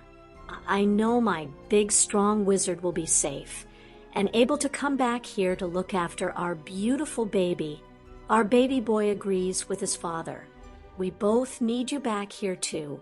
This earned Augustus another passionate kiss before his now rather breathless mate made him a promise. "I'll be back. And then my big strong wizard is going to take care of his little witch all night. We might even make a brother or sister for Marvelo." A few more kisses, and it was time to go. Augustus had a job to do. While he would be worried about Bella, his mate was right. His mission wasn't really dangerous and should see him return safely to their son. Molly was rattling about in the empty house. She supposed the emptiness felt more pronounced tonight because the burrow had been full to bursting before her entire family had headed off to the Quidditch match. She had listened to the game on the Wizarding Wireless, more interested in the match passing off without any trouble than the fact that Ireland won. The silence of the house was shattered, though, by the alarm that signaled the burrow's wards were under attack. Thanking every deity that she could think of for her children not being present, Molly flung some flu powder into the fire and was somewhat surprised when it turned green. She'd expected the fire to stay red, blocking the family's escape from the attack. Glancing to the family clock just confused her even more. Her hand on the clock was pointing unerringly to home. If the burrow was under attack, it should be indicating she was in mortal peril. Something wasn't quite right here. Molly attempted to disapparate up to her bedroom and accomplished that feat. Looking out the first floor window again confused her, as it showed no visible threats. What she did see seconds later, though, made her heart soar with relief and joy. A squad of goblin warriors had just port-keyed into their front garden with weapons drawn. Molly made her way downstairs to greet her very welcome visitors. She grabbed her clock before walking out the front door. The squad commander knew how important this family was to the nation. He had warriors checking the ward's perimeter as he approached the head female of the family. "Ma'am, the wards around your home were certainly attacked. We can find no trace of any attackers, though. The flu still worked, and there were no anti-apparition wards raised. It seems so strange. Even my family clock didn't show any danger." As Molly showed the squad commander her clock, she almost dropped it from fright. Every member of her family, bar her, saw their hands on the clock swing to indicate mortal peril. As Molly emitted a sound that was part scream, part moan, the squad commander was busy shouting orders to his warriors. At Gringotts 2, there was a decision to be made. Why would anyone attack the Lovegood property when they are with Centurion Crow and his family on his island? 2 attacks in such a short space of time had never happened before. The knowledge of the other event that had them already on high alert tonight saw the commander quickly reach a decision. If he was wrong, then no lives should be lost. There was already a squad at the Weasleys, and Gringotts knew for certain the Lovegoods were out of the country. Take every warrior we can muster and head for the stadium. I think they are trying to tie our forces up elsewhere by attacking warded properties. I want to hear from those warriors who went to the Weasleys as quickly as possible. At that, a warrior raced into the control center to report, as ordered. "Commander, we found no sign of attackers at the Weasleys." The female had a device which suddenly displayed all her family in mortal peril. The squad commander left 2 warriors with her on protection detail and sent me here to report. He took the rest of the squad to the stadium. This just confirmed the commander's thoughts. "Well done, warrior. Follow the Centurion here, and you may yet see battle tonight. I need to inform the director about this." Bella had just cast the Dark Mark for the first time in over a decade. She then unleashed a barrage of spells against the unsuspecting revelers before apparating to her next position. This was the signal for their master to awaken his warriors before he too began unleashing spells. It was then Bella's turn to open fire before apparating to her final position. Tonight wasn't about how many her spells killed. It was more about causing panic and hurting the sheep where they wanted them to go, right into the biggest concentration of Inferi. She fired her last set of spells, poor King out of there just as the pops of apparition announced she had company. Bella was heading back to their lighthouse, knowing their master would be mere minutes behind. She jumped into her mate's arms the second she arrived, relieved to see his attacks against the wards had been as uneventful as they thought they would be. Their hit and run tactics had worked well tonight. Now all they needed was for the Inferi to do their work. Fred pulled Ron away from the now advancing Inferius while the others started firing spells at it. They were having little effect though, causing Roger to call for a change of tactics. It's already dead, so we need to hit it with flame, cutting, or blasting curses. Fire together on 3. Ginny couldn't wait that long. She shouted 3 and fired the most powerful blasting curse she could at its head. The 5 boys all seemed to choose the same spell as Ginny, and the effect on the Inferius was instantaneous. It was blasted apart. That didn't seem too bad. Ron was desperately trying to reassure himself, having been literally scared stiff a moment ago. Fred decided to help his younger brother get over his shakes.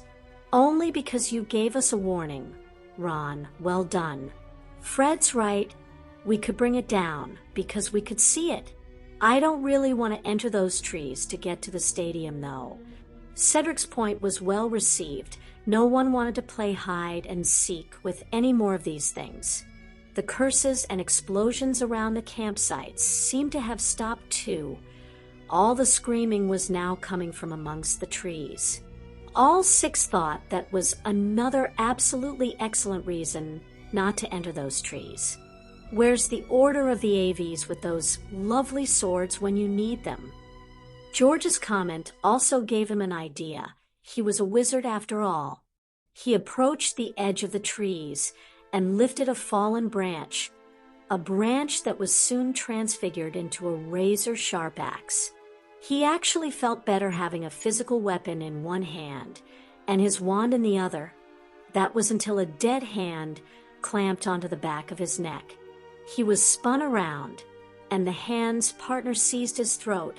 Those 10 cold digits appeared determined to meet in the middle of George Weasley's neck. There was also a gaping mouth to deal with, a festering mouth that was doing its best to take a chunk out of him. George found the axe was trapped between his chest and this living nightmare, giving him no leverage at all. He did manage to shove the blade up and into its throat, allowing George to at least try and push that terrible mouth away from his face. His vision was blacking out, though, from lack of air when a tremendous pain cleared his focus. This thing had got a grip with its teeth and was trying to chew his ear off.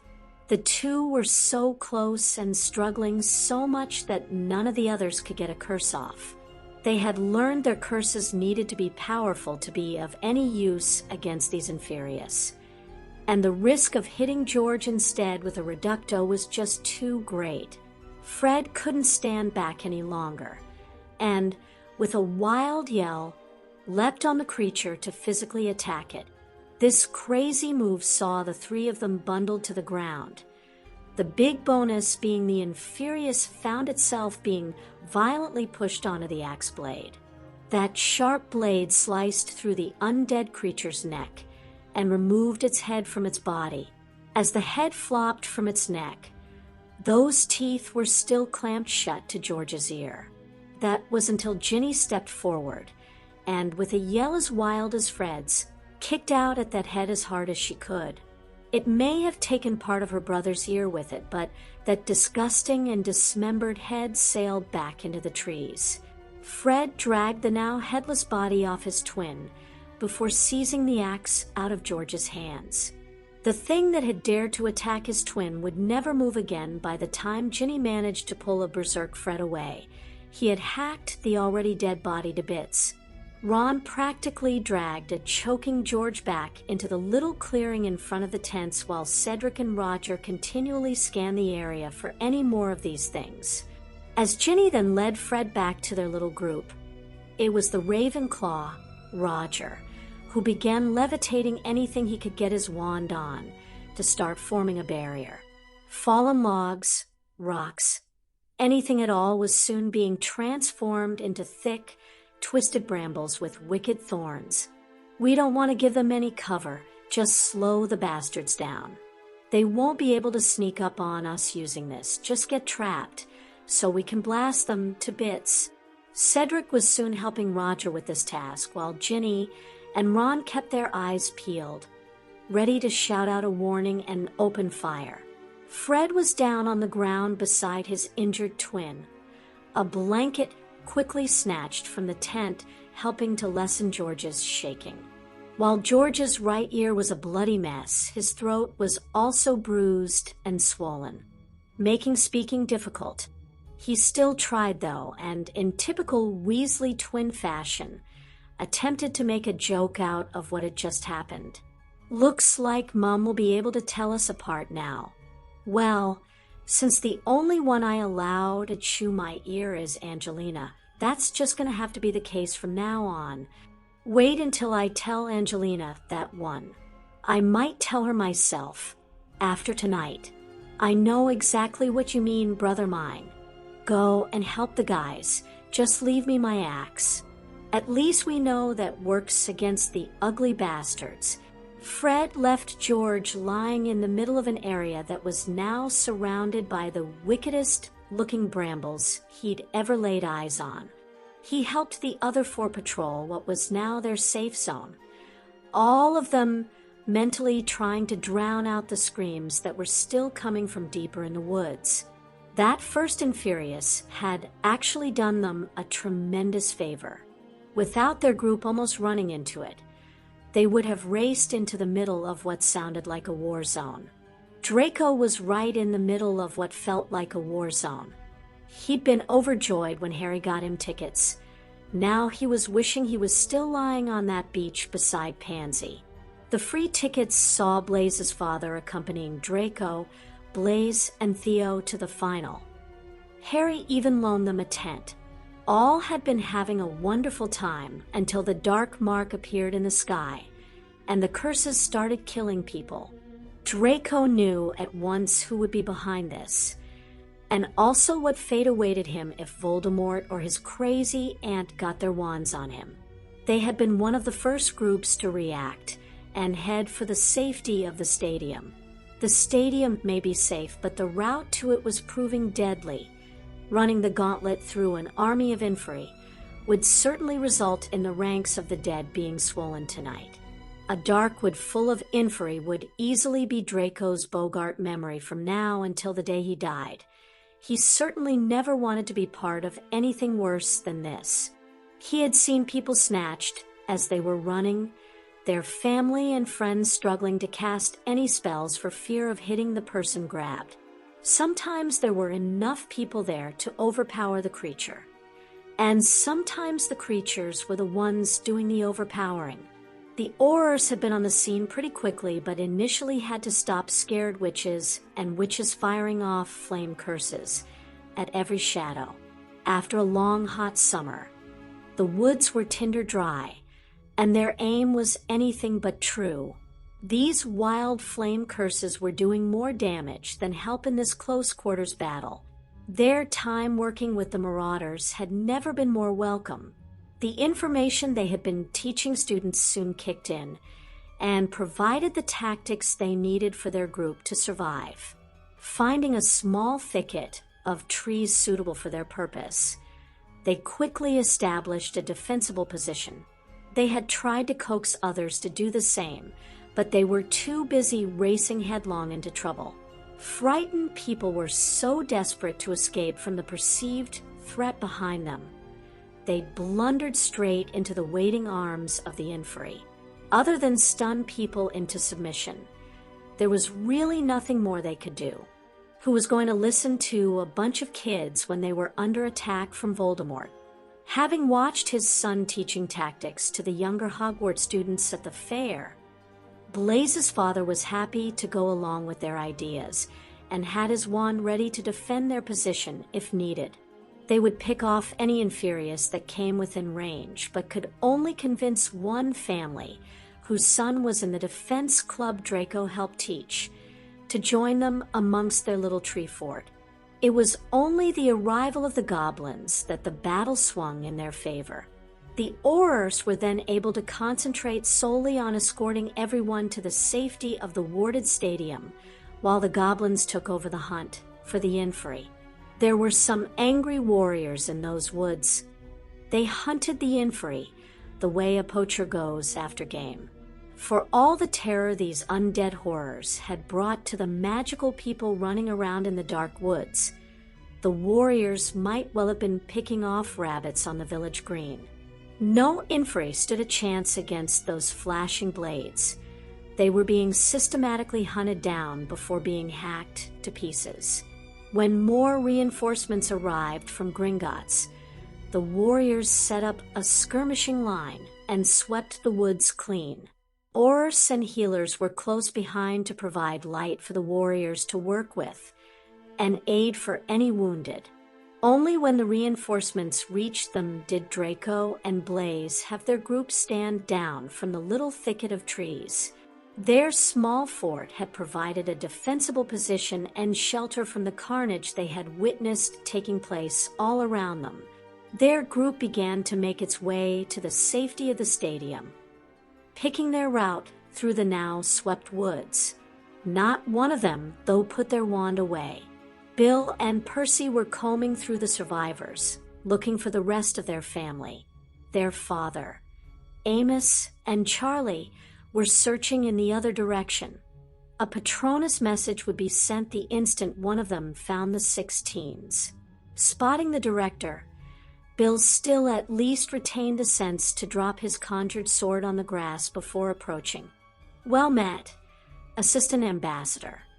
You look as if you've been administering some goblin diplomacy to these abominations in the woods tonight." He had no idea how haggard his appearance was, nor did he care. All Bill wanted was to end the horrible visions of those undead bodies feasting on his family. The only way to do that was to see his brothers and sister with his own eyes.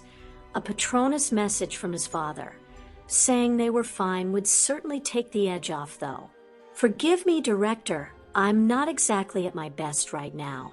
I left half a dozen Hogwarts students to make their way from the campsite to the stadium and am worried sick about them.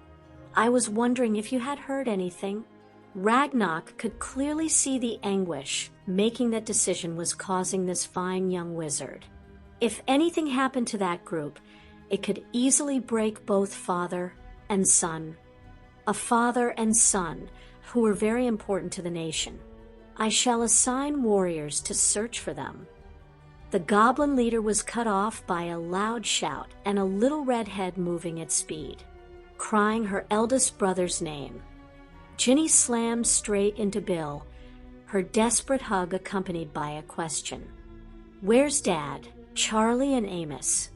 The sense of relief Bill felt holding his sister and seeing his brothers were alive rendered him speechless for the moment.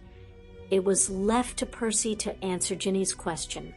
"They're all okay and currently searching for you lot. George, what happened to you?" "One of those things tried to give me a love bite. I need all of you lot to convince Alicia I tried to fight it off. Can't have my girl getting jealous." The squad leader who had found the group of teens made his report directly to Ragnarok. Bill had yet to speak or released his hold on Ginny. "Director, the Assistant Ambassador has taught them well.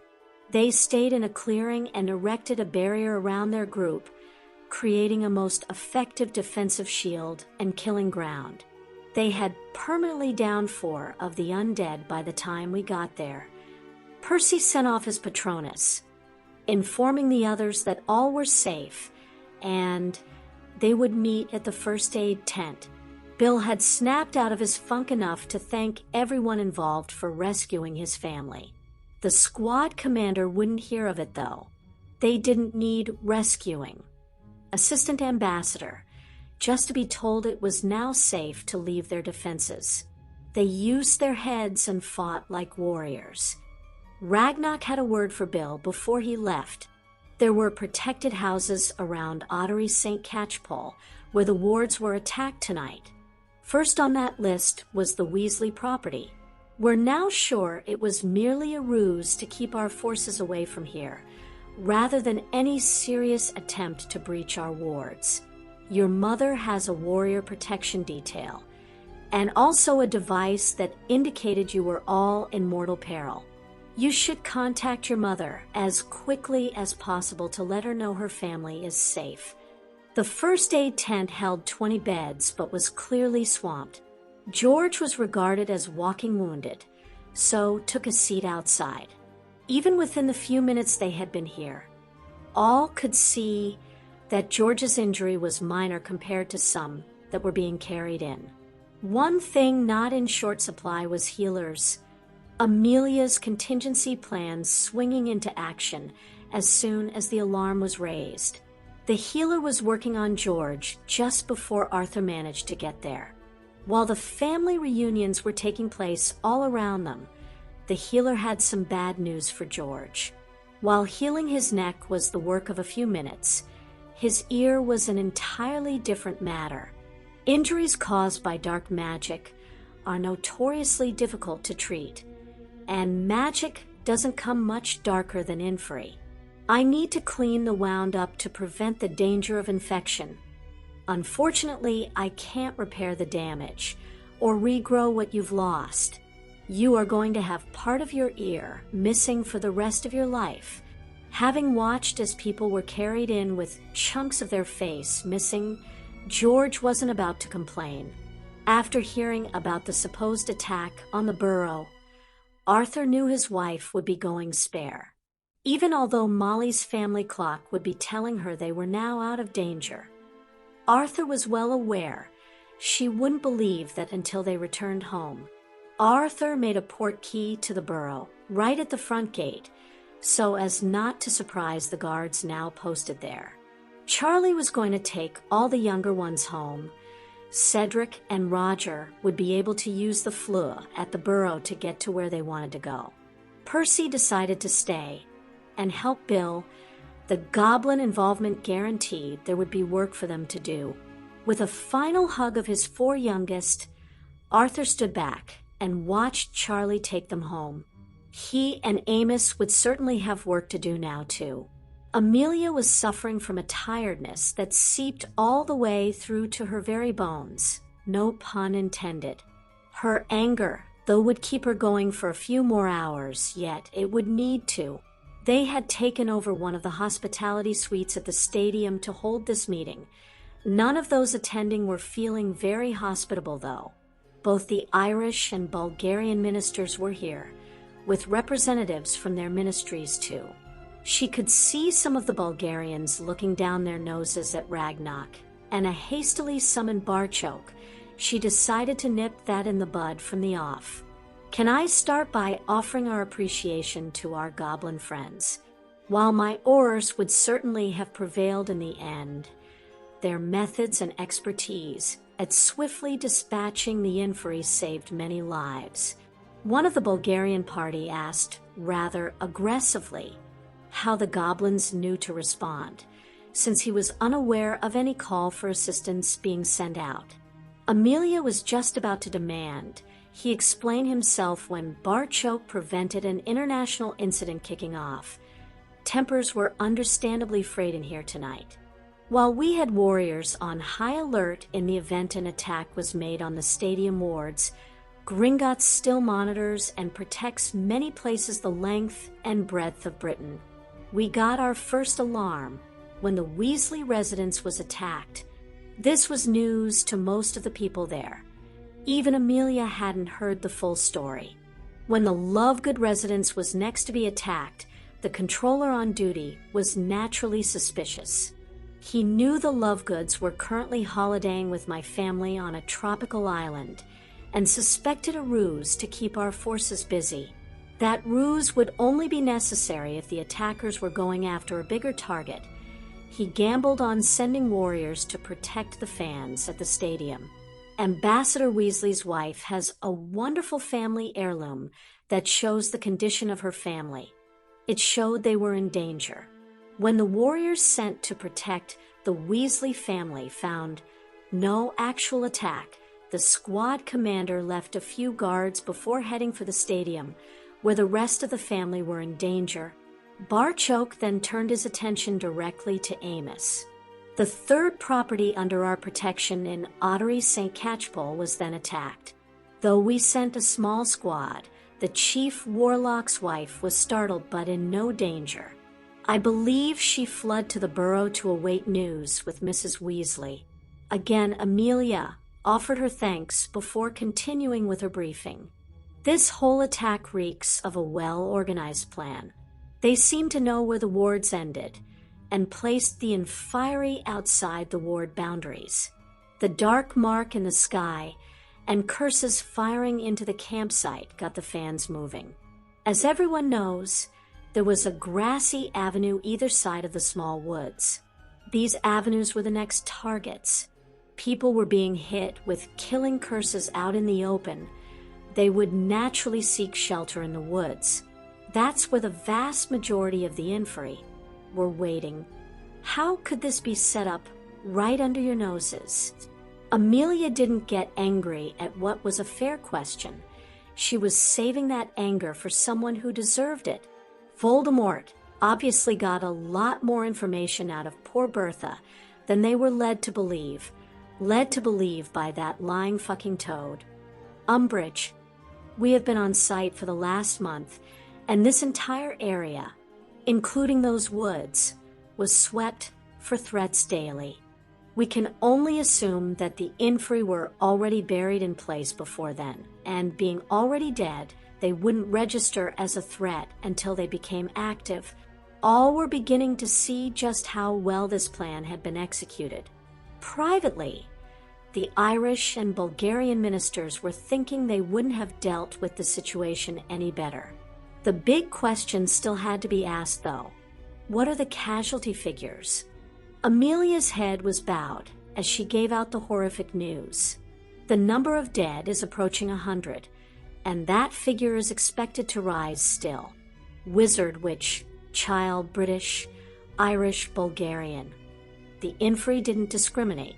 We lost about 7 people to curses from the Death Eaters. The Inferi accounted for the rest. We have quite a few seriously wounded too. A very bad night for all of us. No one there disagreed with that assessment. It would soon be daylight, though, and then the real cleanup operation would begin. Cornelius intended to call a meeting of the Wisengamot for 3 o'clock in the afternoon to inform them of what happened. He invited their Irish, Bulgarian, and Goblin friends to attend. Cornelius had learned the truth about these events, usually got out. It was better if everyone learned the facts at the same time. With the Maldives being 5 hours ahead of the UK, it was already approaching noon local time when Barchoke and the 2 Slytherins appeared. Draco was scheduled to return later on today, and Blaise had jumped at the chance of beginning to put last night's horror behind him. He couldn't think of a better method of starting to do that than lying on a tropical beach with Parvati, surrounded by their friends. It was certainly weird to be sitting in this beautiful setting and describing the horrific happenings of last night. Dan had asked the first question. For the benefit of us dentists here, could someone tell me what these Inferi are? His daughter was really the only one with the combined knowledge to describe these creatures to a couple of muggles. Dad, think zombies, and you won't be too far away. What? Are we talking Night of the Living Dead here? Real flesh-eating zombies. Staying with the Grangers had seen Barchoke develop a taste for tea.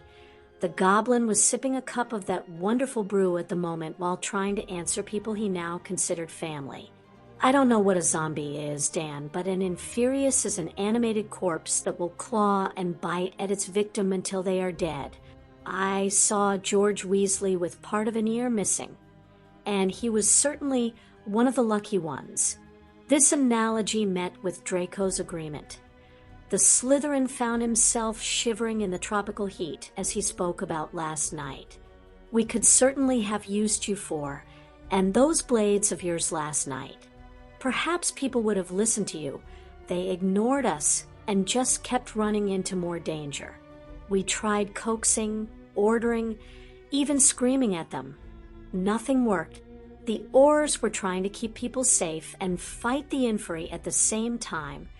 The arrival of the warriors really changed things for the better. Their blades chopped the Inferi into pieces like we would use practice dummies. It was awesome to watch. Alice and Frank had been Aurors in the last war, and were well aware of what an Inferius was. You could slaughter them by the dozen with flame curses if they were advancing across open ground. Facing them in a wood at night was an entirely different matter. It was Alice, though, who voiced their thoughts about something that had yet to be mentioned. I'm struggling to see what Voldemort gains from this. Yes, his plan has killed a lot of people, and yes, it's also an embarrassment to the Ministry. Apart from reminding people he's still around, I can't see what else he gains from this. Don't ask me to explain it, but this feels so much more than just a grand gesture to prove he's still an evil murdering bastard. This drew Barchoke's first smile since he'd been summoned from this island to return to Britain. Your Auror instincts are still keen, Alice. We at Gringotts are thinking the very same. This was not an obvious attack on Harry. Anyone who knows him could tell you his only interest in Quidditch is when Hermione wears a Harpies jersey. Whatever it is, we need to return home. No. Harry looked at his father with a bit of shock, not used to having his suggestions so abruptly shouted down. Do you expect me to sit here in safety while people in Britain are suffering from this attack? Centurion Crow, I expect you to follow orders. The director has ordered you to remain here until we can discover just what Riddle is up to. You yourself have said more than once this is the safest place to be. You will be staying here until we get a lot more information. I realize this is not what you wanted to hear, son, but that's the way it has to be, at least until we discover just what Voldemort's plan is. Every profile we have on him indicates that won't be long. After that, we can begin to make plans of our own. His father was right. Harry was not happy with that news. They had only planned on being here for another 4 days anyway, before heading back to KUSI on Saturday. The Hogwarts Express left King's Cross on Monday, but they were all ready and prepared for that. They had stormed Diagon Alley with 3 sets of Potter Scholarship students, delighted to see the place getting back on its feet. Fortescue had actually reserved all his front tables for them when it became known they were in the alley. After the amount of business he did at the fair, he thought it was only fitting. Ewan was hyper-excited to tell them about his new house, a house that was only a 10-minute ride on his bicycle from Natalie's. Jenny had confirmed that had sealed her decision on what university to choose, being able to live so close to the McDonald's. Roy and Mary appeared delighted to be able to take the young Abercrombie family under their wings, almost as delighted as Jenny and Ewan were to be sheltering there.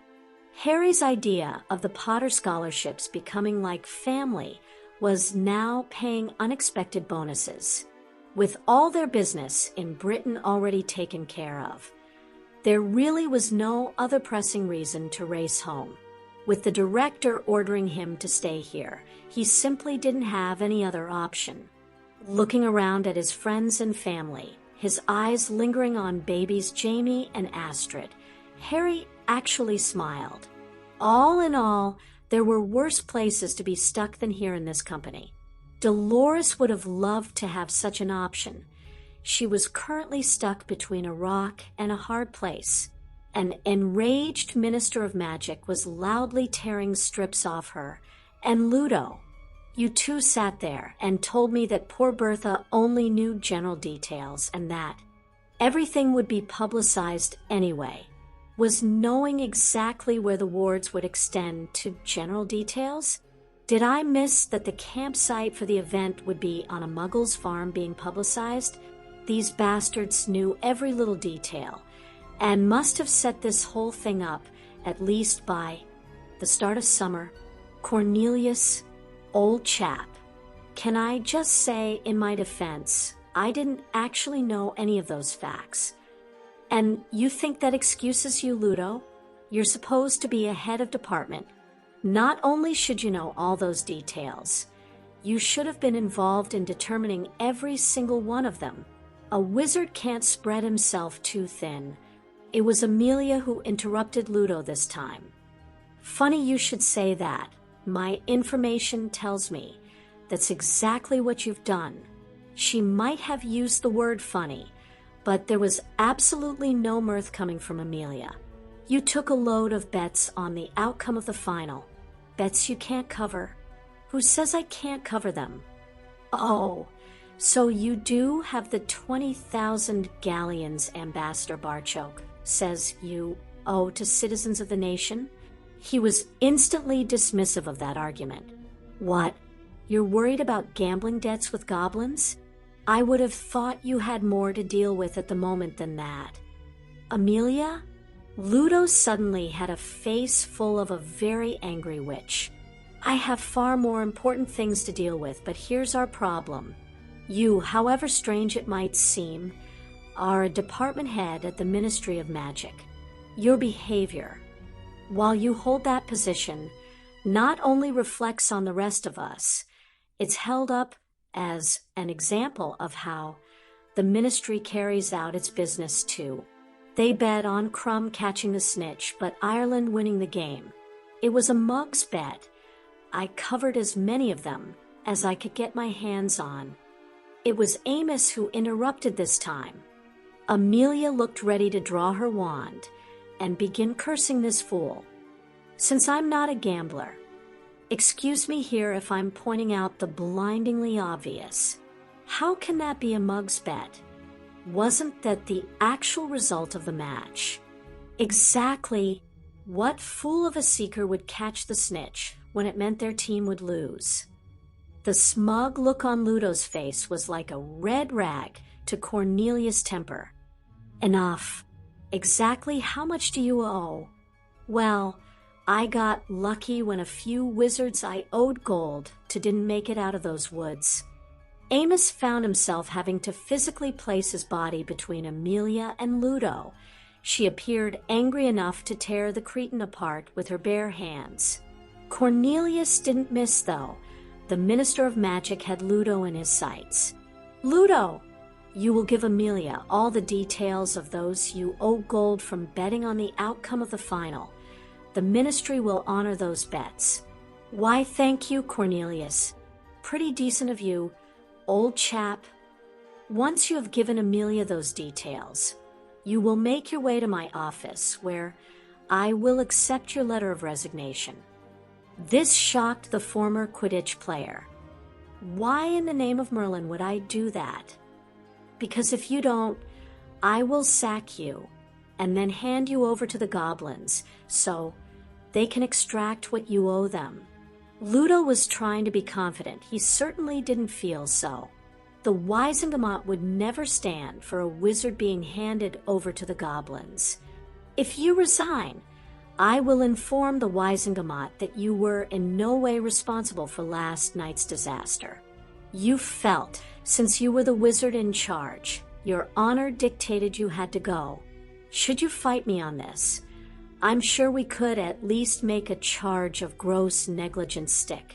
Since that negligence led to about 100 deaths, I feel sure the Wisengamot would see you placed in Azkaban for a considerable time. Cornelius glanced at the clock before continuing. I address the Wisengamot in 45 minutes. If I haven't received your resignation by then, I will be asking Amelia to have you arrested. Either way, your tenure in the Ministry of Magic ends now. Get out." Ludo was speechless. How had this happened? He glanced around the room and saw no help forthcoming. Even Dolores was keeping her head down. It would appear it was time for him to leave. As the door closed behind Ludo, Cornelius turned his attention to Dolores. "Your career is hanging by a thread, Dolores. Lie to me, and you will follow Ludo out of here. Would it be safe to assume Voldemort knows every fucking detail of this tournament?"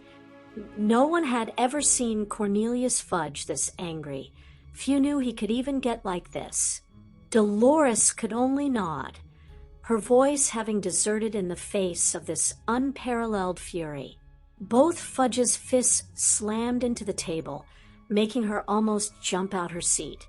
"If we didn't need this tournament to be a success in order to help heal relations between us and the Bulgarians, the event would be canceled, and your arse would be following Ludo's out that door.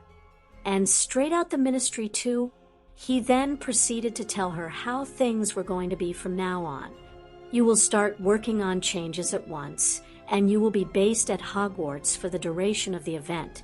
The entire tournament had better run as smooth as silk, or you will be out of a job. Your entire career is now riding on this. Do a good job, or else. Do a great job. Well, a vacancy just opened up. I know you're going to be busy, so we won't keep you any longer." Dolores shot out of there, as if her robes were on fire. Cornelius' ire was so hot they just might be. The minister was sitting rubbing his temples as Amelia asked him a simple question. Would you really make her a head of department? Carrot and stick. Amelia. If she makes this tournament into the amazing success we need, I just might. I don't really have time to replace her at the moment. I'm open to suggestions, though, to who we have in reserve, if we're forced to give Dolores the chop. Those suggestions would have to wait until after the Resignations meeting. Thankfully, Ludo's letter of resignation arrived 5 minutes before the meeting started.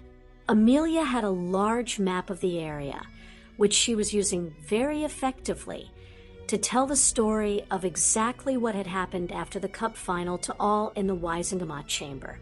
It clearly showed the stadium and the landscape of the Muggle farmers' fields that had been used as the official campsite. The OR debriefings had given Amelia a very clear picture of what had actually happened. Her job now was to pass that knowledge onto the chamber. Both Voldemort and Lestrange were seen firing curses last night, leaving us to believe Rookwood's task was to trigger the ward alarms and keep the warriors busy. She pointed her wand to the map, and the first attack was indicated. The dark mark was raised, and 3 curses were fired into the camp, before Lestrange disapparated away. Voldemort then opened fire from here, for curses later, and then he too moved. Steadily flicking her wand brought up the progression of the attack sites, as they kept moving position after firing a few spells. In the calm light of day, all could clearly see these attacks were designed to push panicked witches and wizards into the woods, where the Inferi waited. You didn't have to be a genius to understand how that would unfold, with the biggest loss of life magical Britain had ever suffered in a single attack. My Aurors were trying to fight a close-quarters battle with Inferi, while also trying to get people safely out of those woods, a task that was made a lot easier when our goblin friends arrived. Amelia stopped mid-sentence because of another type of arrival. A crow had somehow made its way into the chamber. It headed for the minister, but she was pleased to see her Aurors manage to bring the bird down before it could reach Cornelius. The letter tied to its leg was very carefully scanned before being handed to its intended recipient. Minister Cornelius Fudge was written across the envelope. The chamber was totally silent as Cornelius read the letter. all noticing the color draining from his complexion as he did so.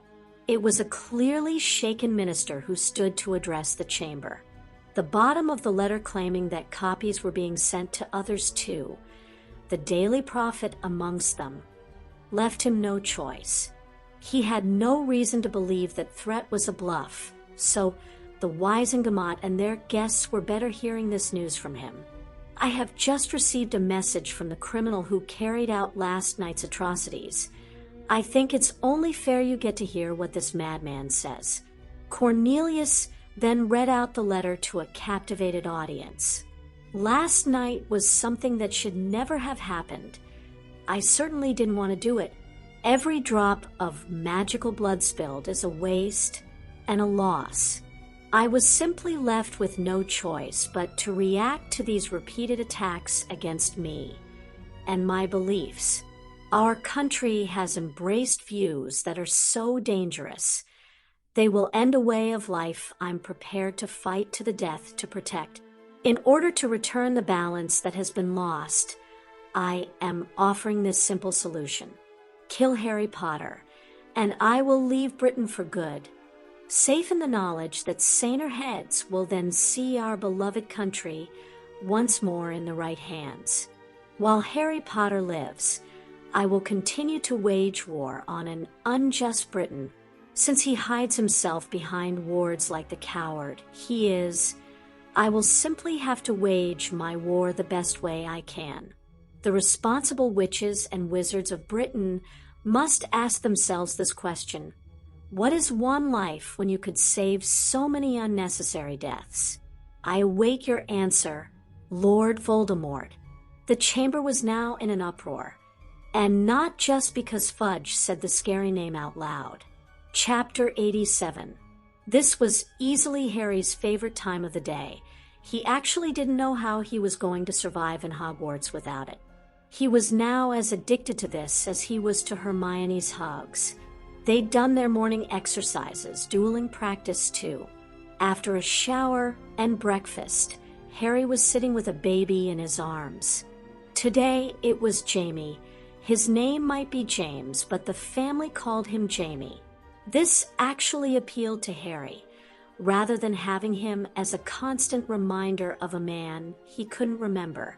Funnily enough, as the little tyke gripped Harry's pinky firmly with his tiny fist, he'd never felt closer to his parents than he did right now. Not that Jamie looked anything like a Potter. His brown eyes and wisps of the same colored hair clearly identified him as the son of Dan and Emma Granger. It was more the feelings his baby brother stirred somewhere deep inside him. Harry already knew he would do anything to keep his brother and his goddaughter safe.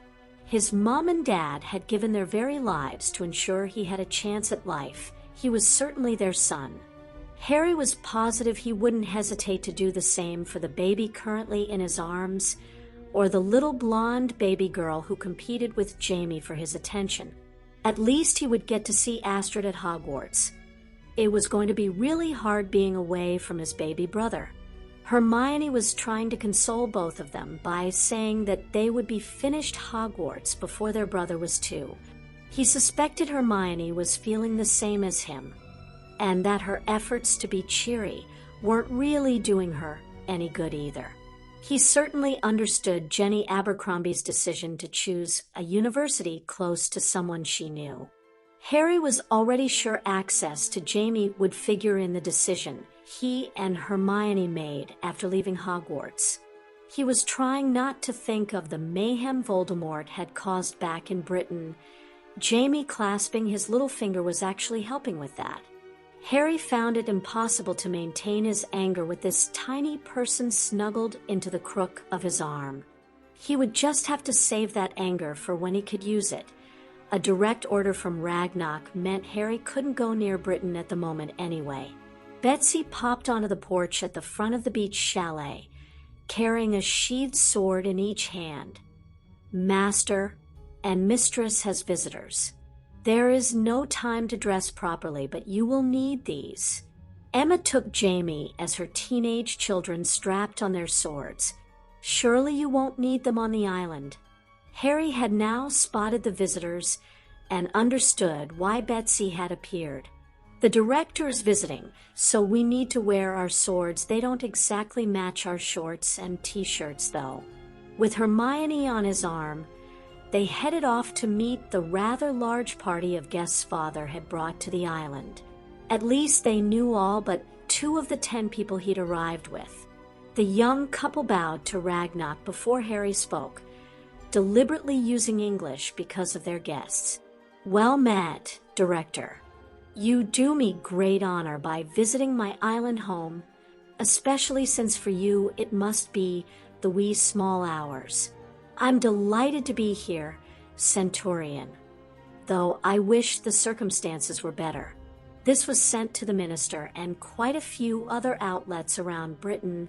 Ragnock handed over the letter, and Harry felt Hermione stiffen as she read it beside him. She then turned her attention to Cornelius. Minister Fudge, if you came here to arrest my Harry, then I'm telling you right now, you didn't bring enough people with you.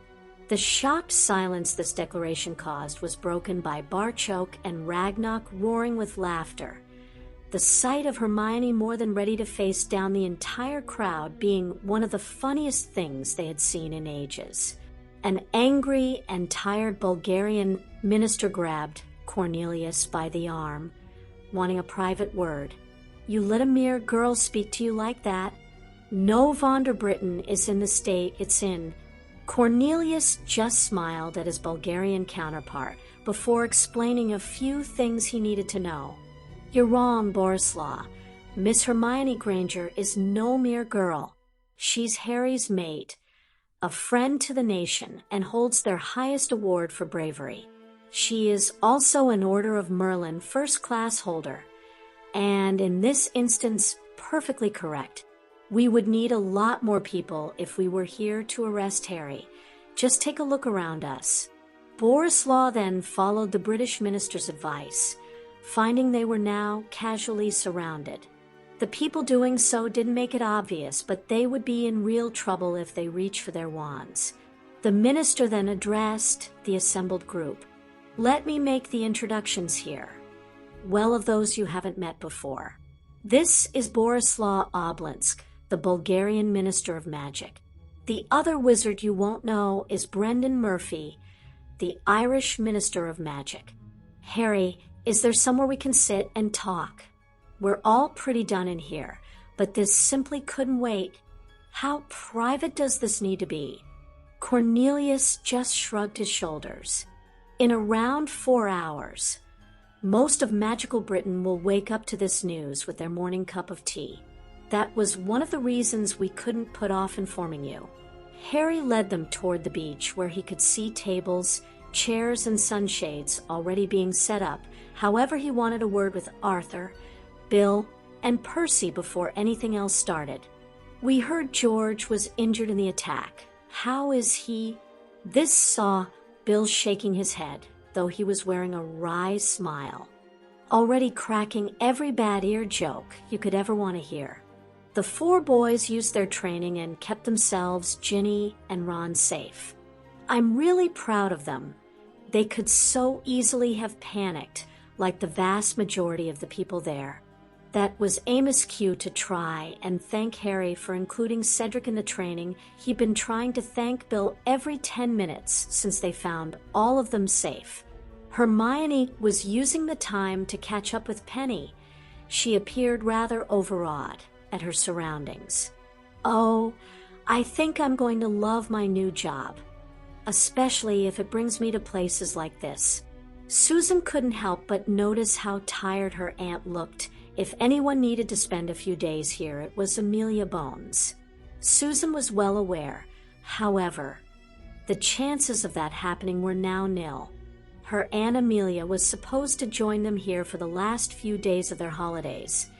This attack had surely put paid to that. Susan got Amelia sitting in a comfortable beach chair, kicking her shoes off, and drinking a fruity concoction that the elves made. And everyone just loved. Amos had followed her lead and couldn't help but blurt out what was on his mind. They were all entering their second night without sleep. Merlin, Amelia, is this where you were heading for your leave? We could all use a few days of this. Even the Bulgarian minister had mellowed somewhat. Borislaw wasn't exactly smiling, but at least he'd stopped scowling.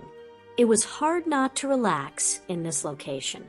The letter had since been passed around everyone, so it was time for Cornelius to tell them why he was here. That was delivered by a crow in the middle of an emergency Wisengamot meeting. It caused a fair bit of a stir when I read it out to the chamber. Amelia almost choked on her drink at that massive understatement. Oh, flashback. Oh. The letter had a polarizing effect on what was already a very emotive chamber. Everyone present at least knew someone who had been injured or killed last night. That a few of the members appeared to think this letter was a viable means to end all their troubles nearly saw them being lynched. Wands were being drawn when Amos fired off a noisemaker curse. We are the law of the land's representatives, and that law will be followed. I will not have this chamber descending into a brawl. Minister Fudge, I believe you still have the floor. Thank you, Chief Warlock. I believe I interrupted Madam Bones, though, and what she was about to say is very prevalent to where we go next. This would also allow Cornelius a few moments to get himself back under control. Witnessing some members of this chamber even considering this letter as an option made him feel sick. He would deal with them after Amelia was finished her presentation. She had known hearing the next part would be hard for the chamber, but after that letter, Amelia knew it was more essential than ever. Knowing that you don't just create an army of Inferi out of thin air saw my department carefully examining those inferious bodies we were able to. We actually managed to identify a few which corroborated our other findings. These were all once people that Riddle and his Death Eaters had murdered during the last war. My department will finally close a lot of missing person files over the next few days. This time the chamber were shocked into silence. With the numbers involved in this attack, again, there was a distinct possibility they may have known or even been related to someone who had been turned into an Inferius. We're certain Riddle used all his Inferi last night, and my department would soon notice if he attempted to build another army like that. This led us to considering what other threats he might be able to bring against us. The Dementors are all on Azkaban and have no wish to leave that island. Centurion Crow killing 3 of them on the Hogwarts Express means they want nothing to do with this fight. They're more than intelligent enough to understand that siding with Riddle could see them wiped out.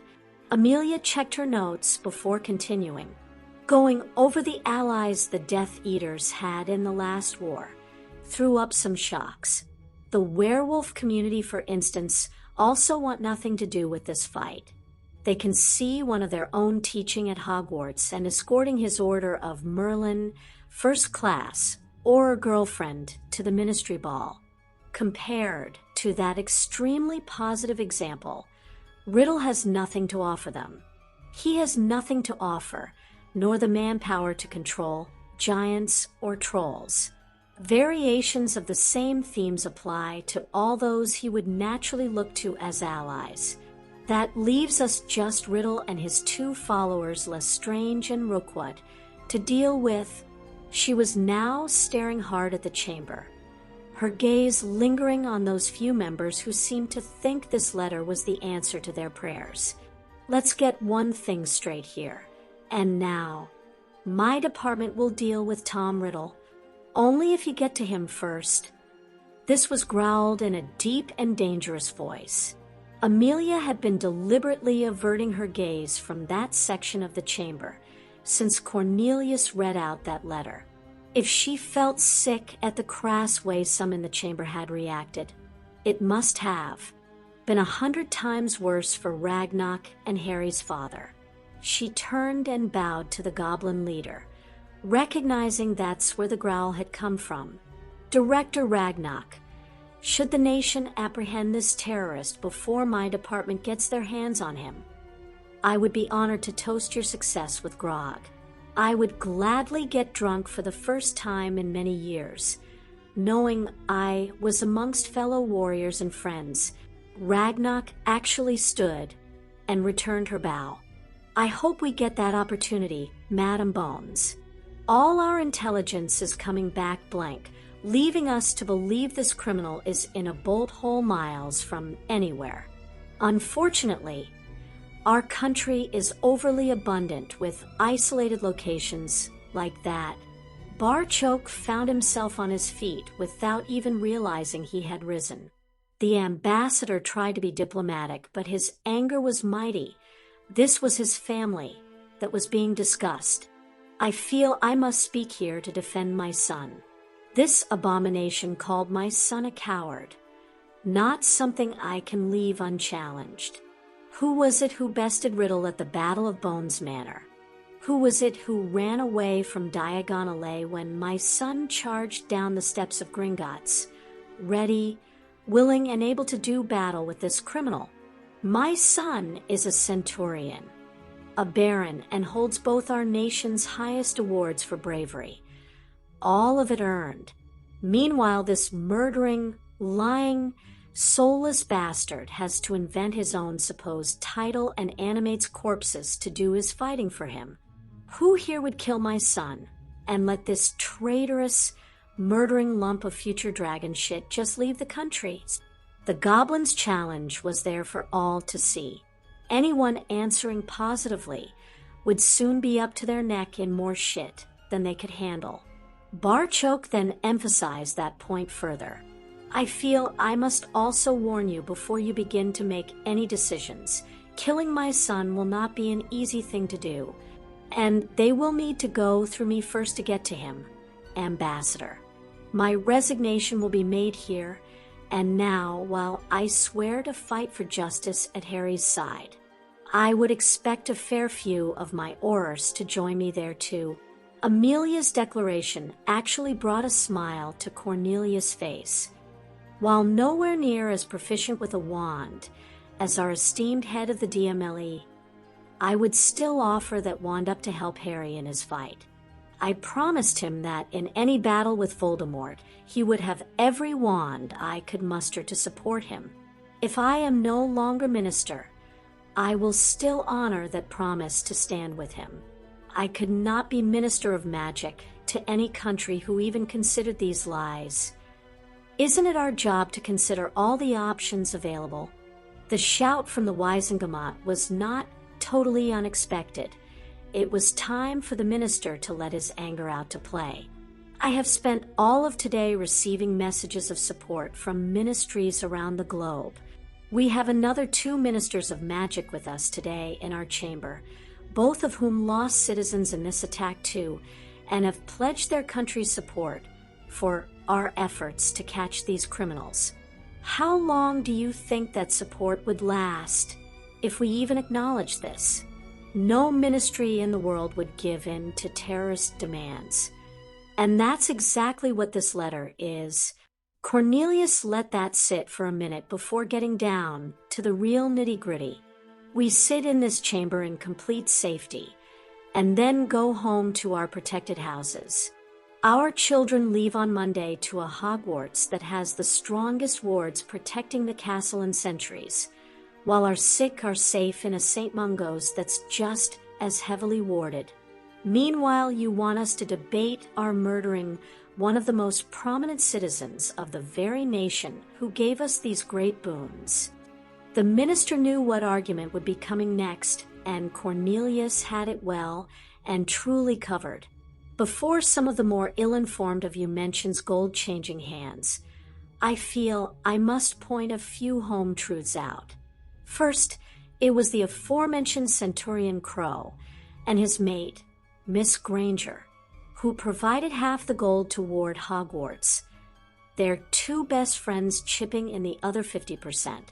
As to St. Mungo's, our friends at Gringotts refused to take 1 canute in payment for warding a hospital They were just as disgusted as we were that such a step was even necessary.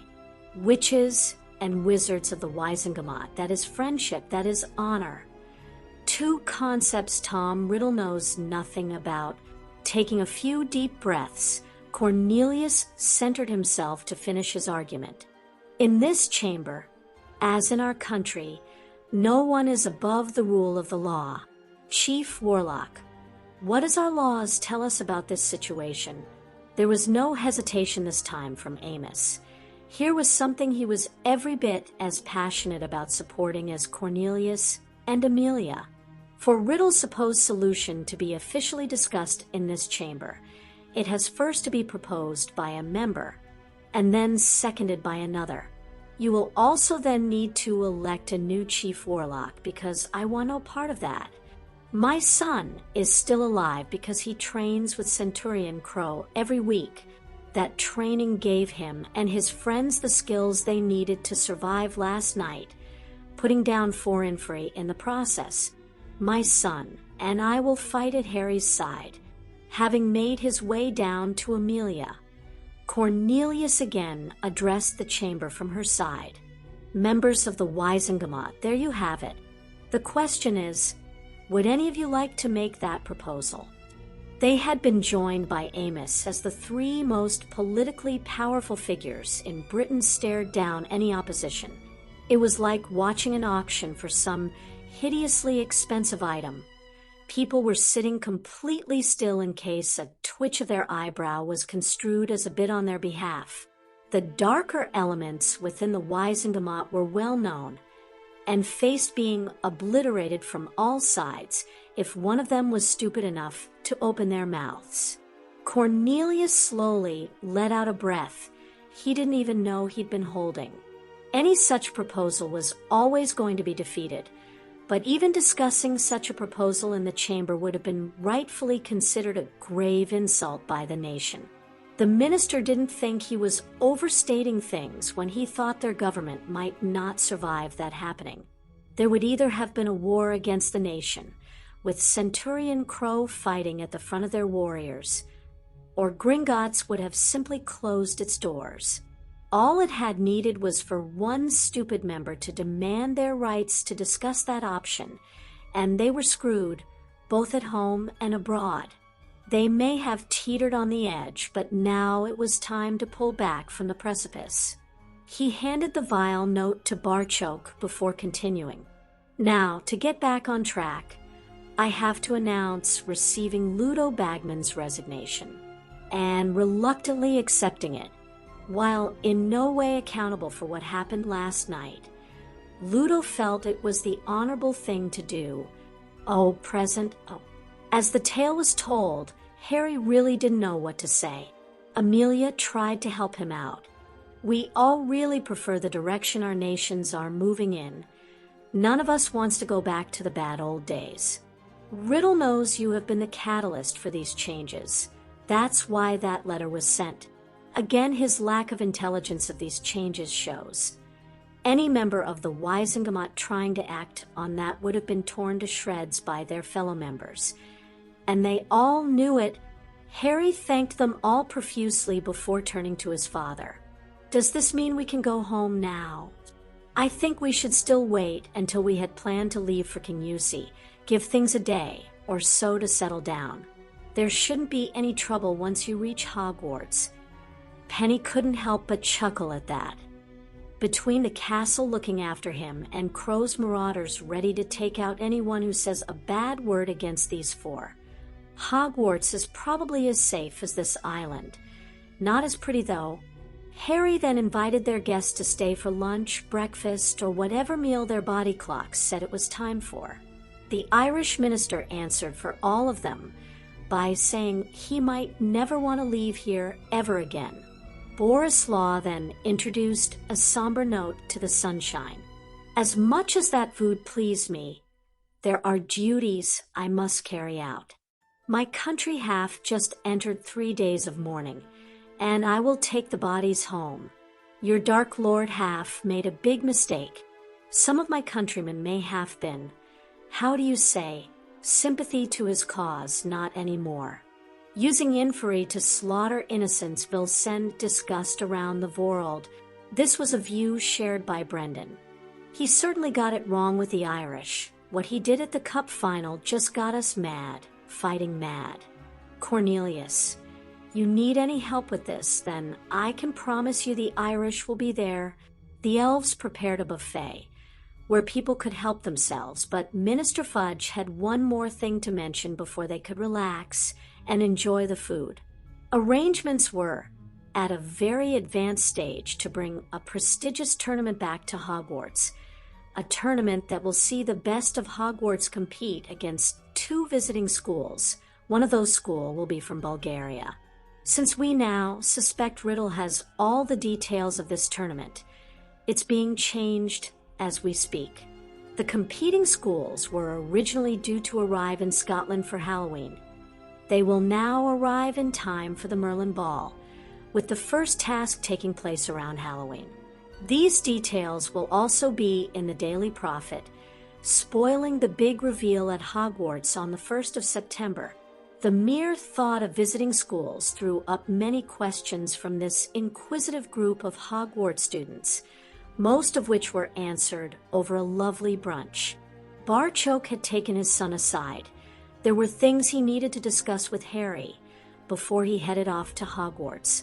Severus found his welcome in this now familiar office to be far more cordial than on his previous visits, a reaction that he'd been noticing more and more since replacing that hated tattoo on his arm with a dragon. "Good evening, Potions Master Snape. Please take a seat. I have a proposition for you. One, you have my assurance that the choice of whether to accept will be purely yours to make. All I ask is that you at least give it some thought." He would certainly agree to mull over whatever Barchoke wanted to talk with him about, and his curiosity now had Severus wanting to find out exactly what this proposition was. The good thing about dealing with goblins was he didn't have to wait too long before discovering just what that proposition entailed. Professor Slughorn is claiming that the attack on the World Cup final proves Britain isn't safe anymore. He just handed Augusta his resignation from Hogwarts. Personally, I believe it was being the only Hogwarts professor not invited to the Baron's Fair that put his nose seriously out of joint. He's just using the attack as an excuse. Both my son and daughter really can't stand a leech and wouldn't even consider having him in their home. This leaves an opening for a potions professor at Hogwarts, a job we would all like you to consider, even on a short-term basis. Augusta and Minerva have their hands full making arrangements for this rescheduled tournament, needing to fill both the potions position and appoint a new head of Slytherin for Monday are serious problems they could do without. You could solve both their problems, even if it was only long enough to allow them to find a replacement for Sluggy. Severus just sat there, staring at Barchoke with no idea what to say next. I realize this is probably something that on first hearing you might not want to do, but I would like you to consider it for 2 reasons. First, it proves to everyone that you are no Death Eater, since having the dark mark would prove fatal to anyone trying to enter Hogwarts. Secondly, there is your godson to consider. Mentioning Draco clearly pricked Severus' attention, so Barchoke concentrated on that area. My own son has benefited greatly from having his godfather back in his life. I'm sure the same could be said for Draco. While Sirius has done his best to protect Draco and his mother, I'm positive he would rather have his godfather there to advise him. Draco really is turning into fine young wizard. Nothing like his father, still in something of a dither after having this dropped on him out of the blue. Severus asked his first question, more to buy some time until he sorted his own scrambled thoughts on the matter. Won't your son have a problem with me being back in Hogwarts? Harry hopes to one day take over from me as ambassador. I think his decision here shows he might have some flair for the job. The four involved are all of the opinion that you were nothing more than a young wizard caught between two powerful foes, a mere pawn in their grand schemes, and that you genuinely feel remorse for what happened. They won't be taking your classes, but neither will they object to you being back in the castle. The potions master then broached what Severus would consider the real problem to his returning. What about Black and Lupin? We never really got on well at Hogwarts as students. I can't see that changing much if we were professors together. Barchoke was actually grinning at that. The serious Black that I know probably bears little resemblance to the one you attended Hogwarts with as a student. I explained to Sirius what I wanted from him before he would be allowed back into Harry's life. He had no objections and has done a wonderful job as a godfather to both Harry and Hermione. A certain Astrid Aurora Black being born has also had a tremendous impact on him, nearly as much as Lady Henrika Black. I think you'll find Remus Lupin a changed man too. Basically, they finally grew up. Or the fact they both now have witches in their lives who expect better of them might be nearer the truth. Weighing up his options, Severus thought it might be nice to teach again. With no Dumbledore, and knowing it wasn't a long-term deal, he might actually enjoy it. A short stint teaching at Hogwarts would also out the fact he wasn't a Death Eater, something worth a lot more than gold to Severus. A spell teaching in Hogwarts would allow him to have it all, be able to live and work in both communities. For the first time, Severus appreciated the dilemma facing Lily's son. That both his mother and chosen mate were Muggle-born simply added another level of complexity to Harry's problem. While he'd already made his mind up, it wouldn't do any harm to keep them waiting on his decision. Can I sleep on this and give you my answer tomorrow? Barchoke was a shrewd enough negotiator to know he already had his man. He graciously allowed the wizard a day's grace. They had been somewhat isolated and immune from the tragedy that had befallen Britain after the Cup final, being on the island, and then returning to KUSI. That immunity was stripped away as they faced the harsh reality of frightened people on platform 9 3/4. While the majority of casualties had been from Bulgarian and Irish Quidditch supporters, there were still British witches and wizards who had been murdered most foully that night. Harry was soon to discover for himself exactly what the British wizarding public thought of Riddle's ploy, though the prophet had certainly helped set the tone. The entire country was well aware exactly what Riddle was: a ruthless, lying, murdering psychopath with delusions of being a deity. They then asked the simple question of why the country should turn on the only person this maniac seemed afraid of. It had labored the point that the country's children would be far safer in Hogwarts if the castle's chosen champion was there too, something they should all work together toward achieving. The young centurion wasn't sure how to handle the first person who came forward to shake his hand, smiling that they now knew their children would be safe at Hogwarts. This action was repeated often as the group slowly made its way along the platform. McGonagall had officially recognized the Marauders as sanctioned Hogwarts lessons, and they were now part of the curriculum. She also recognized the trainers involved. They now all held positions in authority, similar to those of a prefect. She'd offered badges to signify this, but the girls involved had chosen something different. Since Harry had been the instigator of the entire Marauders project, they wanted these symbols of rank to reflect that. They would wear epaulets on the shoulders of their robes, similar to the ones he wore indicating Harry was of Centurion rank. They would have a silver M for Marauder, followed by the year group they were teaching displayed in Roman numerals. Harry was so touched at their idea, he took it a stage further. Those epaulets were attached to jet black dragonhide dueling robes, the now official uniform of Marauder trainers. Tonks was also wearing a set, though colored to imitate her official aura robes, with even the ministry insignia on them. Asking Amelia's permission for Tonks to wear the robes as a uniform got an immediate yes, and a request for a price per set to see if she could afford getting more of her auras protected like this. Tonks herself had objected at the expense until Harry pulled a masterstroke. He told her it was an engagement present. Remus was never going to object to something that kept his wife to be safe. A smiling Tonks glancing at the ring on her finger meant the battle was already won. The couple would be receiving another present when everyone recovered from the surprise announcement. They were quite the sight as they strolled along the platform, dressed in uniform.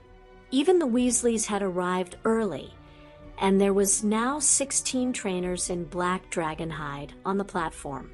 They certainly had a calming effect on the parents who felt their children would be safer with these people around.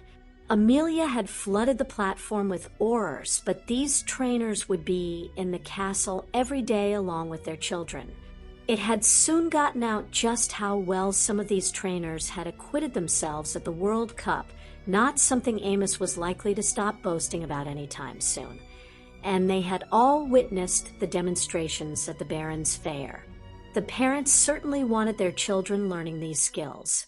Susan and Blaise had talked about which members of Crow's Marauders they wanted to help them with the new first year. They would wait until they could meet with Daphne and Terry before any decisions were finalized. Harry had another 4 robes that would be handed out then. Parvati was on Blaise's arm and thought the new robes made him appear even more handsome. He'd asked her if they could give being a couple another try, and she must have cried for an hour while clinging tightly to him. She'd been an idiot, chasing fun and adventure while ignoring what she already had. Her sister's words were finally getting through her thick skull. Sitting with Blaise's arm around her as the sun sank into the sea wasn't boring. Parvati, now, though it was bloody wonderful. She would have a lot more time to listen to her sister from now on. While still a Gryffindor, Parvati Patil would be bunking in Ravenclaw. It couldn't be helped that she would still share some classes with Lavender, but her father had made it perfectly clear that would be as far as their interaction went. Parvati now realized how much she'd hurt her parents with her behavior. That would not be happening again. Natalie raced over to join the group with Ewan in one hand and Orla in her other. They were soon joined by a pair of excited Creevy boys and Pauline Knott. Since Luna had traveled with them, Harry was delighted to see all 6 Potter Scholarship students clearly happy to see one another again, unsure of what reception they would receive, and not wanting their brother put at any risk whatsoever. They had said their goodbyes to all 3 Grangers in KUSI, with the Blacks already in Hogwarts that left the Longbottoms and Patils to escort the group to the Express. They were saying their farewells when Harry noticed a little girl in tears. He made his way over and knelt beside her. "Hey, Maggie, what's wrong?" It took her a moment to answer through her tears. "I want to go on the train with Dennis and Colin. I want to go to Hogwarts too." His arm went comfortingly around the little girl who still wore her hat from the fair. "Do you see that girl there with the long red hair? Is that Ginny? Colin says she's a friend of his." "Yes, that's Ginny Weasley. She had to stand exactly where you are now many, many times. You see, Ginny has 6 older brothers who all went to Hogwarts before her. She eventually got to go too, and still had 4 of her brothers at Hogwarts when she got there. Your time will come. Maggie and Colin and Dennis will still be there. You might even have one of them taking your Marauder Club by then." Her eyes went wide at that thought. Harry used Maggie's distraction to touch the tip of his knife to her now battered hat. That her hat was instantly like new drew a gasp from the little 9-year-old Creevy. "I'll make sure Colin and Dennis write to you at least once a week. The Christmas holidays will be here before you know it." As Harry left to take Hermione's arm while she boarded the train, his mate couldn't resist gently teasing him. "What is it with you and young damsels in distress at the station? I know how bad I felt leaving Jamie earlier. I just had to help." This saw him being gently kissed. "Not something I will ever complain about, love. It's still hard to believe it was only 3 years ago you helped an 11-year-old Hermione Granger onto this train." Hermione was now the one being kissed as Harry wished her a happy anniversary. They'd now been best friends for exactly 3 years, 3 wonderful years. Sirius was also reminiscing with the girl in his arms. He was walking around the empty Hogwarts corridors while chatting to Astrid. Sirius was so engrossed telling his daughter a funny story that he almost walked right into Severus Snape. "Oh, hello. Sorry about that. I was so busy talking to my daughter that I didn't see you. I heard you were returning to Hogwarts." "Yes, I was asked to come back and help out. I'm pleased to see your daughter takes after her mother. In looks at least." While his comment could be considered sarcasm, there was no hint of malice, or Snape's usual sneer. Sirius actually laughed at that. "Well, since my wife's beauty could only one day hope to be matched by our daughter's, I'll certainly take that as a compliment. Things have really changed, Severus, and I mean really changed. The head of the House of Black is married to a Vila while teaching Muggle studies. My mother must be spinning in her grave. Our godsons are at the forefront of that change. If Draco and Harry can become such good friends, do you think we could at least stop being enemies? Since we will one day be family, I suppose we really should try." Seeing Sirius' confusion almost had Severus smiling. "Almost. Isn't Pansy Black betrothed to my godson?" This had Sirius laughing again. "Now, there's something I didn't consider when I set that betrothal up. Ah, well, too late to change it now." His wide smile indicated Sirius had no intention of changing anything. "I want to thank you for that. I know how close those two are. Sorry, but that's not something I can take the credit for. I just helped out where I could." Pansy approached Hermione and Padma for help with stopping her father breaking her betrothal to Draco. Those 2 witches make the Marauders look as if we weren't really trying. However, I really want to thank you for giving Harry that photo album. It couldn't have been easy for you, and it's one of his most prized possessions. When I look at your godson, I don't really see his father. Though some of his actions are pure lily, I would have to disagree with you there, Severus. The more I see Harry, the more I see it's his father's influence that has molded him into the person he is today, his sense of honor, and the code by which he lives his life is pure barchoke, something I have no complaints about. I ruined my chances of ever raising Harry when I chased after Peter. I'm delighted to see you grabbing the opportunity to get back into Draco's life. No one's told Draco, have they? No, it will be quite the surprise. Harry and Neville were consulted, which means their girls know too. Those for those know how to keep a secret. Just back and already pulling pranks, way to go. Severus, the baby in his arms gave a little happy gurgle at her father's antics, an action that saw Sirius' entire face light up with joy. I need to complete Astrid's tour and get her back to our apartment.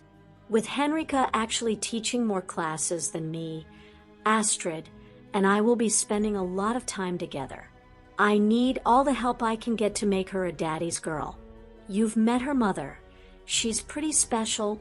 As Sirius made his way down the corridor, still chatting away to the beautiful baby in his arms, Severus was left certain of only one thing.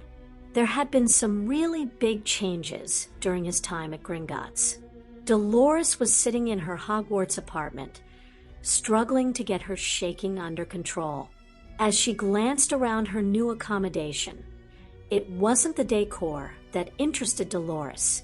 Those thick stone castle walls were very comforting, but not nearly as comforting as being behind those wonderful wards that denied access to witches and wizards branded with the dark mark.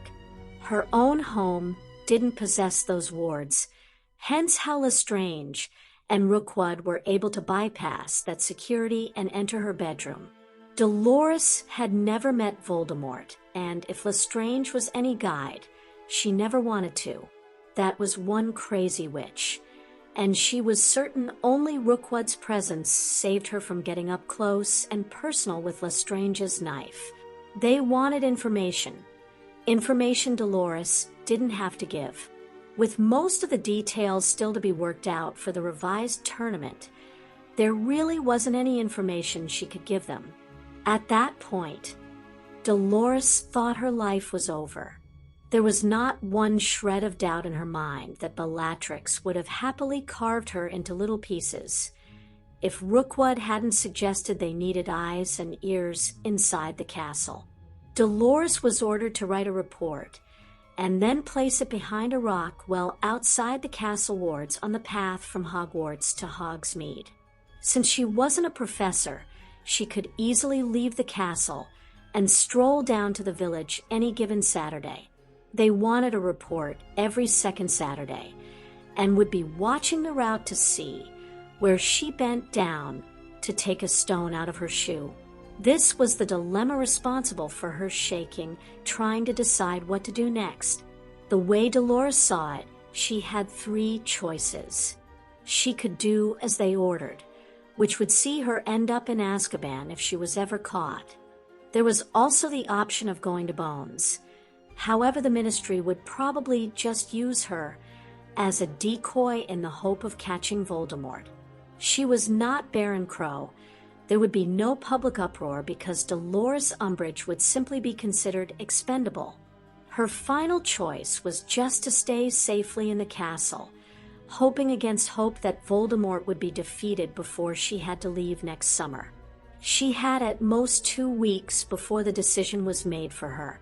Dolores' non-appearance at Hogsmeade 2 weekends in a row would put her right near the top of Voldemort's shit list.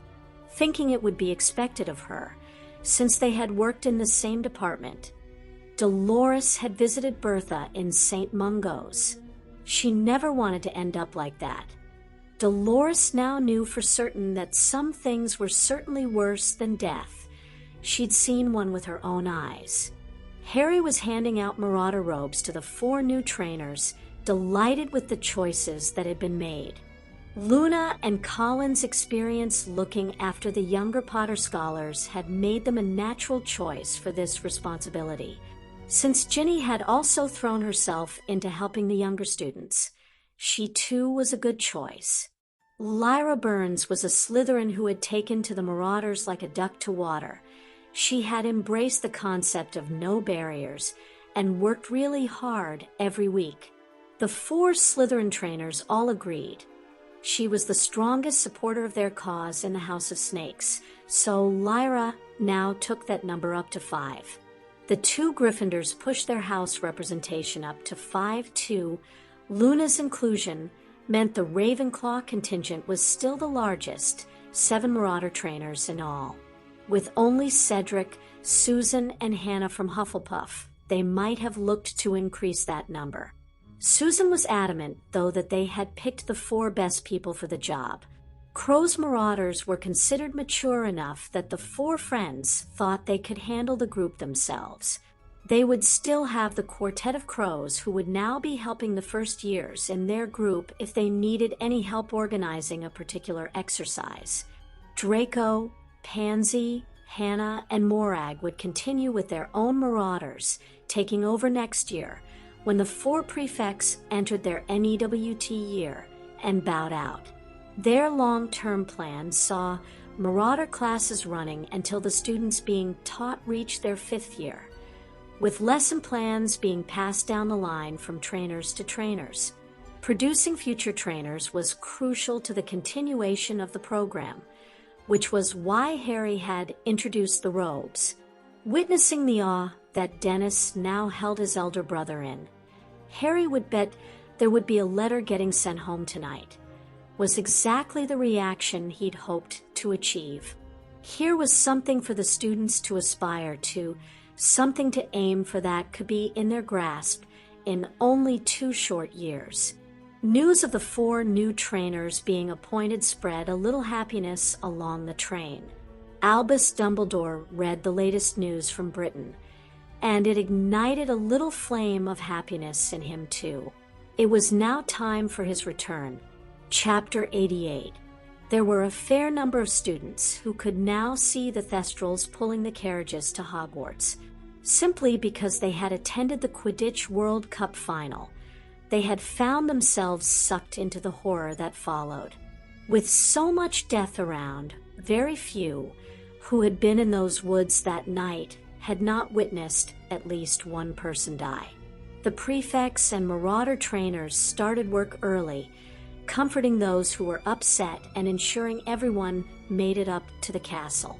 Since Padma was sticking to Parvati like glue tonight, Harry, Hermione, Draco, Pansy, and the Weasley twins were on the last carriage heading up to the castle. George wasn't going to let a little thing like having part of his ear bitten off get him down. The jokes were coming thick and fast, but Harry and Hermione had the last laugh. The Slytherin couple and the Gryffindor twins froze as they entered the Great Hall, for pairs of eyes were now fixed on a certain individual sitting at the staff table. They were not by any means the only students staring in that direction. They were the ones Harry and Hermione were laughing at, though. This saw the focus of their 4 friends switch to them. A smiling Harry answered their unasked questions. Yes, Fred and George. We will still have our potions lessons from Master Pitsley. No, Draco and Pansy. The wards were not altered to accommodate Professor Snape. But how? There's a very simple answer. Draco. You can't enter Hogwarts bearing a dark mark. Therefore, Professor Snape doesn't have one. No dark mark means he's not a Death Eater. The smirk on Hermione's face as she said that gave the game away, at least to the Slytherins. You knew and didn't tell us. Harry was smiling too as they made their way into the hall and toward their tables. Sorry, Draco. Your godfather wanted to surprise you. Hermione couldn't help but channel her inner Padma. I think he surprised a lot more people than his godson. Such was the esteem Harry and Hermione were held inside Hogwarts. Seeing them smiling and laughing about this instantly put the message out that Snape's return was not a problem. The first years were led in, taking Hermione's thoughts back to her own sorting. She hoped tonight's passed off with a bit less drama than theirs had. They were all hoping for a quiet year. The hat surprised everyone by singing this year's message. Watching Sirius, and Remus, almost choking with laughter, answered the question of where the ancient Hogwarts artifact had heard Johnny Cash songs. Hermione recognized the tune at once, I Walk the Line being one of her father's favorite songs. A certain Muggle Studies professor would appear to have gotten the first prank of the year in, if you didn't count Professor Snape sitting at the staff table, as a prank. With his surname being Abercrombie, Ewan was first to be sorted. He couldn't hide his delight at Hufflepuff being shouted, and shot off the stool to join a loudly cheering Natalie, forgetting to take the hat off his head. Dennis was every bit as pleased to be joining Colin in Gryffindor, while Orla couldn't help but smile at the warm welcome she received when the hat shouted Ravenclaw. She was quiet throughout the feast until Morag called out to her, Dinna fash, Yersel. Orla, ye are amongst muckers now. Ye'll find your accent will soon, even O.T. Mine's I'm like kicks and no a win. Ah, get pure crabbit. All Morag's friends knew her accent was never as thick as that. They had barely understood one word in 3 there, but the smile of pure joy on Orla's face meant nothing would be getting said. The hat put Orla in Ravenclaw, and they would be doing their best to help any claw that needed it, irrespective of her being a Potter scholar. When Madame Longbottom stood to announce the Triwizard Tournament would be held in Hogwarts this year, she received a muted response. Even mentioning the other two schools who would be competing didn't generate any excitement. To most of the hall, they were just a pair of names. Mentioning that Quidditch would be canceled this year certainly upped the ante, just not in the way the staff might have hoped. The no Quidditch declaration created quite an uproar. When it quietened down, only one person was left standing. Ron had, of course, read the papers and knew about the tournament that would be held in Hogwarts. Since this was going to be the year, he made his play to join the Quidditch team. He'd asked his father how the school was going to run both. Ron had known Quidditch was going to be canceled and had come prepared. This was his dream they were messing with, and he was ready to fight for it. Between asking his father questions and even reading the relevant chapters in a few books, Ron had for once done his homework. Madame Longbottom, I must protest that decision. There are students in this school hoping to make a career from Quidditch. Canceling a year so only one person from Hogwarts can compete in this tournament is unfair on the rest of us. Between the Baron's Fair and the World Cup final, Quidditch has never had such a high profile. Contacts have been made, contacts that will soon be forgotten about if there is no Quidditch this year. The last game a lot of us watched ended up with some of us fighting for our lives. I love Quidditch and don't want that to be our memory of the sport. Even Ron's own siblings were looking at him and wondering where their real brother was. The rest of the school were too surprised to even comment. It was well known he was obsessed with the sport, that he'd just put forward a reasoned defense of why Quidditch shouldn't be canceled was the surprise. Augusta was going to have to disappoint him, though. I'm sorry, Mr. Weasley. We simply won't have the time to organize both. Ron then turned to the last person the Great Hall expected him to go to for aid. Harry, mate, you managed to organize an entire fair, including 2 Quidditch matches with professional teams. Could you help us out here? Harry was just about to say he wouldn't even know where to start when the decision was taken out of his hands. Dolores had watched this brat challenge things she'd soon be arranging and wasn't best pleased. When the carrot then tried to involve the crow cretin, she exploded. Sit down, boy. There are things happening here that are a lot more important than some school Quidditch games. The Ministry are backing the Triwizard Tournament, and it has absolutely nothing to do with Crow. To be fair to Ron, he stood his ground. Hogwarts has anatomy, autonomy. The Ministry has no say in Hogwarts business. It can't cancel Quidditch. Harry, please. Sit down when you're told, boy. Dolores was halted in her rant by another boy standing. This one was an entirely different matter. Harry slowly stood, his new dragon hide robe emphasizing not only his height, but his broad shoulders too. With his long black hair, imposing green eyes, badges of rank on his shoulders and sword at his hip, Centurion Crow appeared every inch the Hogwarts champion he was. Even Dolores didn't interrupt him when he spoke, especially since he was staring straight at her.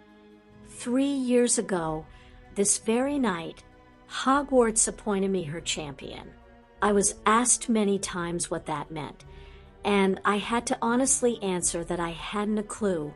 I have since learned, however, and I'll give all of you that answer now. Hogwarts isn't a castle. It isn't a particular headmaster or person. Hogwarts is an idea that witches and wizards of whatever background can come together to learn magic. The hall was silent now. Even Hermione hadn't heard this from Harry before. Hogwarts was sick of people abusing that idea for their own ends, be that certain groups or even individuals trying to twist those ideals to prop up their own agenda. She made me her champion, in the hope I could put a stop to that. I'm doing my best. This actually started a few people clapping, the applause soon becoming thunderous. Harry eventually had to hold his hand up for quiet. He had more to say. This here is who I champion, the students of Hogwarts, one of whom was just given short shrift. People who know me will understand I'm not a fan of Quidditch, nor could Ronald, and I'd be considered friends. He stood, though, and made some very good points that should not see him being shouted down by someone who is merely a visitor in the castle. Hogwarts doesn't recognize Madame Umbridge as having any authority over the students inside this castle. She is here as a ministerial advisor to this tournament. Nothing more. Augusta was glaring daggers at Dolores and couldn't miss seeing Harry's barb hit home. Madame High and Mighty Umbridge would simply hate being put in her place by Harry Crow. Madame Longbottom, I think the reactions shown here tonight indicate that the vast majority of the students want to continue with the Quidditch matches. What would you need for that to happen? Again, Dolores exploded. I will not have some school Quidditch matches overshadowing my tournament. Harry was on her before anyone else got the chance. Your tournament? Well, that certainly ends my interest in it.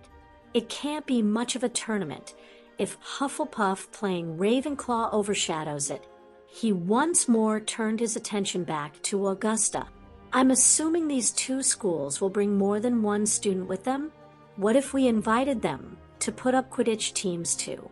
We could have 4 house teams plus 1 from each school competing in a friendly tournament. I'm pretty sure I could convince Gringotts to come up with some prizes. If Hogwarts or the Ministry didn't want that honor, watching Umbridge's complexion turn puce actually brought a smile to Augusta's face. That sounds like a wonderful suggestion, Centurion, but it doesn't solve the problem of the staff being too busy to administer the thing. Ma'am, we have 4 Quidditch captains who could organize the schedules, ensuring the dates didn't clash with any you wanted kept clear. We used professional referees at the fair. That arrangement could stand again. The students on duty at the fair did a wonderful job of directing the crowds where they needed to go. They too could easily do the same for these matches. It would also be easy to ensure they got the day off those duties when their house is playing. The prefects and marauder trainers could organize schedules for that as part of their duties. The fair at KUSI proved that when Hogwarts works together, anything is possible. We can do this. Madame Longbottom. Centurion, I want you to meet with the Quidditch captains and sort of plan out. They will then present it to the staff at our meeting on Friday evening. This is not a yes, but it's not a no either. That was good enough for Hogwarts. The cheering this time was everything a now livid Umbridge was hoping to hear for the Triwizard Tournament. She stormed back to her rooms. Dolores had a report to write. When little shits like that gain power, it was time to take some action to restore the natural balance back to where it should be. Orla was sitting with her jaw hanging open. Luna was beside her. So the new first year asked her blonde friend a question. Is it I lick this at Hogwarts? Luna, resplendent in her new black dragon hide robes, could only smile at the awestruck little witch. When any of our 4 are involved, I would have to say that would usually be a yes. Orla's answer of Stoughton may have confused Luna. Her meaning was clear, though, from the wide smile she wore. It looked like they were in for another interesting year at Hogwarts. Harry was talking with Roger. The reason why his friend wasn't appointed Quidditch captain this year now clear. I'm going to need your help again. I still know nothing about Quidditch, except Hermione looks good in a Harpies jersey. Then again, Hermione looks good in anything. Nice save there. Harry, I'll talk to the people involved. and see what we can come up with. Roger, could you include Ron in that? It was kinda his idea, and it took a lot of guts to get up and say what he did. Sure, Harry. Without him, there wouldn't be any Quidditch this year. By the way, is that the same Umbridge who challenged you to a duel at the Ministry Ball a couple of years ago? The very same Roger. That was why I referred to her as a visitor. She will have some say in whoever enters the tournament, but none whatsoever in the day-to-day running of Hogwarts.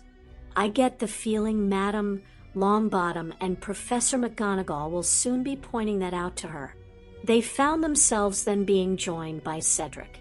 Harry, they obviously knew there would be no Quidditch this year.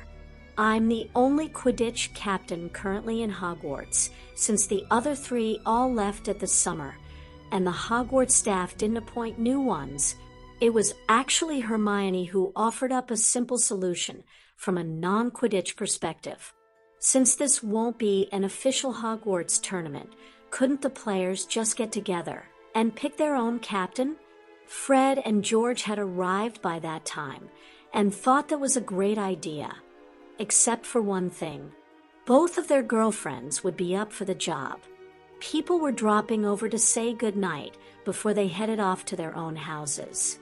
Harry was having a quick word with a happy Ewan when Susan supplied the twins with a solution to their problem. Well, McGonagall set the precedent when she made the both of you prefects. Why not have Angelina and Alicia as joint captains? Gryffindor are only looking to fill one position anyway. That's a great idea, Susan. Thanks. We think that's what got Ron so riled up. He's hoping to try out for keeper this year. The now excited students headed off to their dorms. Very few of them were talking about the Triwizard Tournament. Eternal Glory didn't really wash, since none of them had heard of the tournament before, far less the names of any previous winners. The 1,000 Galleon prize had generated a fair degree of enthusiasm, until they discovered that only those of age could enter. Since that didn't apply to over 80% of the students, what was there left about this tournament to get excited about? Parvati was excited to discover she had her own room, one that was placed between Padma and Hermione's. However, she was more excited about the welcome she had received in Ravenclaw. She had simply been accepted into their house without any fuss whatsoever. How are you settling in? Oh, Padma, it's great. A bit quieter than I'm used to. Yeah, that's us Ravenclaws for you. Quiet and reserved. This got both of them giggling. The number of scrapes a certain Ravenclaw trio got themselves into could hardly be classed as quiet or reserved, with our timetable being the same as last year. I was wondering if we could keep Tuesday evenings free for just some Patil girl time. That would be great. What about Hermione? Oh, she's planning on using that to have some Harry time. The advantage of having a boyfriend who's in the same house as you. After a goodnight hug, it was time for bed. They had classes in the morning. They started the year off with double transfiguration, Professor McGonagall telling them that this year would be the last that the current OWL exam would be in operation. Their exam would be considerably different the following year. It would be 70% practical, but those practical levels would be nearer the current NEWT standard. They were working on what type of questions to ask for the written part, and they would mainly consist of essays. There were no groans from anyone in the class as they were given an essay to write as homework. This was easily their lightest subject for that particular activity. Professor McGonagall saying their essays would be sent away to the examination board to assist them with producing their final exam, and a marking system put slightly more pressure on. They still spent most of the double period with their wands in their hands. They were holding back at the end of the class, McGonagall wanting a quick word with Parvati, when Ron approached the group. Harry, I just wanted to say thanks for your support last night. Without it, I was going to be on to a hiding. You're a decent bloke, Harry." Having said his piece, Ron left the four friends, and Blaise rather stunned. "Are we sure that's Ronald Weasley? What are the chances of that being someone else polyjuiced to fool us all?" Neville had to disagree with his betrothed. "Sorry, love, he still snores exactly like Ron. You would need something better than polyjuice to pull that off." Padma then asked the question she wanted to ask Neville, just not while Parvati was around. How did Gryffindor react to Lavender? For a Gryffindor to drop a fellow housemate into trouble, purely so they could protect themselves, is not behavior becoming of Godric's house. She kept quiet while her father pushed all the blame onto Parvati. Lavender will now have to get used to that quiet. Very few in Gryffindor wanted anything to do with her. She certainly stayed well away from me, Colin, and Ginny. Blaise could understand that reaction. In Slytherin, their treatment would probably be a lot worse. Parvati said she enjoyed her first night in Ravenclaw. It's time for all of us to put this behind us. Lavender made her bed. Let her lie in it. At that, Parvati came out and Blaise offered his arm. The three couples made their way to lunch. An excited Draco was waiting on them in the Great Hall. He had some news to share. "My godfather has offered to be staff sponsor for our Marauders tonight. Sirius is going to stick with the Crows while Remus wants to work with the new first year. Henrika has her hands full with Astrid and wanted to give the Marauders a miss this year. Padma just couldn't resist." "That's brilliant, Draco. You get to tell Fred and George, though." Watching Draco's face fall had all of them laughing. That should be a good meeting tonight. The four oldest trainers actually cornered Harry later for a quick word. "We know you know more than you're saying. We don't need to know what you know. We just need to know Snape can be trusted." Harry was left with his usual feeling when faced with the twins. Only this time it was slightly different. "You know, guys, that whole twin speak thing you do is a lot less effective now. We can tell you apart. It was Roger who attempted to get things back on course." "Seriously, Harry, we just need to know if Snape has another agenda for volunteering. We've no intention of letting anyone spoil something we all consider to be one of the best things that's happened in Hogwarts for generations. If I'm reading this right, and I'm sure I am, it's simply a way to spend some time with his godson, Draco. You guys just do what you'd normally do, take the class, and forget your sponsors there. Any advice he gives at the end of the night should be listened to, just the same as if it was from Henrika or Remus." That seemed to settle them down. Harry then caught up with Hermione as they headed off to arithmancy. Dinner that evening was followed by the first Marauder class of the year. There was another 8 trainers putting their heads together while going over how they would handle the new first years tomorrow night. They had a tremendous advantage over the other groups, however, for trainers who had come through the class as students. The 4 friends were taking it easy tonight. They knew their training kicked back in tomorrow. After what happened at the Cup final, they were anticipating that training being intensified. By the time Master Pitsley arrived for their potions lesson on Friday afternoon, it was beginning to feel like they'd never been away from Hogwarts. He surprised the class by assigning every one of them a different potion to brew. It was all potions they had already covered in their last term, but it was a short, sharp, shock form of revision.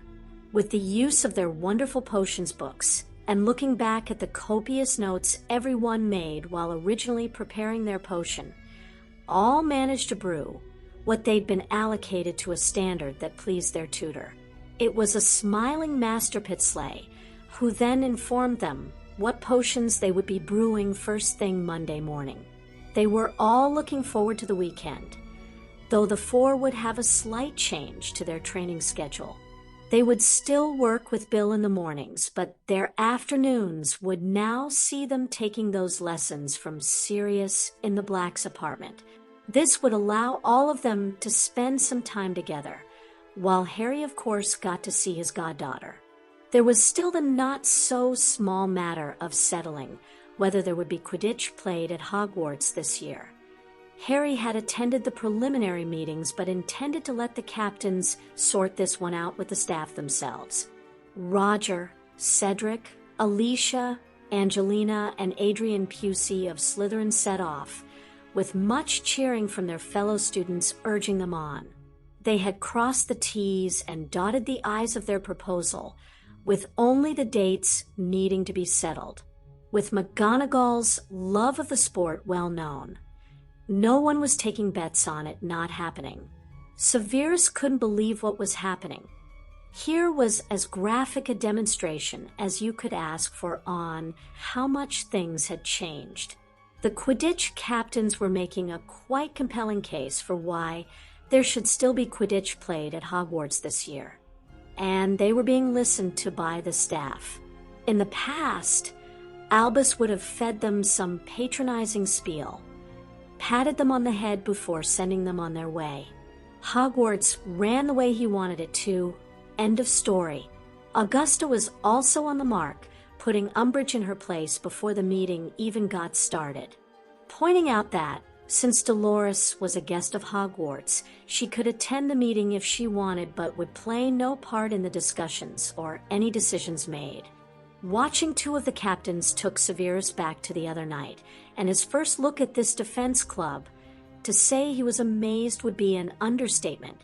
Not only was the content being taught well thought out and delivered brilliantly, watching Draco and Pansy seamlessly partner the Weasley twins was a revelation. Minerva couldn't help rubbing his nose in it by pointing out Fred and George's OWL marks more than merited the badges they wore. He could also have done without hearing they would be sitting their potions NEWT a year early, or that their tutor expected them to match the outstanding they received for their OWL. The captains were proposing 2 leagues of 3 teams, the winner of each league playing one another in the final.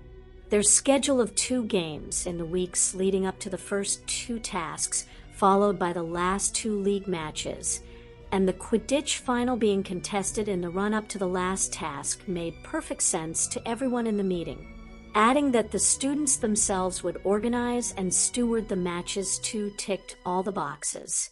Umbridge was sitting there almost ready to burst with anger. That certainly helped make up the minds of any staff who were still undecided. The Quidditch proposal received a unanimous yes vote. As the meeting ended, Severus found himself being approached by Henrika, her daughter in her arms. "What did you think of the Marauders Club? I worked with them last year. Until this little lady made it impossible to continue, I really wouldn't know where to start." Watching students just beginning second year, yet being able to cast shields was only one of the surprises. I think what first struck me when Harry started with the Crows was how careful they were not to let house barriers carry over into their club. Each team was always a mixture of houses and even sexes. It's paid dividends throughout the school.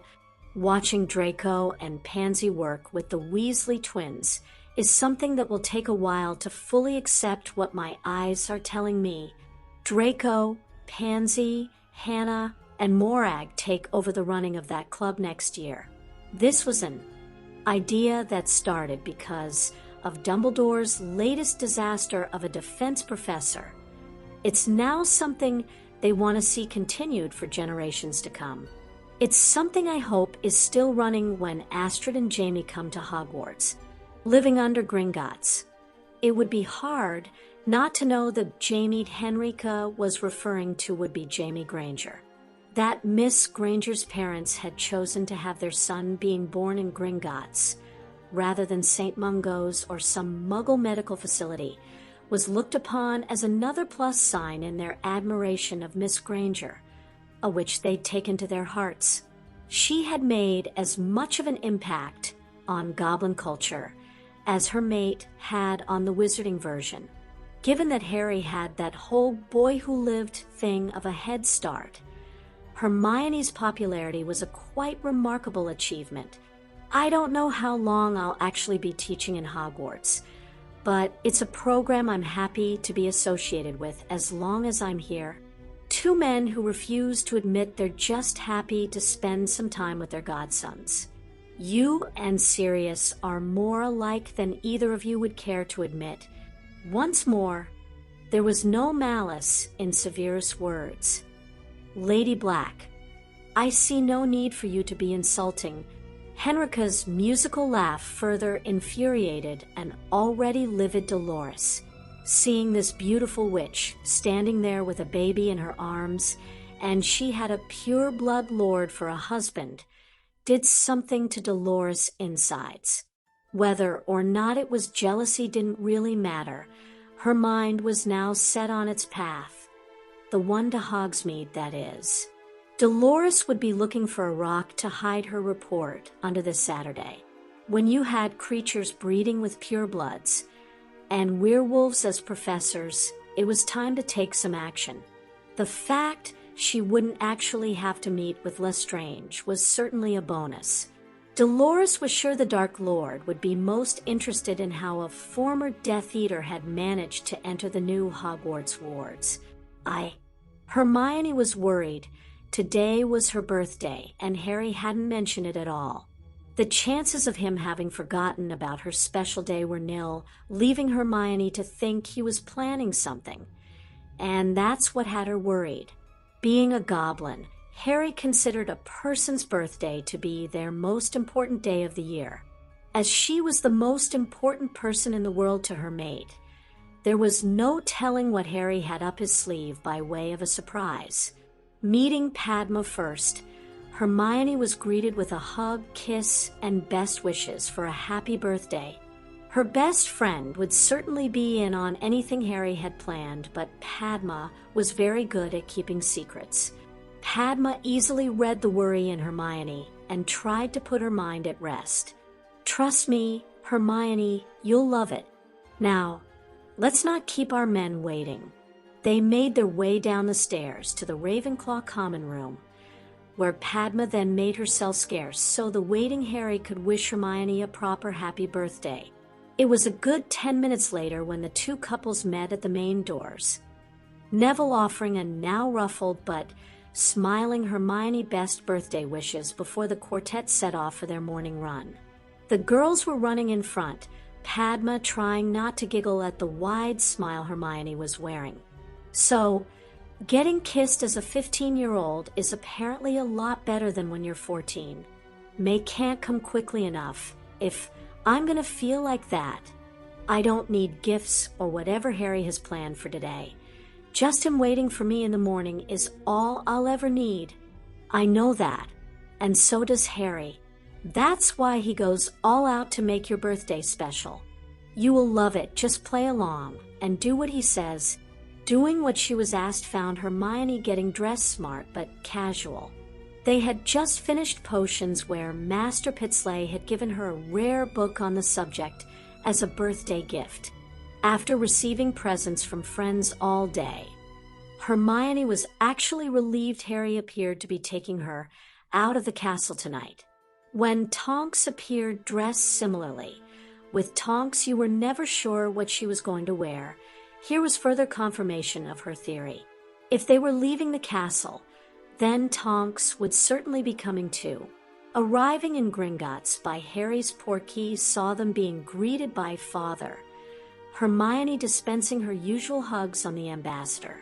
She was somewhat surprised to discover that was not their final destination, but totally shocked when they next visited the Granger's house in Crawley. As Harry led her outside, Hermione thought it was time for some answers. Harry, I've been a good little girlfriend and played along with everything you've asked. I think we're way past the stage, however, where I should be getting some answers. Well, we're having a bit of a party for you tonight, and then an even bigger party tomorrow. We're going to collect the guest of honor and take him to KUSI with us. Harry, you're not making sense. No one in Crawley can know I'm a witch. Hermione stopped as one name flashed into her head. Harry's smile told her she got it right. We're taking the Reverend Richards to KUSI. He'll be at your party tonight, and tomorrow we'll christen our baby brother. I hope you don't mind. We thought that by combining both events, we could all spend the weekend together. Harry never got to say any more, as Hermione was now showing she didn't mind at all by kissing him. Robert Richards was as giddy as a schoolboy at the mere thought of spending his weekend with people who could perform magic. He was trying not to think in terms of witches and wizards. To say they received negative press in the book he lived his life by would be an understatement. Having known the Grangers for many years, he'd christened a baby Hermione too. Robert intended to look on Dan and Emma's children as having special abilities. That those abilities could apparently transport him from Crawley to KUSI in a moment was something he was really looking forward to experiencing. He had always been a person that questioned everything, even his faith. Robert thought that if his faith couldn't stand up to his questions, then it wasn't really something that he could live his life by. He firmly believed that every person on the planet were God's children, and his mission was to minister to them to the best of his abilities. There was also the fact that, had he not learned of the magical community, he would certainly have christened little Jamie Granger in the church anyway. His excitement was there for all three to see as Hermione made the introductions, though introducing Tonks as Harry's Ministerial Protection detail raised his eyebrows. Harry and Hermione each took one of the Reverend's arms, while Tonks lifted his bag before Harry activated their emergency portkeys, knowing they would take all of them straight to KUSI. As his eyes were screwed tightly shut, it was left to a giggling Hermione to tell the Reverend Richards they'd arrived. His eyes were soon open wide, as Harry had led them from the training room to their ballroom. A ballroom full of people shouting, "Happy birthday, Hermione!" The people who had already seen Hermione earlier in the day were standing back and letting those who hadn't greet her first. Dan and Emma were at the head of the queue. After greeting his daughter, Dan moved on to the bewildered Reverend and took him under his wing. "Welcome to KUSI. How was the trip? I feel as if I've just entered a different world. I'm assuming this is why we haven't seen you in Crawley." "It's the same world, Robert, just different people." That little man now hugging Hermione is Harry's adoptive father. He may be a goblin, but he's one of the most honorable people I've ever met. Neither he nor his son have religion in their lives, but their code of ethics that they live those lives by are certainly values Emma and I can support. They both adore Hermione and just look at Harry with Jamie. It's barely been 3 weeks, yet you think our boys hadn't seen each other for months. Robert watched as a little creature, barely the height of Hermione's waist, but certainly not a goblin, hugged the girl before disappearing with 2 swords he didn't even know the teens had on them. There was then a group of goblin children who greeted the birthday girl, generating a lot of excitement on both sides. Emma arrived and explained those children actually lived on the estate and really looked up to Hermione and Harry in more than just the obvious way. They were all delighted to be invited, but watching Hermione smile told everyone there that Harry had gotten it right. Robert could really only compare this to some sort of medieval banquet, with Harry and Hermione sitting at the head of the enormous table like the kings and queens of old. The food, though, was as good as any he'd ever eaten, and the wine certainly a lot better than Robert was used to. What pleased him, though, was how genuinely happy everyone seemed to be just by being here. There were clearly a wide range of ages involved, from grandmothers to babies, and also different cultures, too. Everyone, though, was getting along and having fun. No one was here just to be seen. Emma had finally managed to prise her baby son off the two teens and introduce him to Robert, saying that they were already sure Jamie was magical too. The Reverend Richards looked at this beautiful child and could see no reason why he shouldn't christen the baby tomorrow. He may do so in front of the strangest congregation he'd ever faced, but the baby was still a baby, albeit a magical one. Hermione thought dancing with Harry was simply magical. I can't believe you managed to do all this and keep it a secret from me. The amount of people who must have known. All their friends and family were here, the Marauder trainers, the Potter scholars, their Ravenclaw year mates, and even the children and their parents from the Glen. Bill, Percy, and Penny had also been invited. Bill would still be taking them for their lesson in the morning. That Bill was currently dancing with Jenny Abercrombie, raised no eyebrows in this company. Harry knew the young mother would be missing Ewan, and gave both of them this opportunity to catch up over the weekend. They all knew how much it meant to me to make this a surprise. No one was going to say anything. Now, I still haven't given you your gift. Harry, you've already spoiled me. I don't need any more. Just having you is all I'll ever need. Well, that's good, since that's your birthday present. How does Saturday the 4th of August, 1996 sound? Like a long way away. What's so special about that day? I intended to see the Reverend Richards and inquire if we could book his services for that day. Since it's going to be our wedding day, I thought I should at least ask you about it first. Again, Hermione stopped Harry talking by kissing him, this time with even more passion. Apparently, she only thought she was happy before. Hermione now felt as if she could fly to the moon unaided. I take it that's a yes, then?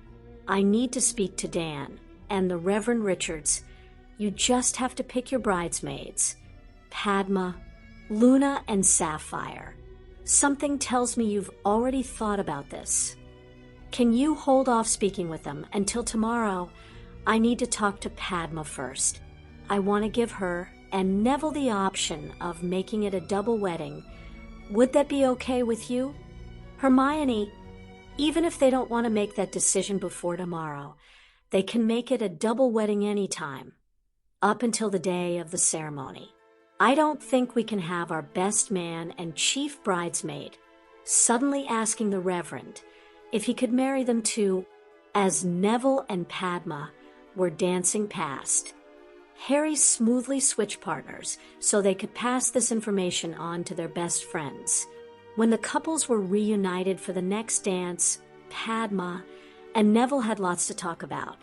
The ballroom was now full of chairs, all lined up facing the ceremony that was about to take place at the end of the room. The Reverend had been somewhat shocked to see the baptismal font from his own church sitting there. Dan had to reassure Robert it would be returned to Crawley directly after the service. Barchoke was sitting beside his children, Luna and Sapphire, as he watched the ceremony before him unfold. He thought it was simple yet beautiful ceremony, one where Neville and Padma were very happy to promise to play a prominent role in Jamie's life. With his own role now changed from that of banker, the ambassador couldn't help but be amazed at the political statements being made here today. He was well aware that thought had never crossed Dan and Emma's minds, which made this occasion all the more remarkable. A wizard, born inside Gringotts to Muggle parents, was just christened by a Muggle with two teens of old pureblood families standing as godparents. Add in the Minister of Magic and the director sitting in the audience, and you couldn't help but see the political significance here. Harry had certainly brought all three cultures closer together, but his baby brother was already continuing that trend. The fine September day had allowed the elves to set the reception that would follow on the lawn, as it had allowed his assistant ambassador to give his lesson outside. The warded area had drawn quite the crowd by the time they had finished. the 4 older wizards also taking part in the session. Some of the guests had began arriving, and Amos Diggory was almost bursting with pride as he caught the end of the lesson. The reception afterwards was also a big hit. Barchoke had trouble believing his eyes as Raina cradled Jamie in the crook of her arm. Ragnarok's next move totally floored the entire family, at least those who understood the significance of what was happening here. Our research concluded that it was traditional to bring a christening gift. It also said that gifts should be silver. I hope this meets that criteria. When Emma opened the box to see the exquisite silver baby bangle, Harry, Hermione, and Ragnarok all giving deep bows told her there was more going on here than she realized. It's beautiful, but obviously has more significance than being a simple bangle. Anyone care to fill us poor dentists in on what's really happening here? Mom.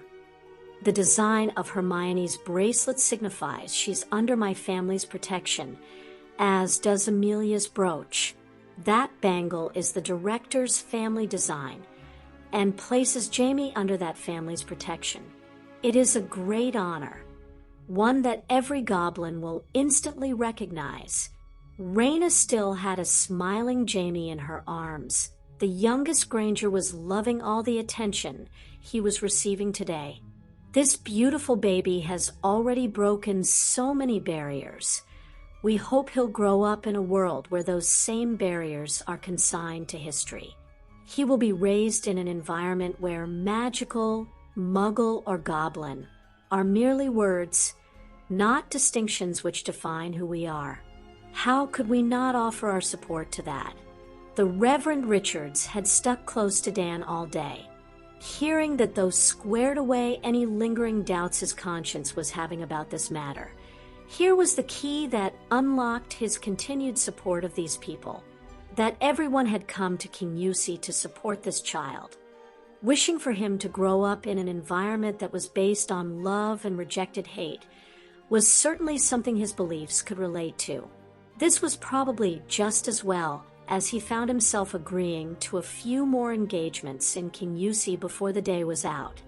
Harry, though he'd had all the shocks he could handle for one day, that was until a nervous Remus approached him, with a beaming Tonks on his arm. "Harry, I was wondering." "Sorry, we were wondering if we could ask you a favor." "Ask away, Remus." "Well, we were going to talk to Reverend Richards and then thought about locations." He was interrupted by his impatient fiancé. "What Wolfie here is trying to ask is, can we get married in KUSI at Christmas? If you say yes, we can ask the Reverend today. I think that would be wonderful. Of course you have my permission." Harry couldn't say any more as Tonks took a leaf out of Hermione's book and kissed him into silence. She then dragged Remus away before Harry even got time to shake his hand. It would appear Tonks wanted this matter settled before her fiancé could change his mind. A laughing Hermione approached Harry with Luna and Sapphire. "Looking pretty flustered there, Harry. Should I be worried? I just agreed we'd hold a wedding here at Christmas. Does that worry you?" Tonks has just dragged Remus off to check on the Reverend's availability. Something we need to do too. Hermione was receiving shocked looks from her 2 friends at Harry's last comment, so just went for it. "I hope you 2 will be my bridesmaids. We're just waiting on Padma reaching a decision before we start making our own arrangements." At that, a very happy couple rushed over, and were soon embracing everyone. "Our parents agreed. We want to take you up on your offer." Neville could hardly contain his excitement. Grant pointed out that as Orders of Merlin holders, we were already of age, and we were only bringing the date forward by a year. After that, they all agreed. The 4 set off to find the Reverend before the happy news spread around the entire reception. The news exciting those leaving Master Pitslay's potions lesson wasn't about the imminent arrival of the 2 schools. The girls were far more interested in Ron Weasley asking Lavender to tomorrow night's Merlin Ball. Their group was actually the last to arrive, where everyone had gathered as a school welcoming committee, Harry having point-blank refused to cut their potions lesson short just for this. Padma wasn't pleased to be standing here either. What's the big deal about this? We've all seen people apparate or portkey before. This saw Harry shaking his head. I don't think that's how they'll be traveling, Padma. Hogwarts has made no provisions to house guests. That means they must be bringing their accommodation with them. I can't see tents being suitable for winter in the Scottish Highlands. This led to a few involuntary shivers. It was cold enough inside the castle in winter. No one even wanted to contemplate living outside under canvas. Cries going up from those nearer. The front focused everyone's attention in the direction they were now pointing. Flying over the forbidden forest toward the castle were 12 enormous winged palomino horses, pulling a powder blue carriage that was at least the size of a large house. It approached at great speed before landing in front of cheering students. When the first person exited the carriage, it was soon clear why the structure needed to be the size it was. She was dressed from head to toe in black satin, with many magnificent opals gleaming around her neck. That wasn't what first caught your attention, though. This lady was at least as tall as Hagrid. She was approached by Augusta and Minerva, who both seemed pleased to her. Madame Maxime, a warm welcome to Hogwarts to you and your students. Augusta, Minerva, how are you both? If this is warm, I dread your winter. Are ze is airs air yet? Seeing about 15 French students shivering in their thin robes, Minerva made a suggestion. Not yet. Olymp, why don't you take your students into the castle, where it's warmer? But ze orzas. Hagrid practically bowled people out of his path as he rushed straight for this vision. Don, worry your pretty little head about the... I'll look after those magnificent horses. Olymp's dark eyes were locked on those of Hagrid. My orzas only drink single malt whiskey. Well, they'll enjoy their stay here. Scotland invented the drink. Padma was giggling as the French students followed their headmistress into the castle. Harry, you might need to ask Hogwarts to make the dance floor bigger for tomorrow's ball. I think we may have just spotted Hogwarts' newest couple. Now, with some idea of what to expect, keen eyes were watching to spot the Bulgarians arriving. Those eyes were soon drawn to the Black Lake. Large bubbles started appearing in the still, dark water. Soon there were waves lapping against the shore. A gurgling sound preceded a whirlpool appearing in the lake. It was like someone had pulled the plug out of a giant bathtub, except this one now had a pole sticking out of it. As more of the structure was revealed, all those waiting could now see it was a sailing ship. As the ship made its way to the shore, the anchor had barely splashed into the lake when a gangplank made the connection from ship to shore. Neville was not alone in expressing his opinion the Bulgarians' arrival was cool. They were also a lot more prepared for the Scottish Highland weather with cloaks that had thick fur collars. This may have masked their features, but there was no mistaking the figure leading them toward the castle. The students of Durmstrang were being triumphantly led into Hogwarts by someone they all instantly recognized, Albus Dumbledore. Chapter 89. The old wizard marched straight up to the two witches in charge with a mischievous twinkle in his eye. Albus Percival Wulfric Brian Dumbledore, Order of Merlin, First Class, Transfiguration Professor and Deputy Headmaster of Durmstrang Institute of Magic. At your service, ladies. Our Headmaster, Professor Karkaroff, sends his apologies. Personal reasons prevented him being here, so that duty then fell to me. Minerva couldn't hold back any longer. You have some nerve, Dumbledore. waltzing back in here. As if you own the place, the great Albus Dumbledore ran away and left us in our hour of need. A 60-foot basilisk had to be dealt with by 4 second years. I think you'll find I was suspended. Minerva, don't you Minerva me. You lost that right a long time ago. You scurried away from Scotland with your tail between your legs, right before you could be sacked. I'll tell you this to your face, Dumbledore, you're not welcome in Hogwarts. Start messing with my students, and I'll smack you one. Well, it's nice to see the spirit of international cooperation being so warmly embraced. If this is your version of a Highland welcome, then it's not very hospitable. Come, students, I know the way. Follow me. The Durmstrang students fell in behind Dumbledore with military precision. They marched in a column of twos and followed their deputy headmaster. Ron Weasley could clearly be heard in the silence that Dumbledore's arrival had caused. That's Victor Crumb. That is. I didn't know he was still at school. Harry felt his friends gather around him, but it was left to Hermione to ask the question. How are you feeling, love? Stupid. We took this competition at face value. It's pretty obvious that others have different plans. Dumbledore has caught us on the hop this time. We're the ones now playing catch-up. The old man will try to use that to his advantage. We'll need to be careful until we can discover just what he's up to.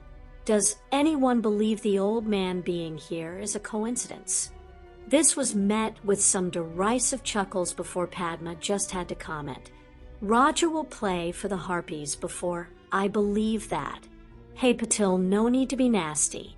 Now, if you'd said play with the Harpies, in your dreams, Davies, frequently, Patil, though not as often as I'd like.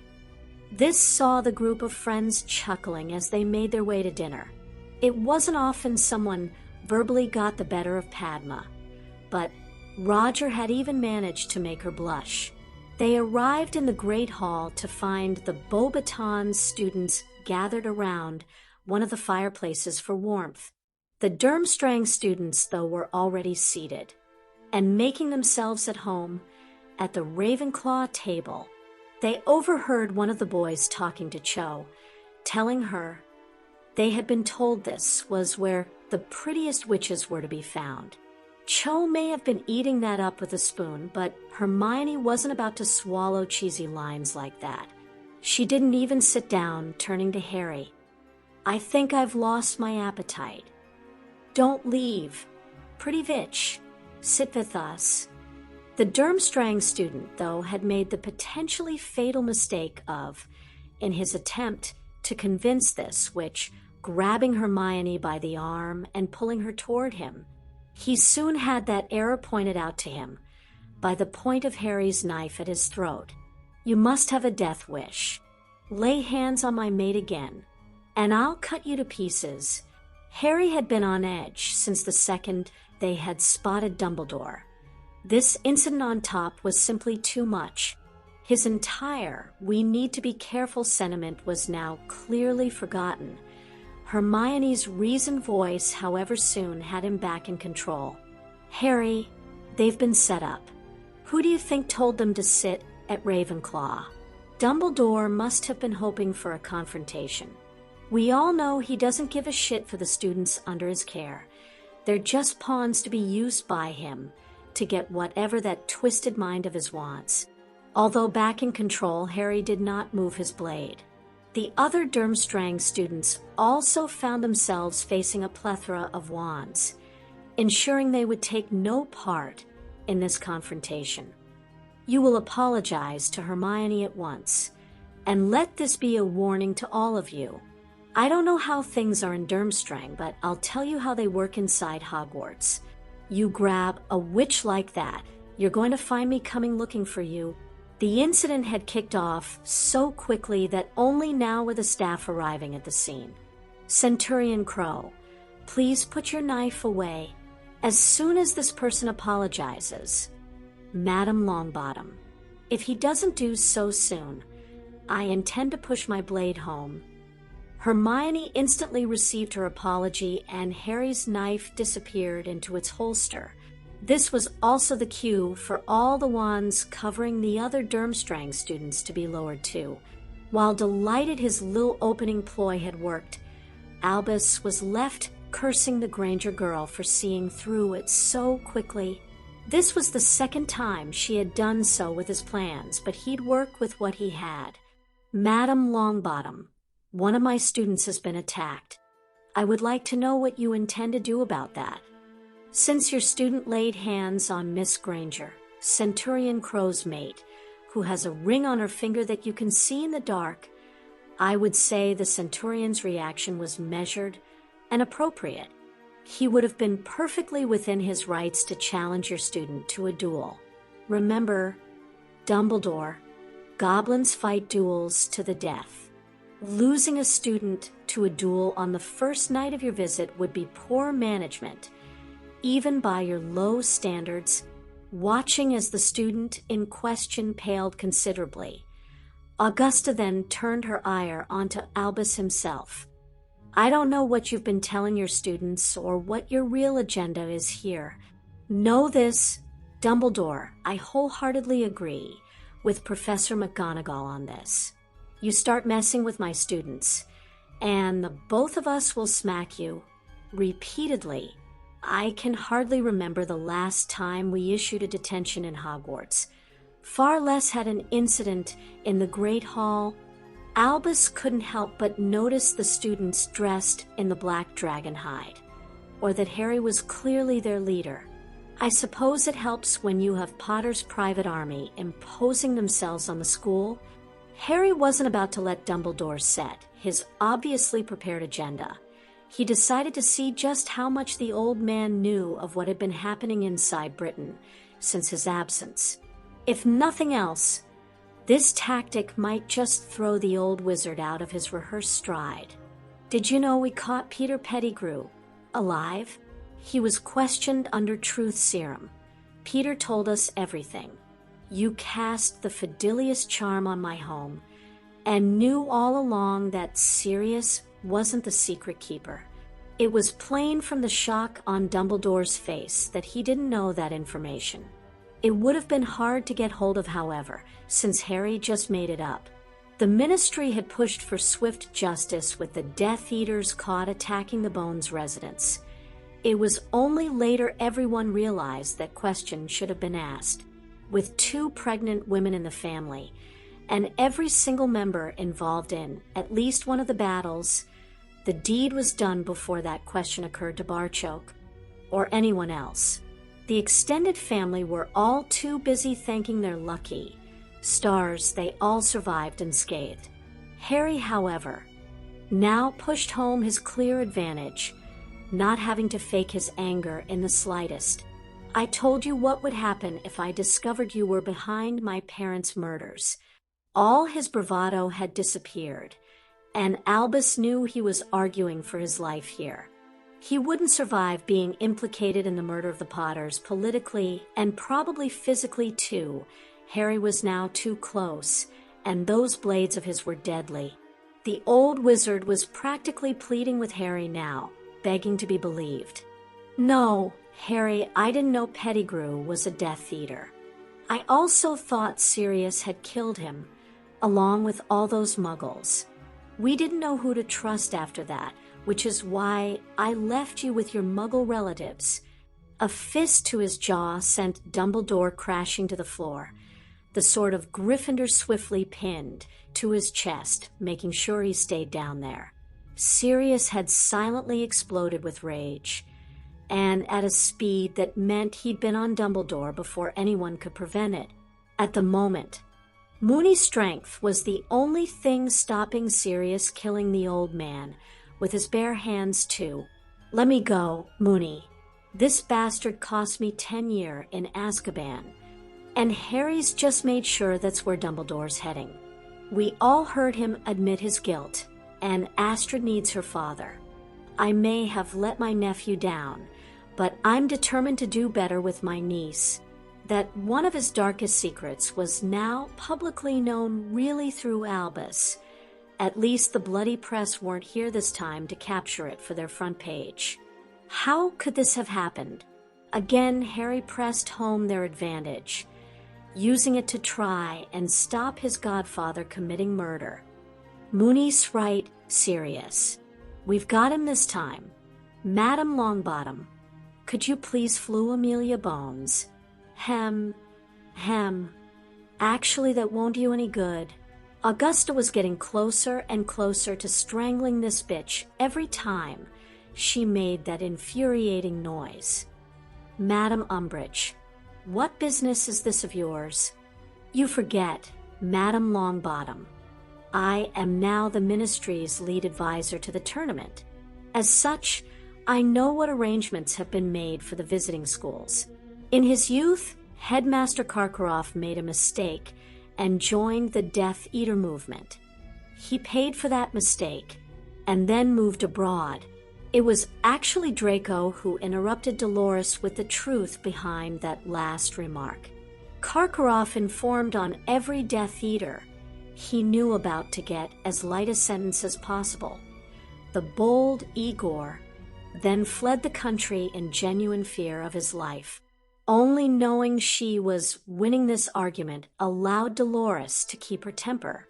Nevertheless, Headmaster Karkaroff insisted some safeguards be put in place. The staff representatives of the visiting schools were granted diplomatic immunity for the duration of the tournament to any past indiscretions. Since this immunity didn't cover any indiscretions committed after they arrived in Hogwarts, the Ministry agreed to the condition. The only crimes I've seen committed tonight have been by Black and Crow, so please by all means call the Aurors. Oh, I certainly intend to contact the Ministry over this. I can also promise that if you played any part in Dumbledore returning to Hogwarts, you will be out this castle moments later. I can assure you, the only people I dealt with were the heads of each establishment. There was real fear in Dolores' eyes now. Getting chucked out of the castle tonight would end her usefulness to the Dark Lord and allow Lestrange free rein with that knife of hers. Harry, meanwhile, had called for Helena to ask if they could bar Dumbledore from the castle. I'm sorry, Harry, but I have to say no. Durmstrang and Beau's Batons were both invited here by Hogwarts. Thus, we can't throw him out. Unless he gets caught doing something to warrant such actions. He was now looking to Augusta for help. Part of him so wanting to push his blade home and end the manipulations once and for all.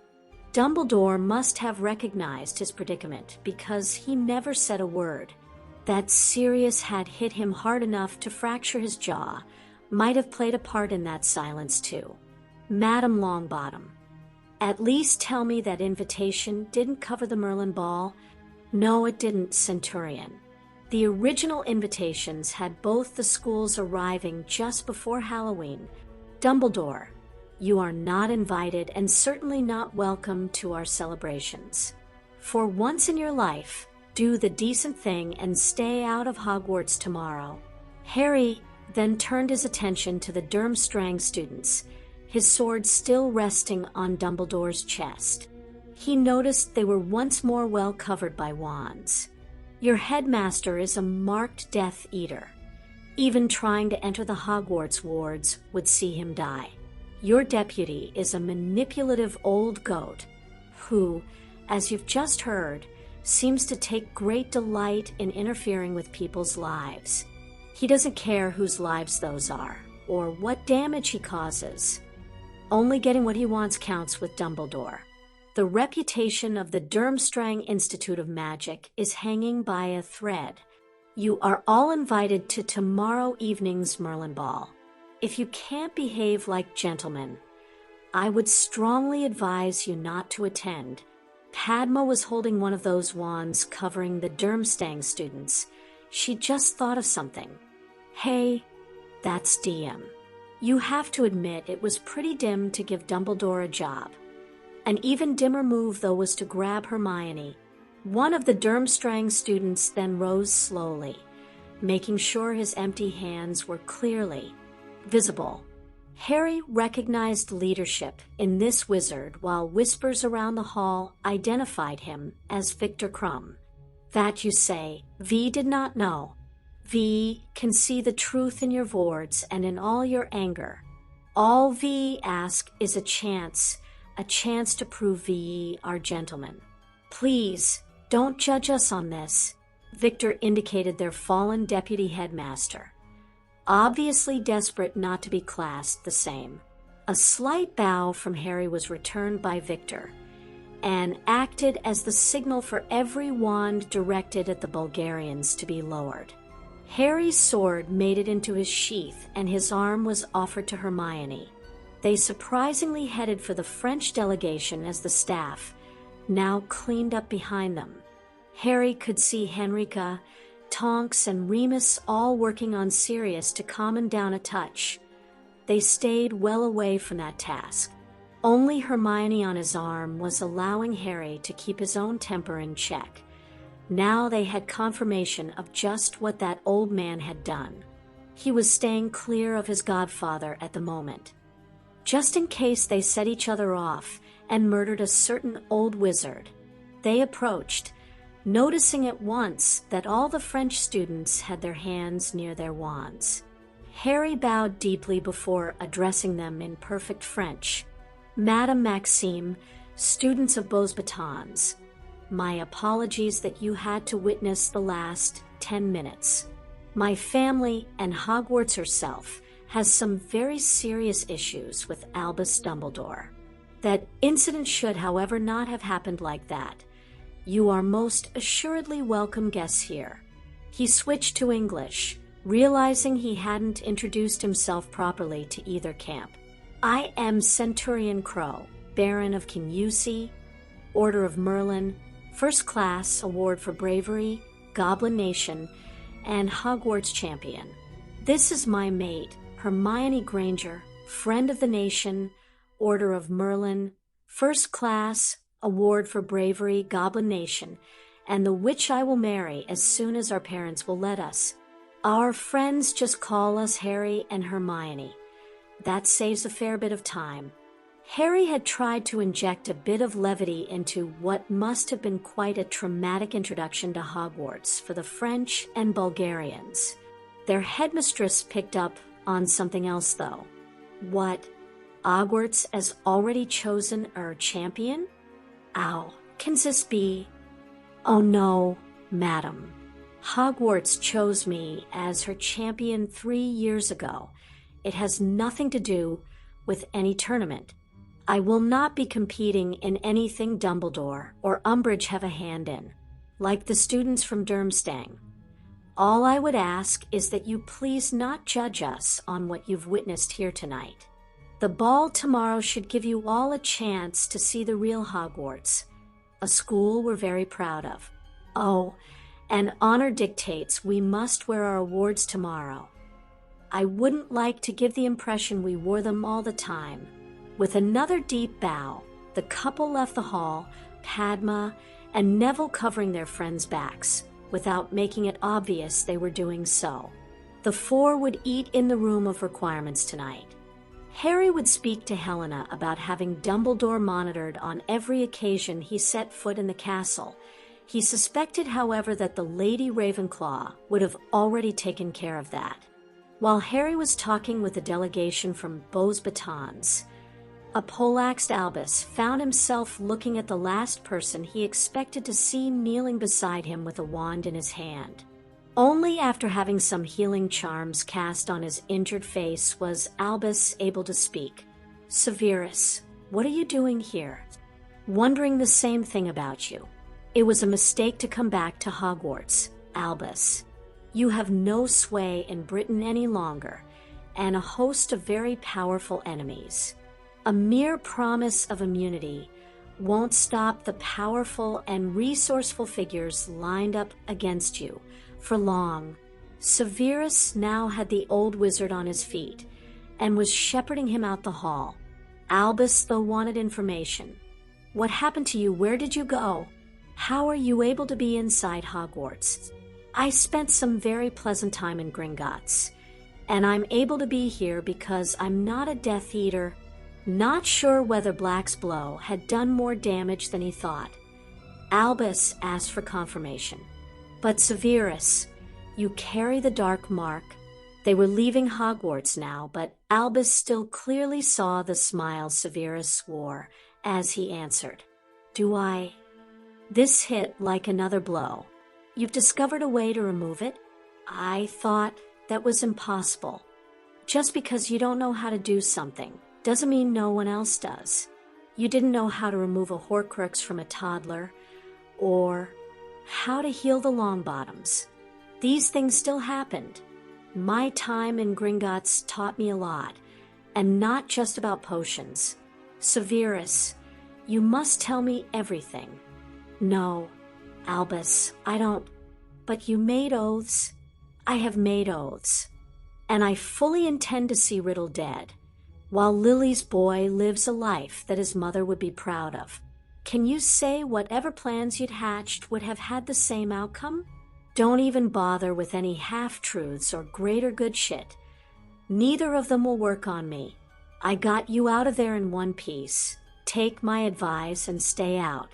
Go back to Bulgaria. Forget all your schemes and just teach. You might find you actually enjoy it. I know I have. Am I the only one who can see this? He's using Hogwarts to create his own army, and everyone keeps falling over themselves to help him. 2 Blacks, and now Lupin on the staff, students wearing those dragonskin robes. All that's missing is the masks. It's Tom Riddle all over again, only with Gringotts backing, and both the Ministry and Hogwarts supporting him to the hilt. Our way of life might not survive this. Severus, you need to help me stop this. We need to turn Harry around. Your eyes tell you only what you want them to, completely missing the truth of the situation. Lily's boy has already made his choices for life. Ruling Britain isn't one of them. He wants nothing more than to marry Miss Granger, raise a family, and one day take over from his father as ambassador for the nation. Severus was trying not to get angry, but Albus was still peddling the same shit from a couple of years ago. Only his methods seemed to have changed. Not that they appeared any more effective. If you had taken time to look at those black dragonskin robes, you might have noticed they contain a Longbottom, Bones, Abbott, Lovegood, Diggory, 3 members of the Weasley family, and 5 Slytherins. My godson is one of those Slytherins. It's certainly helping Draco become the outstanding wizard I always knew he could be. You are the only one that sees it different, Albus. What are the chances of the entire country being wrong because Albus Dumbledore sees things differently? Lily's boy treats everyone the same, a concept that's revolutionizing the country. Riddle tried a revolution too. The Dark Lord is finished. It's only a matter of when, and trying to limit the damage that he does before he's dealt with. The Ministry has cut his support so badly, he was forced to live in a Muggle tent at one point. Lily's boy will never be a Dark Lord. Do you think Alastair Moody would train him if there was any chance of that happening? I'm more worried about you turning. Don't be ridiculous. Am I? Albus, who just admitted to placing an innocent man in Azkaban. I thought Black killed Pettigrew and a dozen Muggles. That's hardly innocent, and it just happened to remove a certain godfather from the picture. Now, you're working in Durmstrang, a school well known for teaching the dark arts. Where's Fawkes? I haven't seen your Phoenix since just after the Quirrell fiasco. Did he leave? There was no answers forthcoming. Severus hadn't expected there to be. You see how much easier it is to turn your own arguments against you. The country you once lorded over no longer exists and needs Albus Dumbledore about as much as it needs an outbreak of dragonpox. The Ministry is being efficiently and fairly run. and Hogwarts is now a far better school. There's nothing left but trouble for you in Britain. Albus, leave and enjoy the rest of your life. Riddle will be taken care of, and Britain will flourish. Would you rather the name Dumbledore was forgotten, or remembered solely for your exile or imprisonment? Being totally honest with you, I can't see any other outcomes here. They were at the gangplank to the ship now, and Severus had some final words of advice for his former headmaster. My allegiance hasn't changed, Albus. I want Riddle dead and Lily's boy enjoying a long and fruitful life. I am more confident that will happen now than at any time since that horrible Halloween all those years ago. Have a think about your own goals, Albus. I would advise you to take all day tomorrow to do it. Stay away from the castle, especially tomorrow. Only trouble awaits you there, leaving a thoughtful Dumbledore behind. Severus headed back to the castle. Whatever plans the old wizard had would be sure to involve Harry in some form or another. His own oath to the nation prohibited him working against Harry. There was no way Severus Snape intended to find himself back under Dumbledore's thumb again. He'd warned his former headmaster, though Severus didn't expect that warning to be heeded. Albus Dumbledore always thought he knew better than everyone else. Albus was currently thinking his plans would need to be altered. Again. He was so sure the weak link was the girls, hence why he'd included a few good-looking boys who had a way with the witches. That damned Granger girl almost read his mind, though, and Harry had certainly grown in the last few years. Only Victor could possibly match him in physique. Albus reckoned, however, that Crow's reactions were quicker than one of the world's best seekers. He hoped Dolores was having more luck than him. She was never going to admit they had been keeping in touch since Albus discovered the Triwizard Tournament would be held in Hogwarts. His promise that a proper pureblood would win the tournament was all Dolores needed to hear, to see the witch pledge Albus her support. He only had until the summer to somehow worm his way into influencing Harry's life that was looking more and more like an impossible task. He was Albus Dumbledore, though, a wizard who'd been doing the impossible for over a century. Dolores might not have taken a punch to the jaw, however her head was still reeling from the onslaught she was facing. Fudge, Bones, Diggory, Longbottom, and McGonagall all seemed to want a piece of her. I'll say it again. I dealt only with Karkaroff and Maxime, and then only briefly. My main contacts were my opposite numbers in the French and Bulgarian ministries. The three of you spent a lot of time with the Bulgarian Minister of Magic last month. Did he mention it? Amelia was not amused at what she saw as evasion tactics from this witch. Why would we ask the minister that? And why would I ask my counterparts who their schools were sending? Albus Dumbledore is no friend of mine either. No one there could argue with that. Dolores didn't really have any friends.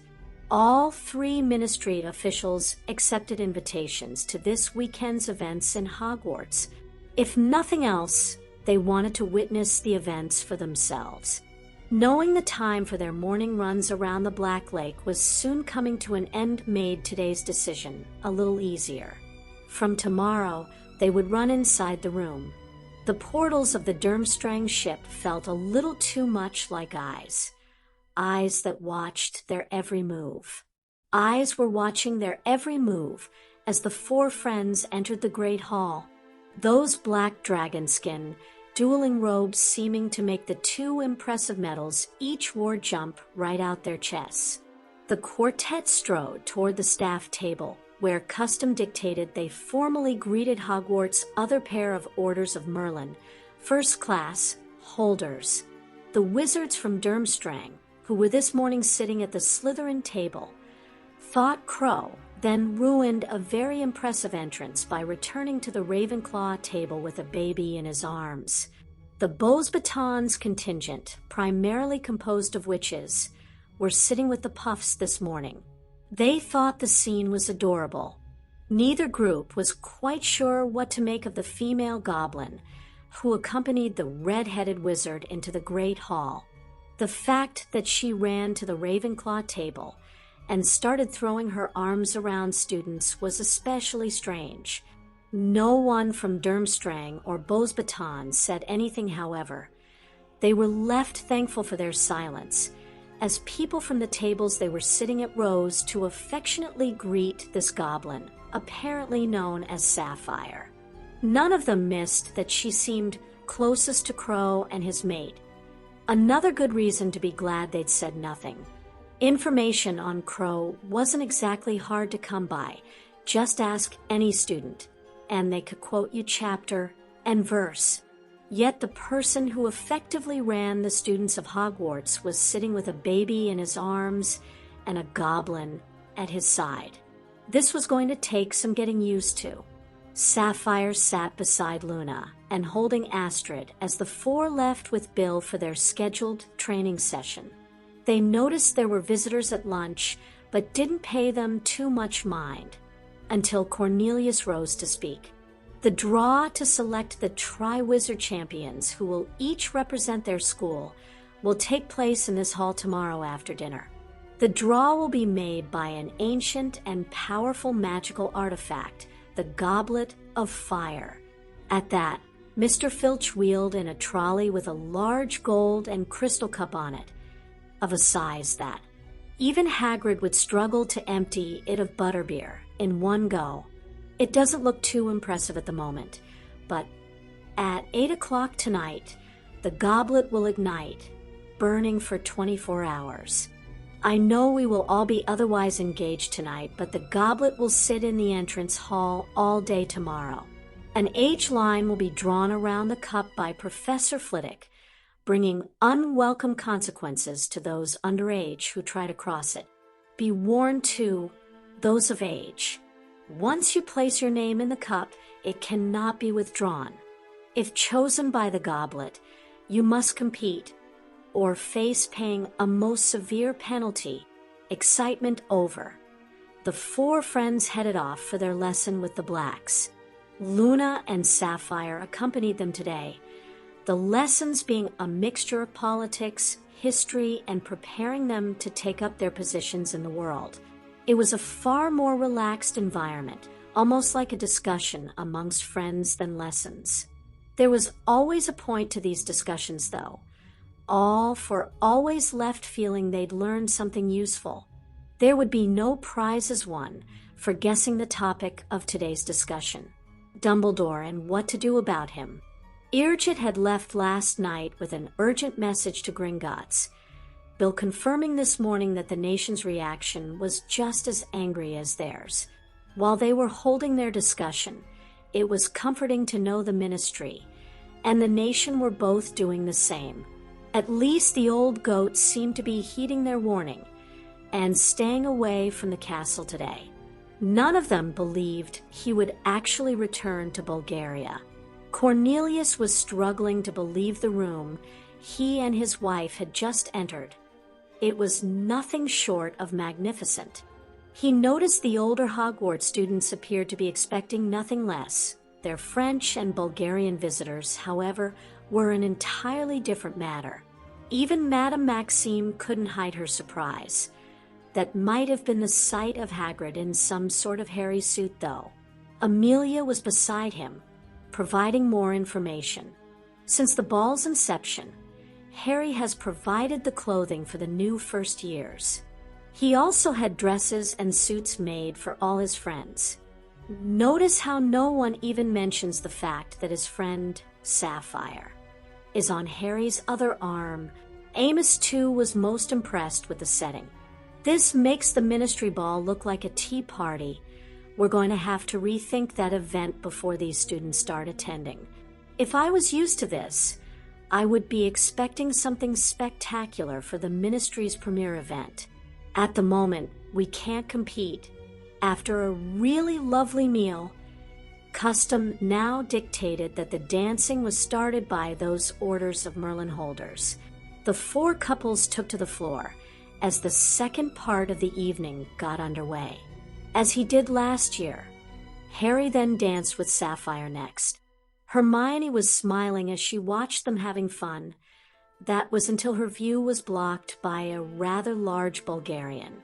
"Miss Granger, may I have the pleasure of this dance?" Deciding this might be a good move, she agreed and took to the dance floor. "Your name is Hermione?" "Actually, it's pronounced Hermione. And your name?" This almost drew a smile from the Bulgarian. "I am Victor Crumb. It is unusual for me to meet people not knowing my name. I like it." Hermione's laughter was cause for quite a few people to relax. They might all know she could handle herself, just as they all knew she would have to. There was bound to be public and political fallout, though, from a Harry-Victor Crumb confrontation. "I know exactly what you mean, Harry, and I get that a lot. In Gringotts now, everyone bows to us. It can get rather embarrassing. It's nice to go on holiday in the Muggle world and just be 2 unknown teenagers for a change. Harry, he is your mate?" "Yes, we blood bonded over 2 years ago now. We've already picked the date and location for our wedding. He is a very lucky wizard. He considers himself a goblin, but would probably agree with the rest of your sentiment. I wouldn't, though. We hadn't known each other a week when Harry raced through the castle and took down a mountain troll that was trying to kill me. We were 11. A mountain troll? In the castle? How did that happen?" "Oh, Voldemort let it in. He was teaching here. Dumbledore hid the Philosopher's Stone in the castle, and then employed a Voldemort-possessed professor to teach us defense. That all happened in our first week here, and then things just kept getting worse and worse." "How can they get worse than that?" "Oh, easy. Dumbledore has a real knack for it. Did you know he and Gellert Grindelwald were lovers when they had just left school?" The fact that the sure-footed Bulgarian stumbled at that was enough of a clue Victor didn't know. "Like your Dark Lord, V, tend not to say that name. You say both." "I'm not frightened by a name. I've actually seen Voldemort, fought against him too." "That's not strictly true, though. Harry put him out of the fight right at the start. Tonks, and I only had to charge his Death Eaters." This brought another stumble from Victor. "Those medals this beautiful witch wore told him." She was indeed telling the truth. Veer, told the brave went to Gryffindor. The smart food bee in Ravenclaw. And the beautiful. This drew another laugh from Hermione. "Why, thank you, sir. I shall take that as a compliment." The dance finished, and Victor became the second person to kiss her hand. It vast meant as one. "At least the Novich house has all the pretty vitches." "Oh, I can't let that stand. Come with me a minute." Victor followed on behind until they came to stop beside a stunning blonde. "Daphne, this is Victor. Could you please dance with him? He's under the impression that all the beautiful witches are in Ravenclaw. I'm sure you'll change his mind. After your dance, perhaps you could introduce him to Hannah and Susan, maybe Katie Bell too." Daphne took a stunned Victor by the arm and headed on to the dance floor. She looked over her shoulder to have a quick word with Hermione. "What if I want to keep them all to myself?"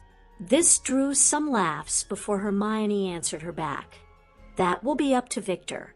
Daphne almost laughed herself at Victor's worried face. "It's all right, Victor. You'll be safe with us. We're all friends, out to have a good time at the ball. Our definition of a good time is lots of dancing and having some laughs, just so there are no misunderstandings between us.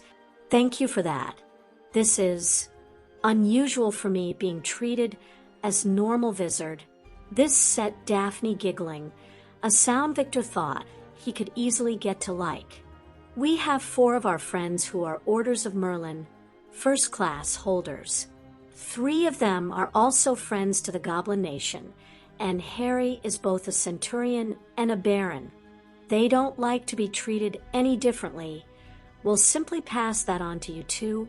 As the dance ended, Daphne thanked him, and suddenly he was dancing with someone called Susan. It was many dances later that Victor realized 2 things.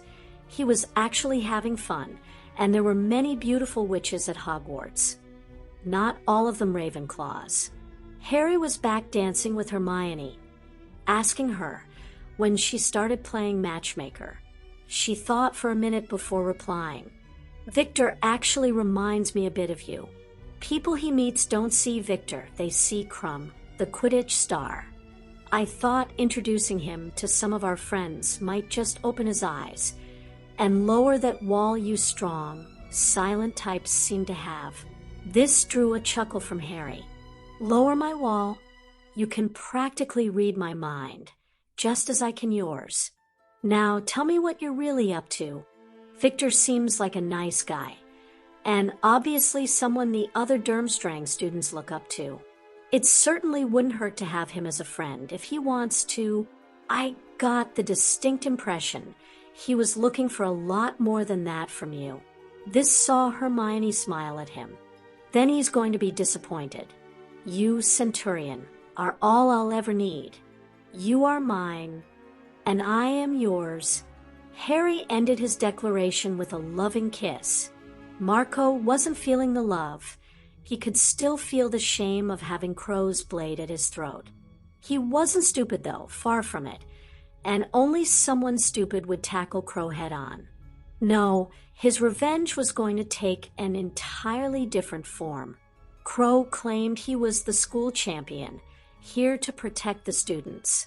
Marco's revenge would be to ruin a few of those female students. He'd already spotted a couple of the witches eyeing up the Durmstrang visitors. One in particular was making eyes at him. He was a handsome wizard. More than one girl had said so, and he knew just how to sweet-talk girls into doing what he wanted.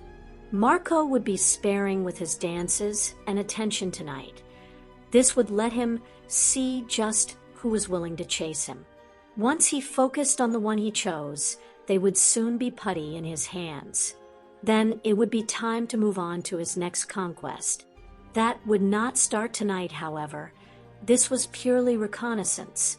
He would let the heat die down, and then, when all the attention was on the tournament and Professor Dumbledore, Marco would start his campaign. His ultimate goal would be to get with one of the witches wearing a dragon skin cloak. He would save that, though, for nearer the end of their time in Hogwarts. He might have to make a hasty retreat if he was successful. Sapphire didn't think it was deliberate on Harry's part. She also had no knowledge of how things worked for teenagers other than goblins, but the group with Harry and Hermione at its center was about as goblin as you could get. A large group of friends and family, all coming together to have a good time and looking out for one another while doing so. She had felt very comfortable at the ball last night. Between the fair, staying at KUSI, and the island, Sapphire now knew, and was friends with a large number of the people at the ball. Even staying in Hogwarts last night hadn't troubled her. Hermione, Padma, and Luna were like sisters to her now. Staying in Ravenclaw, with a room the castle had provided, had been great. She and Luna had sat chatting well into the night. Certain others had to be up for their training in the morning. Luna, being such a good friend, was why Sapphire was now uncomfortable. She would be returning to Gringotts with Assistant Ambassador Weasley after he had finished training the 8 that attended his Sunday lesson. Sitting having an early lunch, they saw the Durmstrang students arrive and head for the Slytherin table. Mentioning to Luna that she wished she'd asked Victor for an autograph, saw the blonde dragging Sapphire over. "Hi, Victor. My name is Luna, and this is my friend, Sapphire." She has only recently discovered Quidditch and was wondering if you could sign an autograph for her. This wasn't what was making Sapphire uncomfortable, though. Her blonde friend was growing, and her physical beauty would soon match the wonderful person that Luna Lovegood was.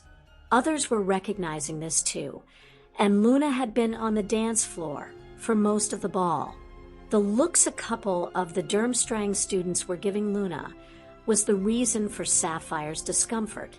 They were staring at Luna as if she was some kind of tasty morsel, something no goblin would ever stand for. Victor was a gentleman and wrote an autograph out for Sapphire.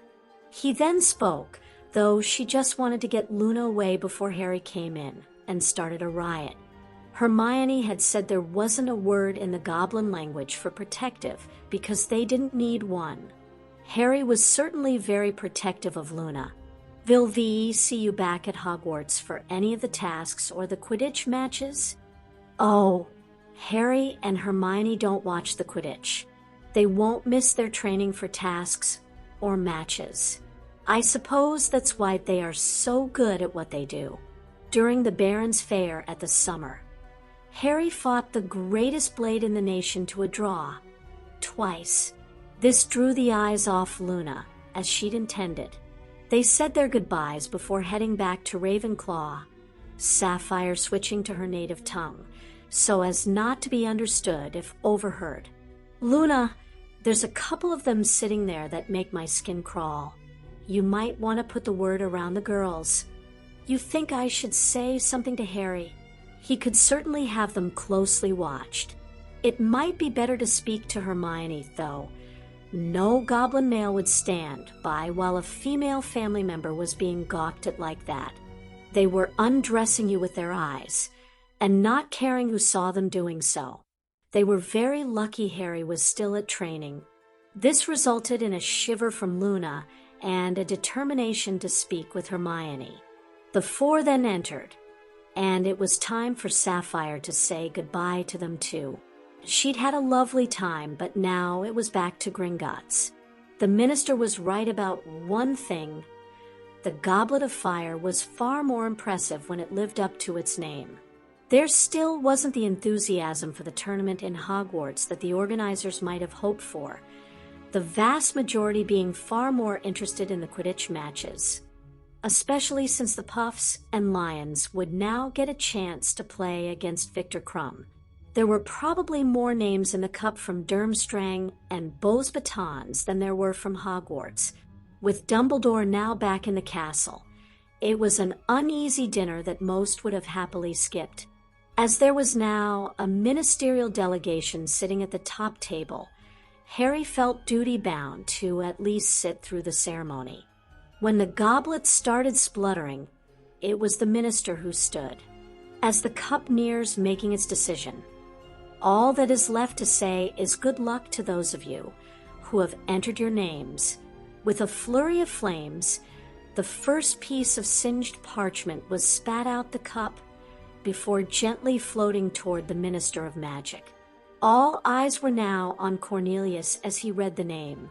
The champion for Beau's Batons is Fleur Delacour, the beautiful blonde which stood and walked regally toward her headmistress, the polite applause drowning out the fact that another Beau's Batons which was crying her eyes out because she didn't get chosen.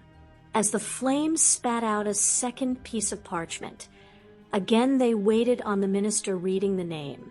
The champion for Durmstrang is Victor Krum. The Durmstrang students made a lot of noise as Victor stepped forward, though he didn't seem too happy to be standing beside Dumbledore. With the final flurry of flames, all knew this piece of parchment contained the name of the Hogwarts champion. The minister didn't keep them waiting. The champion for Hogwarts is Cedric Diggory. As the only member of their group old enough to compete, they were all delighted Cedric had been chosen to represent Hogwarts. Not half as delighted as his father, however. A beaming Amos was clapping away like a man possessed.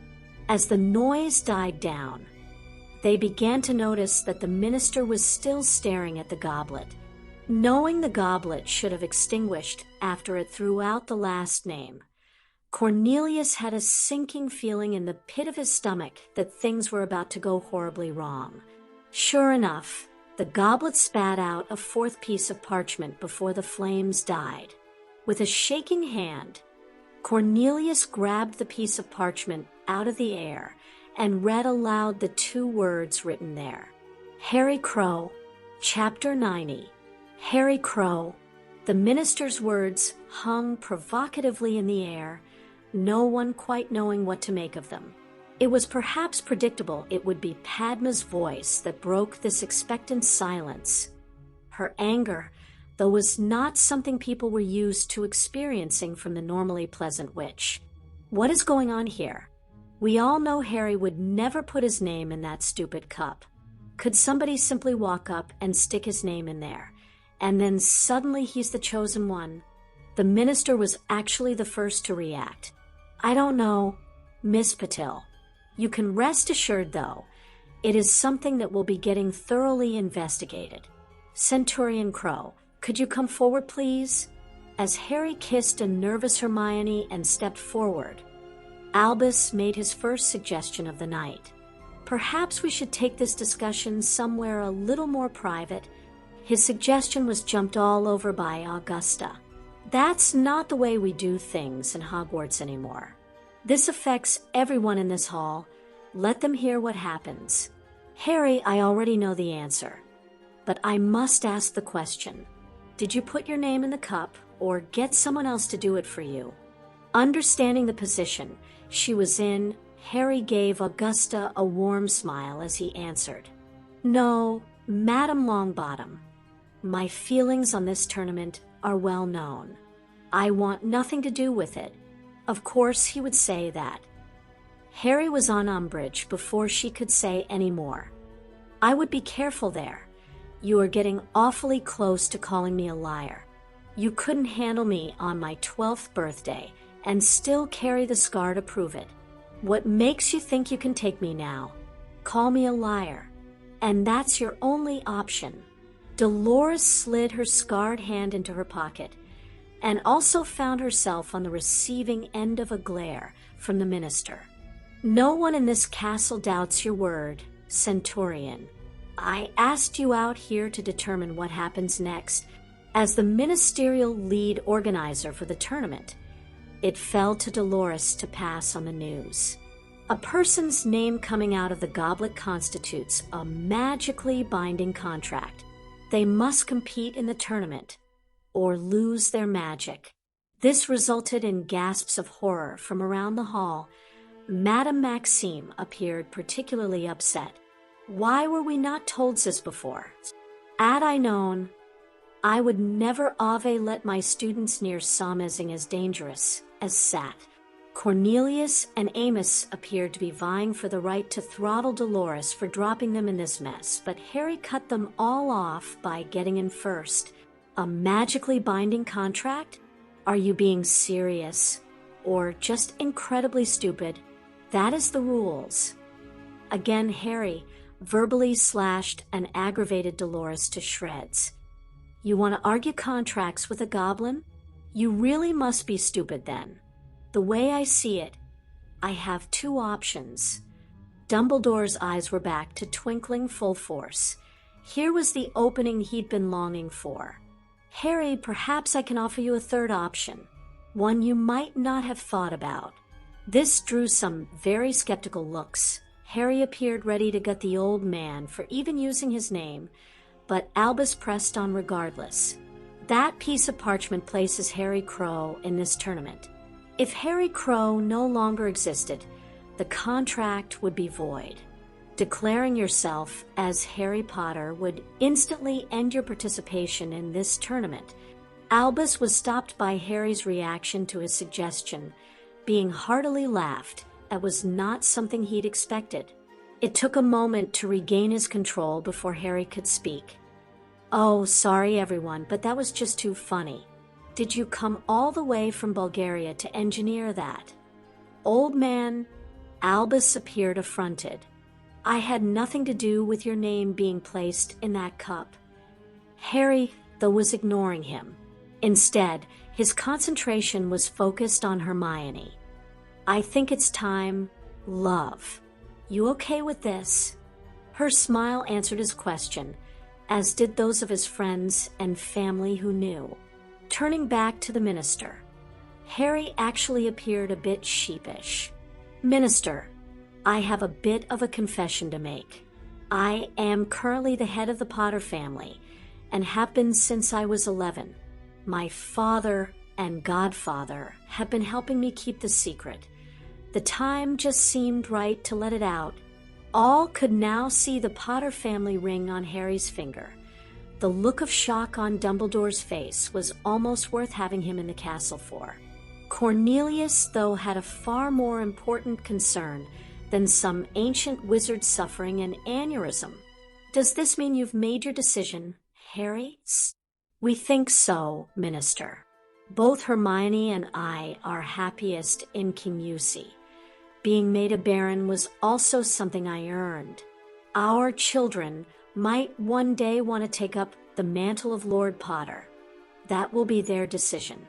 Until then, I will be the Baron of KUSI and head the Potter family. I hope this is a decision people can accept." Harry found his hand being grasped by the minister and shaken in congratulations. Cornelius was now thinking awarding that barony might be one of the smartest decisions he ever made, and was sure the wizarding public would think so too. "I can certainly accept that, Harry, and on behalf of the Ministry of Magic, hope you and your mates spend many happy years living in KUSI. Now, you mentioned a solution to this problem." A relieved Harry got back down to business. "I see two options, Minister. First, other than having a magical guardian do so, only I can enter myself into a magically binding contract. Since I'm considered an adult, am head of the Potter family, and certainly didn't put my name in that cup, no contract can possibly exist between it and me. The contract will be formed with whoever placed that piece of parchment in the goblet, not me. We could simply sit back and wait until the first task was over, and then discover the culprit by seeing who lost their magic." This drew some relieved sighs around the hall. It seemed so simple now Harry had explained it. The trouble with that solution is, if someone was put under a spell to place my name in that cup, the contract would still be bound to them. There are people currently in this castle who I certainly believe would stoop to something like that. Harry staring at Dumbledore as he said this was not lost on anyone. "My second option is foolproof, and therefore the one I choose." In a flash, Harry's sword was drawn and embedded deep in the goblet of fire. The goblet might have been impressive when lit earlier. The resulting light show as the goblin blade overpowered the magic of the cup was spectacular, if somewhat short-lived.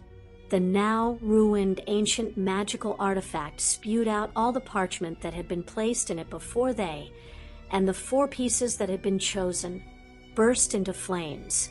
The 4 champions' parchment and any resulting contracts were now nothing but ash. There, all the contracts have been broken. You just ruined the tournament and destroyed a priceless magical object. Harry again rounded on Dolores, now thoroughly sick of that voice. "You say it was priceless. I say it was bloody useless. Someone can stroll up, pop my name in with no school written on it, and suddenly I'm a 4th champion with a magical binding contract to boot.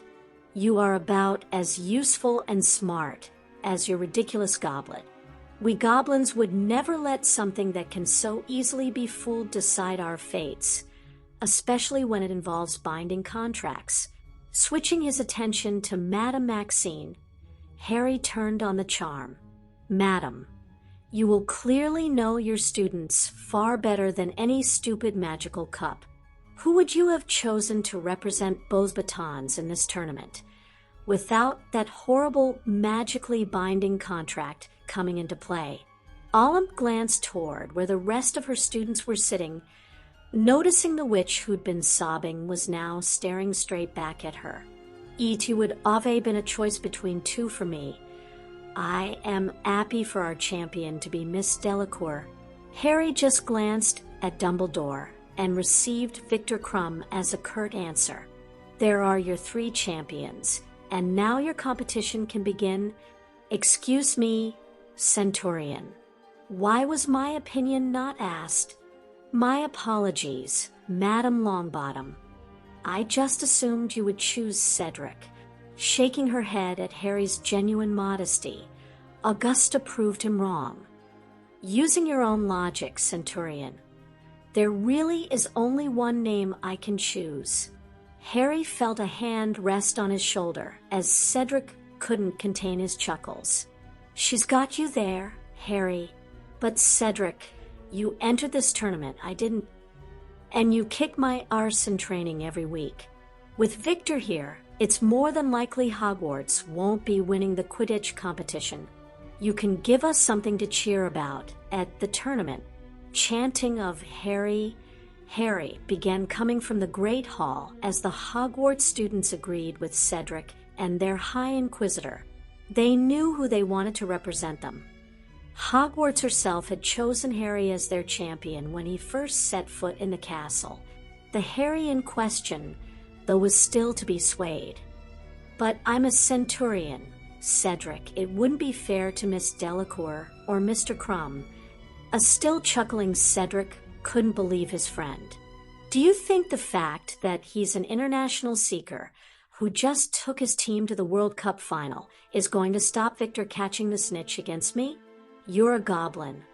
Harry, you taught us to use whatever advantage we have. The constant chanting of Harry's name was getting louder and louder, practically taunting Dolores into saying something. Perhaps this goblin is just afraid of losing to a witch or wizard. Harry didn't even justify Umbridge's comment with an answer. Instead, he went right over her head and spoke directly to the minister. Is she really necessary for this tournament? After Harry's earlier revelation, having him as Hogwarts champion in this tournament would be a massive endorsement for the ministry and practically guarantee a Hogwarts victory. Compared to that, Cornelius was certainly prepared to make some much-needed compromises. After this fiasco tonight, I think it's fair to say Madame Umbridge will be changing departments, probably right after the first task. The chanting now was really loud, and the students were stamping their feet and banging their tables in time to their chant. Such was Harry's control that, when he raised his hand for silence, he got it instantly. On those headings, and assuming I'm Madame Longbottom's choice, I will accept the nomination of being Hogwarts champion for this tournament. As a goblin, this resulted in much cheering around the hall. The Triwizard Tournament just got interesting for the Hogwarts students. Dolores couldn't believe what just happened. She'd effectively just lost her job because of that goblin bastard. She'd be kicked out of Hogwarts too. This was just too much. Glad that she'd written the next part down. One item that she had still to announce gave Dolores hope for a glimmer of revenge. The first task is designed to test the champion's daring, so we are not going to be telling you what it is. Courage in the face of the unknown is an important quality in a wizard, very important. Dolores' gaze was focused on Harry now. The first task will take place on October the 31st in front of the other students and a panel of judges. The champions will face the first challenge armed only with their wands. They will receive information about the second task when the first is over. Cornelius saw the problem at once, stepping in to solve it. Since the Centurion carries no wand, the rules will need to be changed to allow him his blades. Now, Cornelius, rules are rules. Albus found himself faced with 2 formidable witches. Since when did you follow any rules? Don't you dare start quoting rules to me.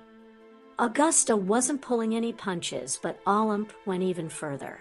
You would force CE, youngest champion, to face this task unarmed? What kind of wizard are you, Dumbledore? The Durmstrang champion, too, was having trouble hiding his disgust.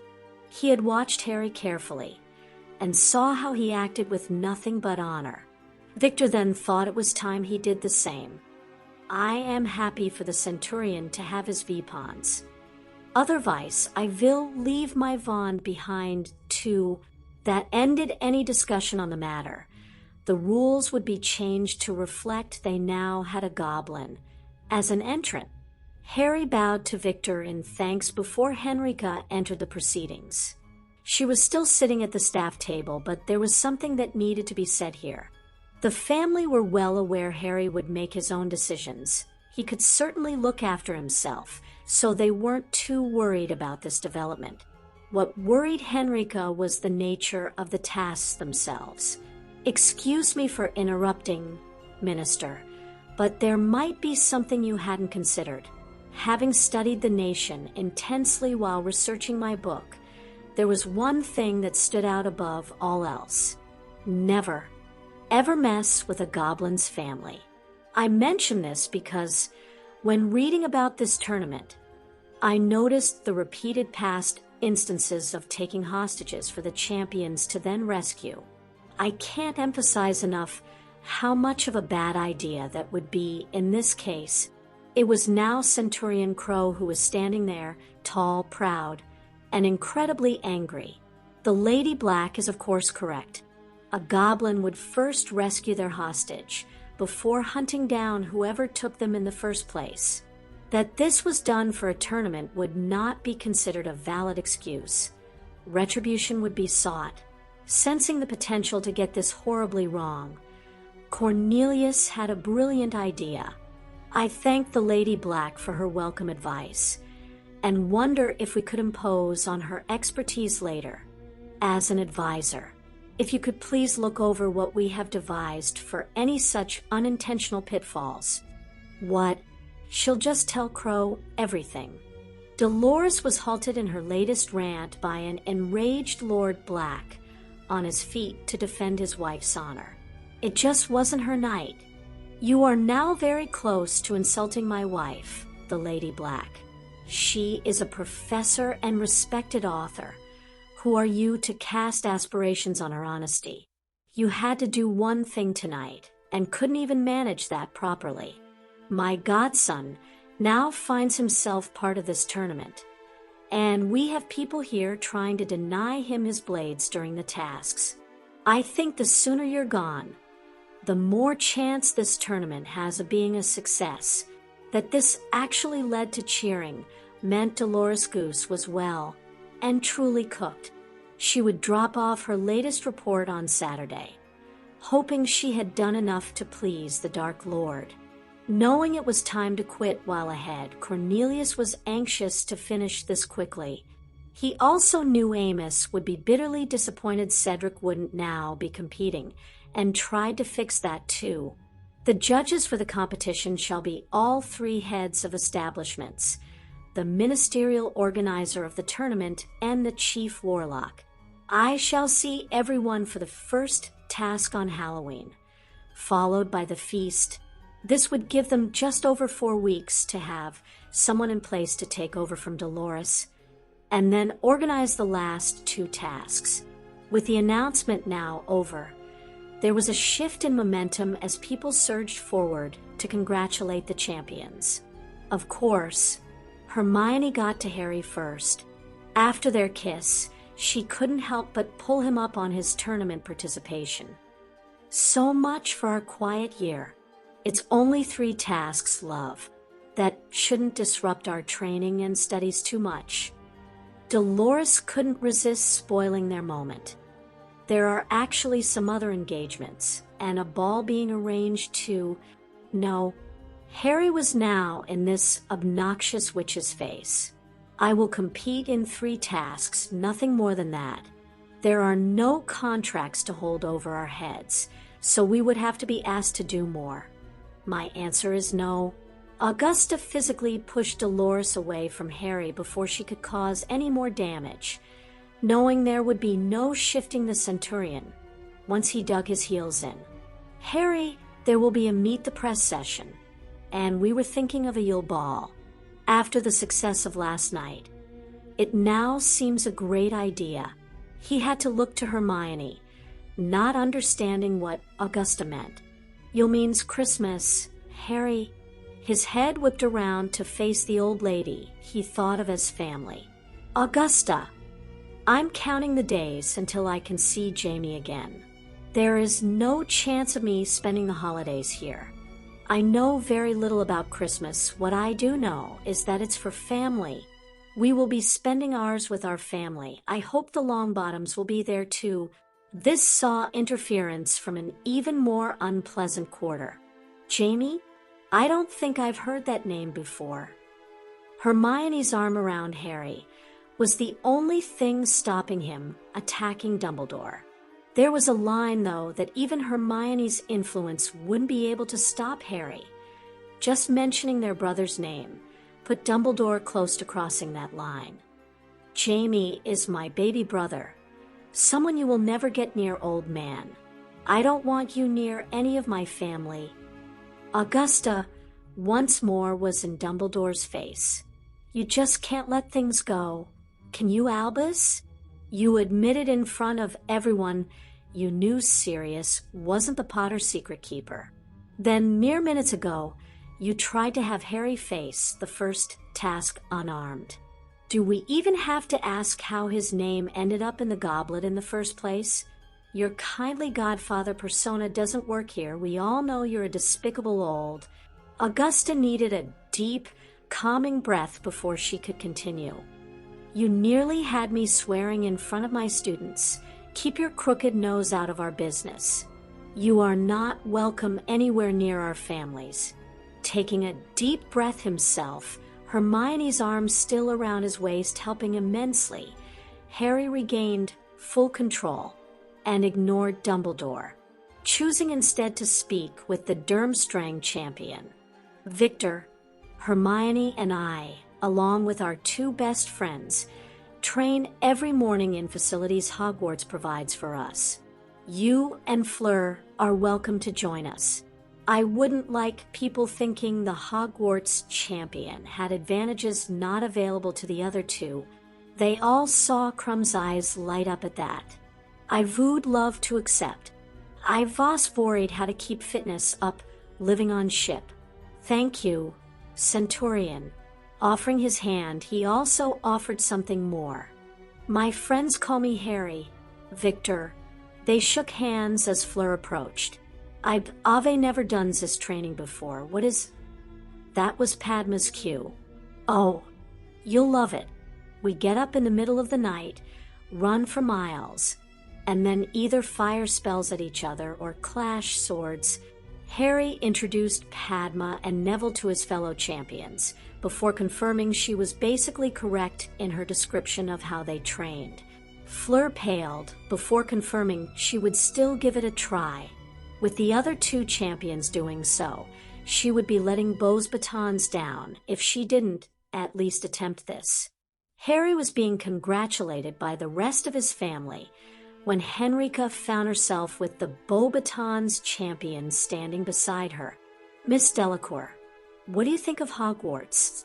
I do not think I've been more confused in my life. Henrika couldn't help but chuckle at the amount of feelings the young, which put into that statement. Let me guess, your parents warned you about how Britain was such a backward country. Then you get here, and it's not what you were expecting. How could you know that? Because 3 years ago, that was me. My parents were very worried about Avila teaching in Hogwarts. Only my connections with the goblins eased their minds. I arrived here and found things changing right in front of my eyes. Now I'm married to a lord, have a wonderful baby, and my parents are frequent visitors who love our extended family. My daughter's godfather, who is also technically my employer, is the Hogwarts champion and responsible for starting a lot of these changes. We heard a lot of stories about Airy and they are probably all true. Drop by our quarters anytime I'm not teaching, and we can have a chat. I would like Sat. Very much. You are welcome. I vividly remember what it's like to be 17. And Vila, it was a very happy Fleur who headed back to the Beauxbatons carriage with Madame Maxine. She wouldn't be so happy getting up at 5:30 in the morning. The Lady Ravenclaw was waiting on Victor and Fleur at the entrance hall the next morning. The ghost led them up to the room where the ball had been held, only for the door to open on something completely different. If anything, the room was bigger, with a running track around its edges. The four already there were doing stretches to warm up. Both witches headed straight for Fleur as Victor took off his robe and joined the boys. We didn't think you would have the proper clothes for this. I know I didn't have a clue when Neville and I started training. We were running around a tropical island though. Nothing can compare to that. Padma was pulling stuff out her ever-present bag that she and Hermione had put together. You will probably have to resize these, but they will do until you can get some of your own. The Beauxbatons champion was staring at what these witches were wearing and wondering if she was being pranked here. I would not know where even to look for clauses like C's. Oh, we can help you with that too. Hogwarts, could we have a changing room, please? Watching Fleur's face as the room obliged was priceless. Hermione was so used to the special magic of the castle. She forgot it could shock even people who'd known magic all their lives. 36 minutes later, Fleur was sure she was going to die. Both witches helped her over to a seat and handed her a bottle containing iced water. Don't worry about it. You need to build this up. Hermione has been doing this with Harry every day since she was 11. Neville and I only started last summer. Try and relax, take deep breaths, and try also to remember this will do you good. Eventually, she sat there watching as they continued running. Fleur felt slightly better when a winded Victor eventually joined her. She handed him a bottle of water from Padma's wonderful bag. The two champions sat and looked on in disbelief as the four now increased their pace. I thought I was fit. Those witches easily beat me. Padma says Hermione has been doing this every day with Harry since they were 11. No wonder they are so fit and so very close. You notice that too? All four are very close. I think both couples are bonded. They had stopped running but were not for resting. Their blades came off their backs and training continued. Harry was clearly the teacher, but to untrained eyes, the other three looked very competent with their blades too. To finish, the three attacked Harry, and Hermione's shriek of triumph when her blade nicked his upper arm told both watchers this was an unusual occurrence. Strolling over, Harry casually took a towel out his bag and wiped the trickle of blood away. Hermione then applied some dittany, and the cut was healed. That was magnifique. What? No. That was Harry holding back. Way back. Both champions looked at Padma as if she was mad. Guys, we can spare 5 minutes. Why don't you give Fleur and Victor a glimpse of what they're really up against? Hermione's armor activated as she drew her sword. Oh, feisty this morning. Don't let that lucky strike fool you, Granger. Scared, Crow? You should be. The two then went at each other at full speed, a golden Harry moving like lightning. Victor was on his feet, but Neville was right at his side. Easy there. Victor, everything is okay. It looks brutal, but she is in no danger whatsoever.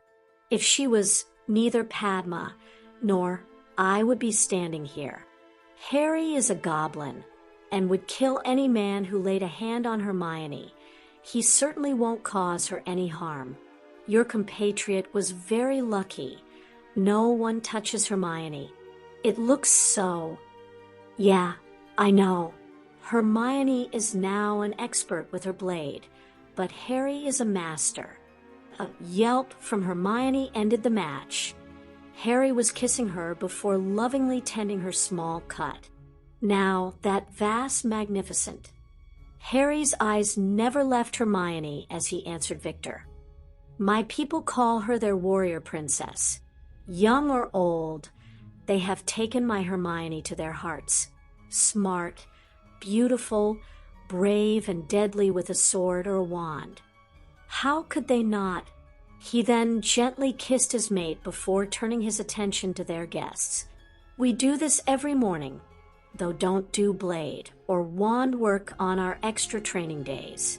You are welcome to join us for those too. Neville interrupted immediately. Harry, it's moody this week. Oh, then we'll give that a miss. That is this moody? It was Padma who replied, all joking now put aside. Moody is a who, Victor. Master Aurora Laster Moody. A very dangerous wizard who trains us once a month. He would probably use the Imperius on you too, and then have you both attack us. His justification would be that this was standard Death Eater practice, something we need to be prepared for. A horrified Fleur looked to the other three to dispute this. Instead, she got nods of agreement. Why would you put yourselves through this? Harry was standing with his arms around Hermione and answered at once. Because of me. Voldemort wants me dead. These three are determined to stand beside me if he tries to make that happen. He gave his mate a reassuring squeeze before telling these two just what was going on. We're currently trying to work out whether Voldemort was involved in any way with my name being in this tournament. We don't think so, though, because he has so little resources and Dumbledore is currently in the castle. The Merlin Ball is now an occasion that the castle's ghosts look forward to as well. They love to see the students enjoying themselves. We think Dumbledore sneaked in then and placed my name in the cup. Whether his aim was to force me to renounce my heritage, or just so he could have some influence over my life, we don't yet know. Hermione was in front of Harry, facing away, but leaning into him as his arms were around her waist. If either one of them wants a piece of you, they're going to have to go through me first. Padma instantly corrected her best friend. Us, Hermione, us. The two champions were making their way out the castle when Fleur felt she just had to comment on what they'd seen this morning. Do you get Z feelings this tournament is not saying more's on a little side issue for Aries? I think I'd better catch the snitch in these Quidditch matches. Durmstrang's chances of winning the tournament just got a lot worse. Discovering that Fleur wasn't on the Beauxbatons Quidditch team, the unanimous decision was that any game involving Victor would be played first. The Hufflepuff Durmstrang match was arranged for the 15th, with the Slytherin Beauxbatons game the following week, allowing Victor 2 weeks recovery time before facing the first task. The French champion was getting used to her morning exercises. She didn't think the word, like, would ever enter the equation. She had spent her free time studying the enigma that Harry was to her. He was every inch a warrior, yet having his goddaughter in his arms showed a completely different side to his character. She also couldn't miss how devoted some of the students were to him, especially those wearing silver crow badges and those on Potter scholarships. Fleur was struggling to understand how this incredibly busy person always made time to catch up with these younger students. He even danced with each of the scholarship girls at the ball. She had no trouble understanding how they loved him for that. It was time to see if she could get some answers to these questions. It was time to visit Lady Black. Henrika had been expecting this visit from Fleur ever since she made her offer. She also wasn't surprised at the main subject of their discussion. You are making the classic mistake we have all made at one point or another, assigning wizarding values to a goblin. Make no mistake, that's what Harry is. A centurion too. Seeing the blank expression this generated brought the teacher in Henrika to the fore. Harry's been raised as a goblin. His morals, values, and the code by which he lives his life by our pure goblin. Harry being a centurion is probably his proudest achievement. To understand that, however, you need to know more of what that position entails. Henrika was a born teacher. She loved that moment when you gave a student enough information that would allow them to connect the dots for themselves. It's not something awarded purely on his skill with a blade. There is so much more to being a centurion than that. Centurions are leaders, but again, not just by issuing commands. They are leaders by example. How they live their lives is as important as how they handle a blade. The Goblin Society is an ancient one, and Merlin was a friend to the nation. I personally think the Arthurian Knights were based on centurions. Having Fleur look at her as if she were mad saw Henrika chuckle. I always tell my students not to believe everything I say, but to research from different sources and form their own opinions. Unfortunately, in this case, there are no other sources. She rose and returned with a book in her hand. This is the only known work on the goblins. It's written by me. That was why Minister Fudge asked for my help in checking the tasks. Had they even attempted to take Hermione as a hostage, there would have been a riot. She is a very capable witch in her own right, but together, those four are an awesome force. I'm just glad it wasn't her name that came out of that goblet. There would have been blood on the floor, and hordes of goblin warriors at the castle gates. I've been training with them every morning. Tomorrow we are sharing their lesson too. Oh, you like Bill Weasley, former Hogwarts head boy before becoming a curse breaker for Gringotts. 3 years ago, he was brought back from Egypt to train Harry and his friends. He taught their entire year group 2, up until Remus started. He's now assistant ambassador to Harry's father. Barchoke, Fleur's pout would have seen most of the wizards in Hogwarts falling over themselves to put right whatever had caused it. This is not fair. The more I learn about Harry, the more confused I get. Henrika wanted to be sure there were no misunderstandings about the most important thing. You do know he and Hermione will be together. For life? Yes. Hermione as Aries' earth and soul. I do not need to be Vila to see that. I have a little sister starting school next year. Watching Ari with the younger students. I see.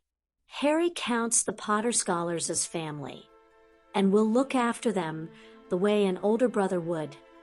This had Henrika chuckling for a moment before she explained what was funny to the younger Vila. When Sirius and I started dating, an 11-year-old Harry asked him what his intentions were toward me, since I'm employed by the Lily Potter Foundation. Sirius said it felt like being questioned by my brother. At 11, he asked his own godfathers that question. That's who Harry is. When he regards you as a friend, you have a friend for life. When he counts you as family, then Harry would do anything for you. You can easily tell the people Harry counts as family. They would all do anything for him too. Fleur left with a lot more knowledge, but was still every bit as confused. Were she to write home recommending Hogwarts as a better option for Gabrielle, her parents would drag her home, thinking she was ill or mad. She would be reading the Lady Black's book from cover to cover. The couple of copies of the Dumbledore book would soon make the rounds inside the carriage. Fleur and Victor practically being carried into the Great Hall caused a fair bit of alarm, though not from the Hogwarts contingent.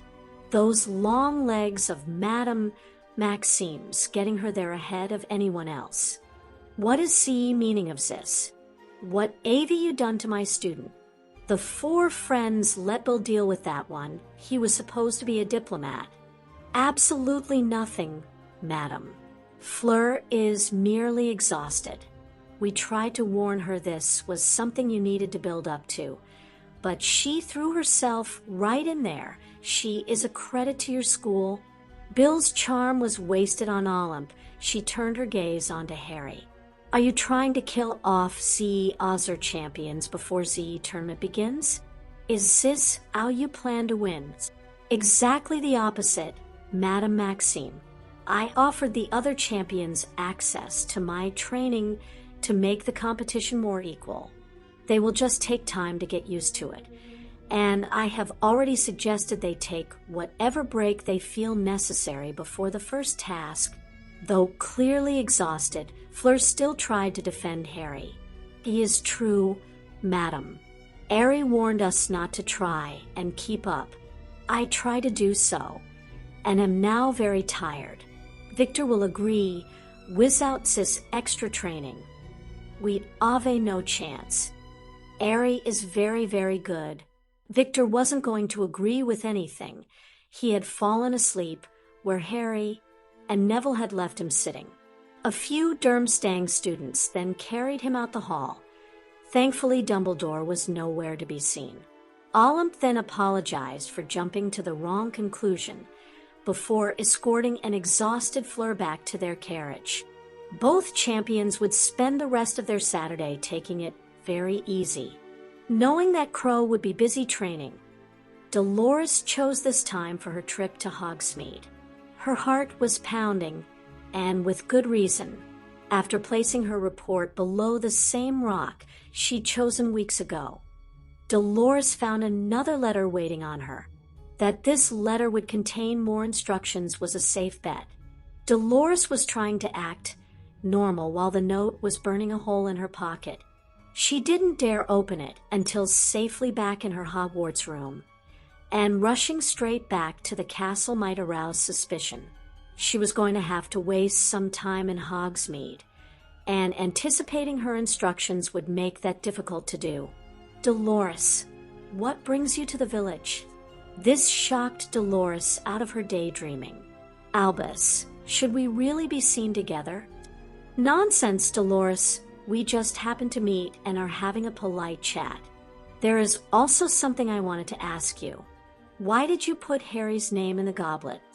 Albus' question had Dolores looking all around to see if anyone had possibly overheard. What? Don't talk rubbish. Why would you think I did that? Well, it's really quite a simple deduction, my dear Dolores. It certainly wasn't me or anyone from Durmstrang.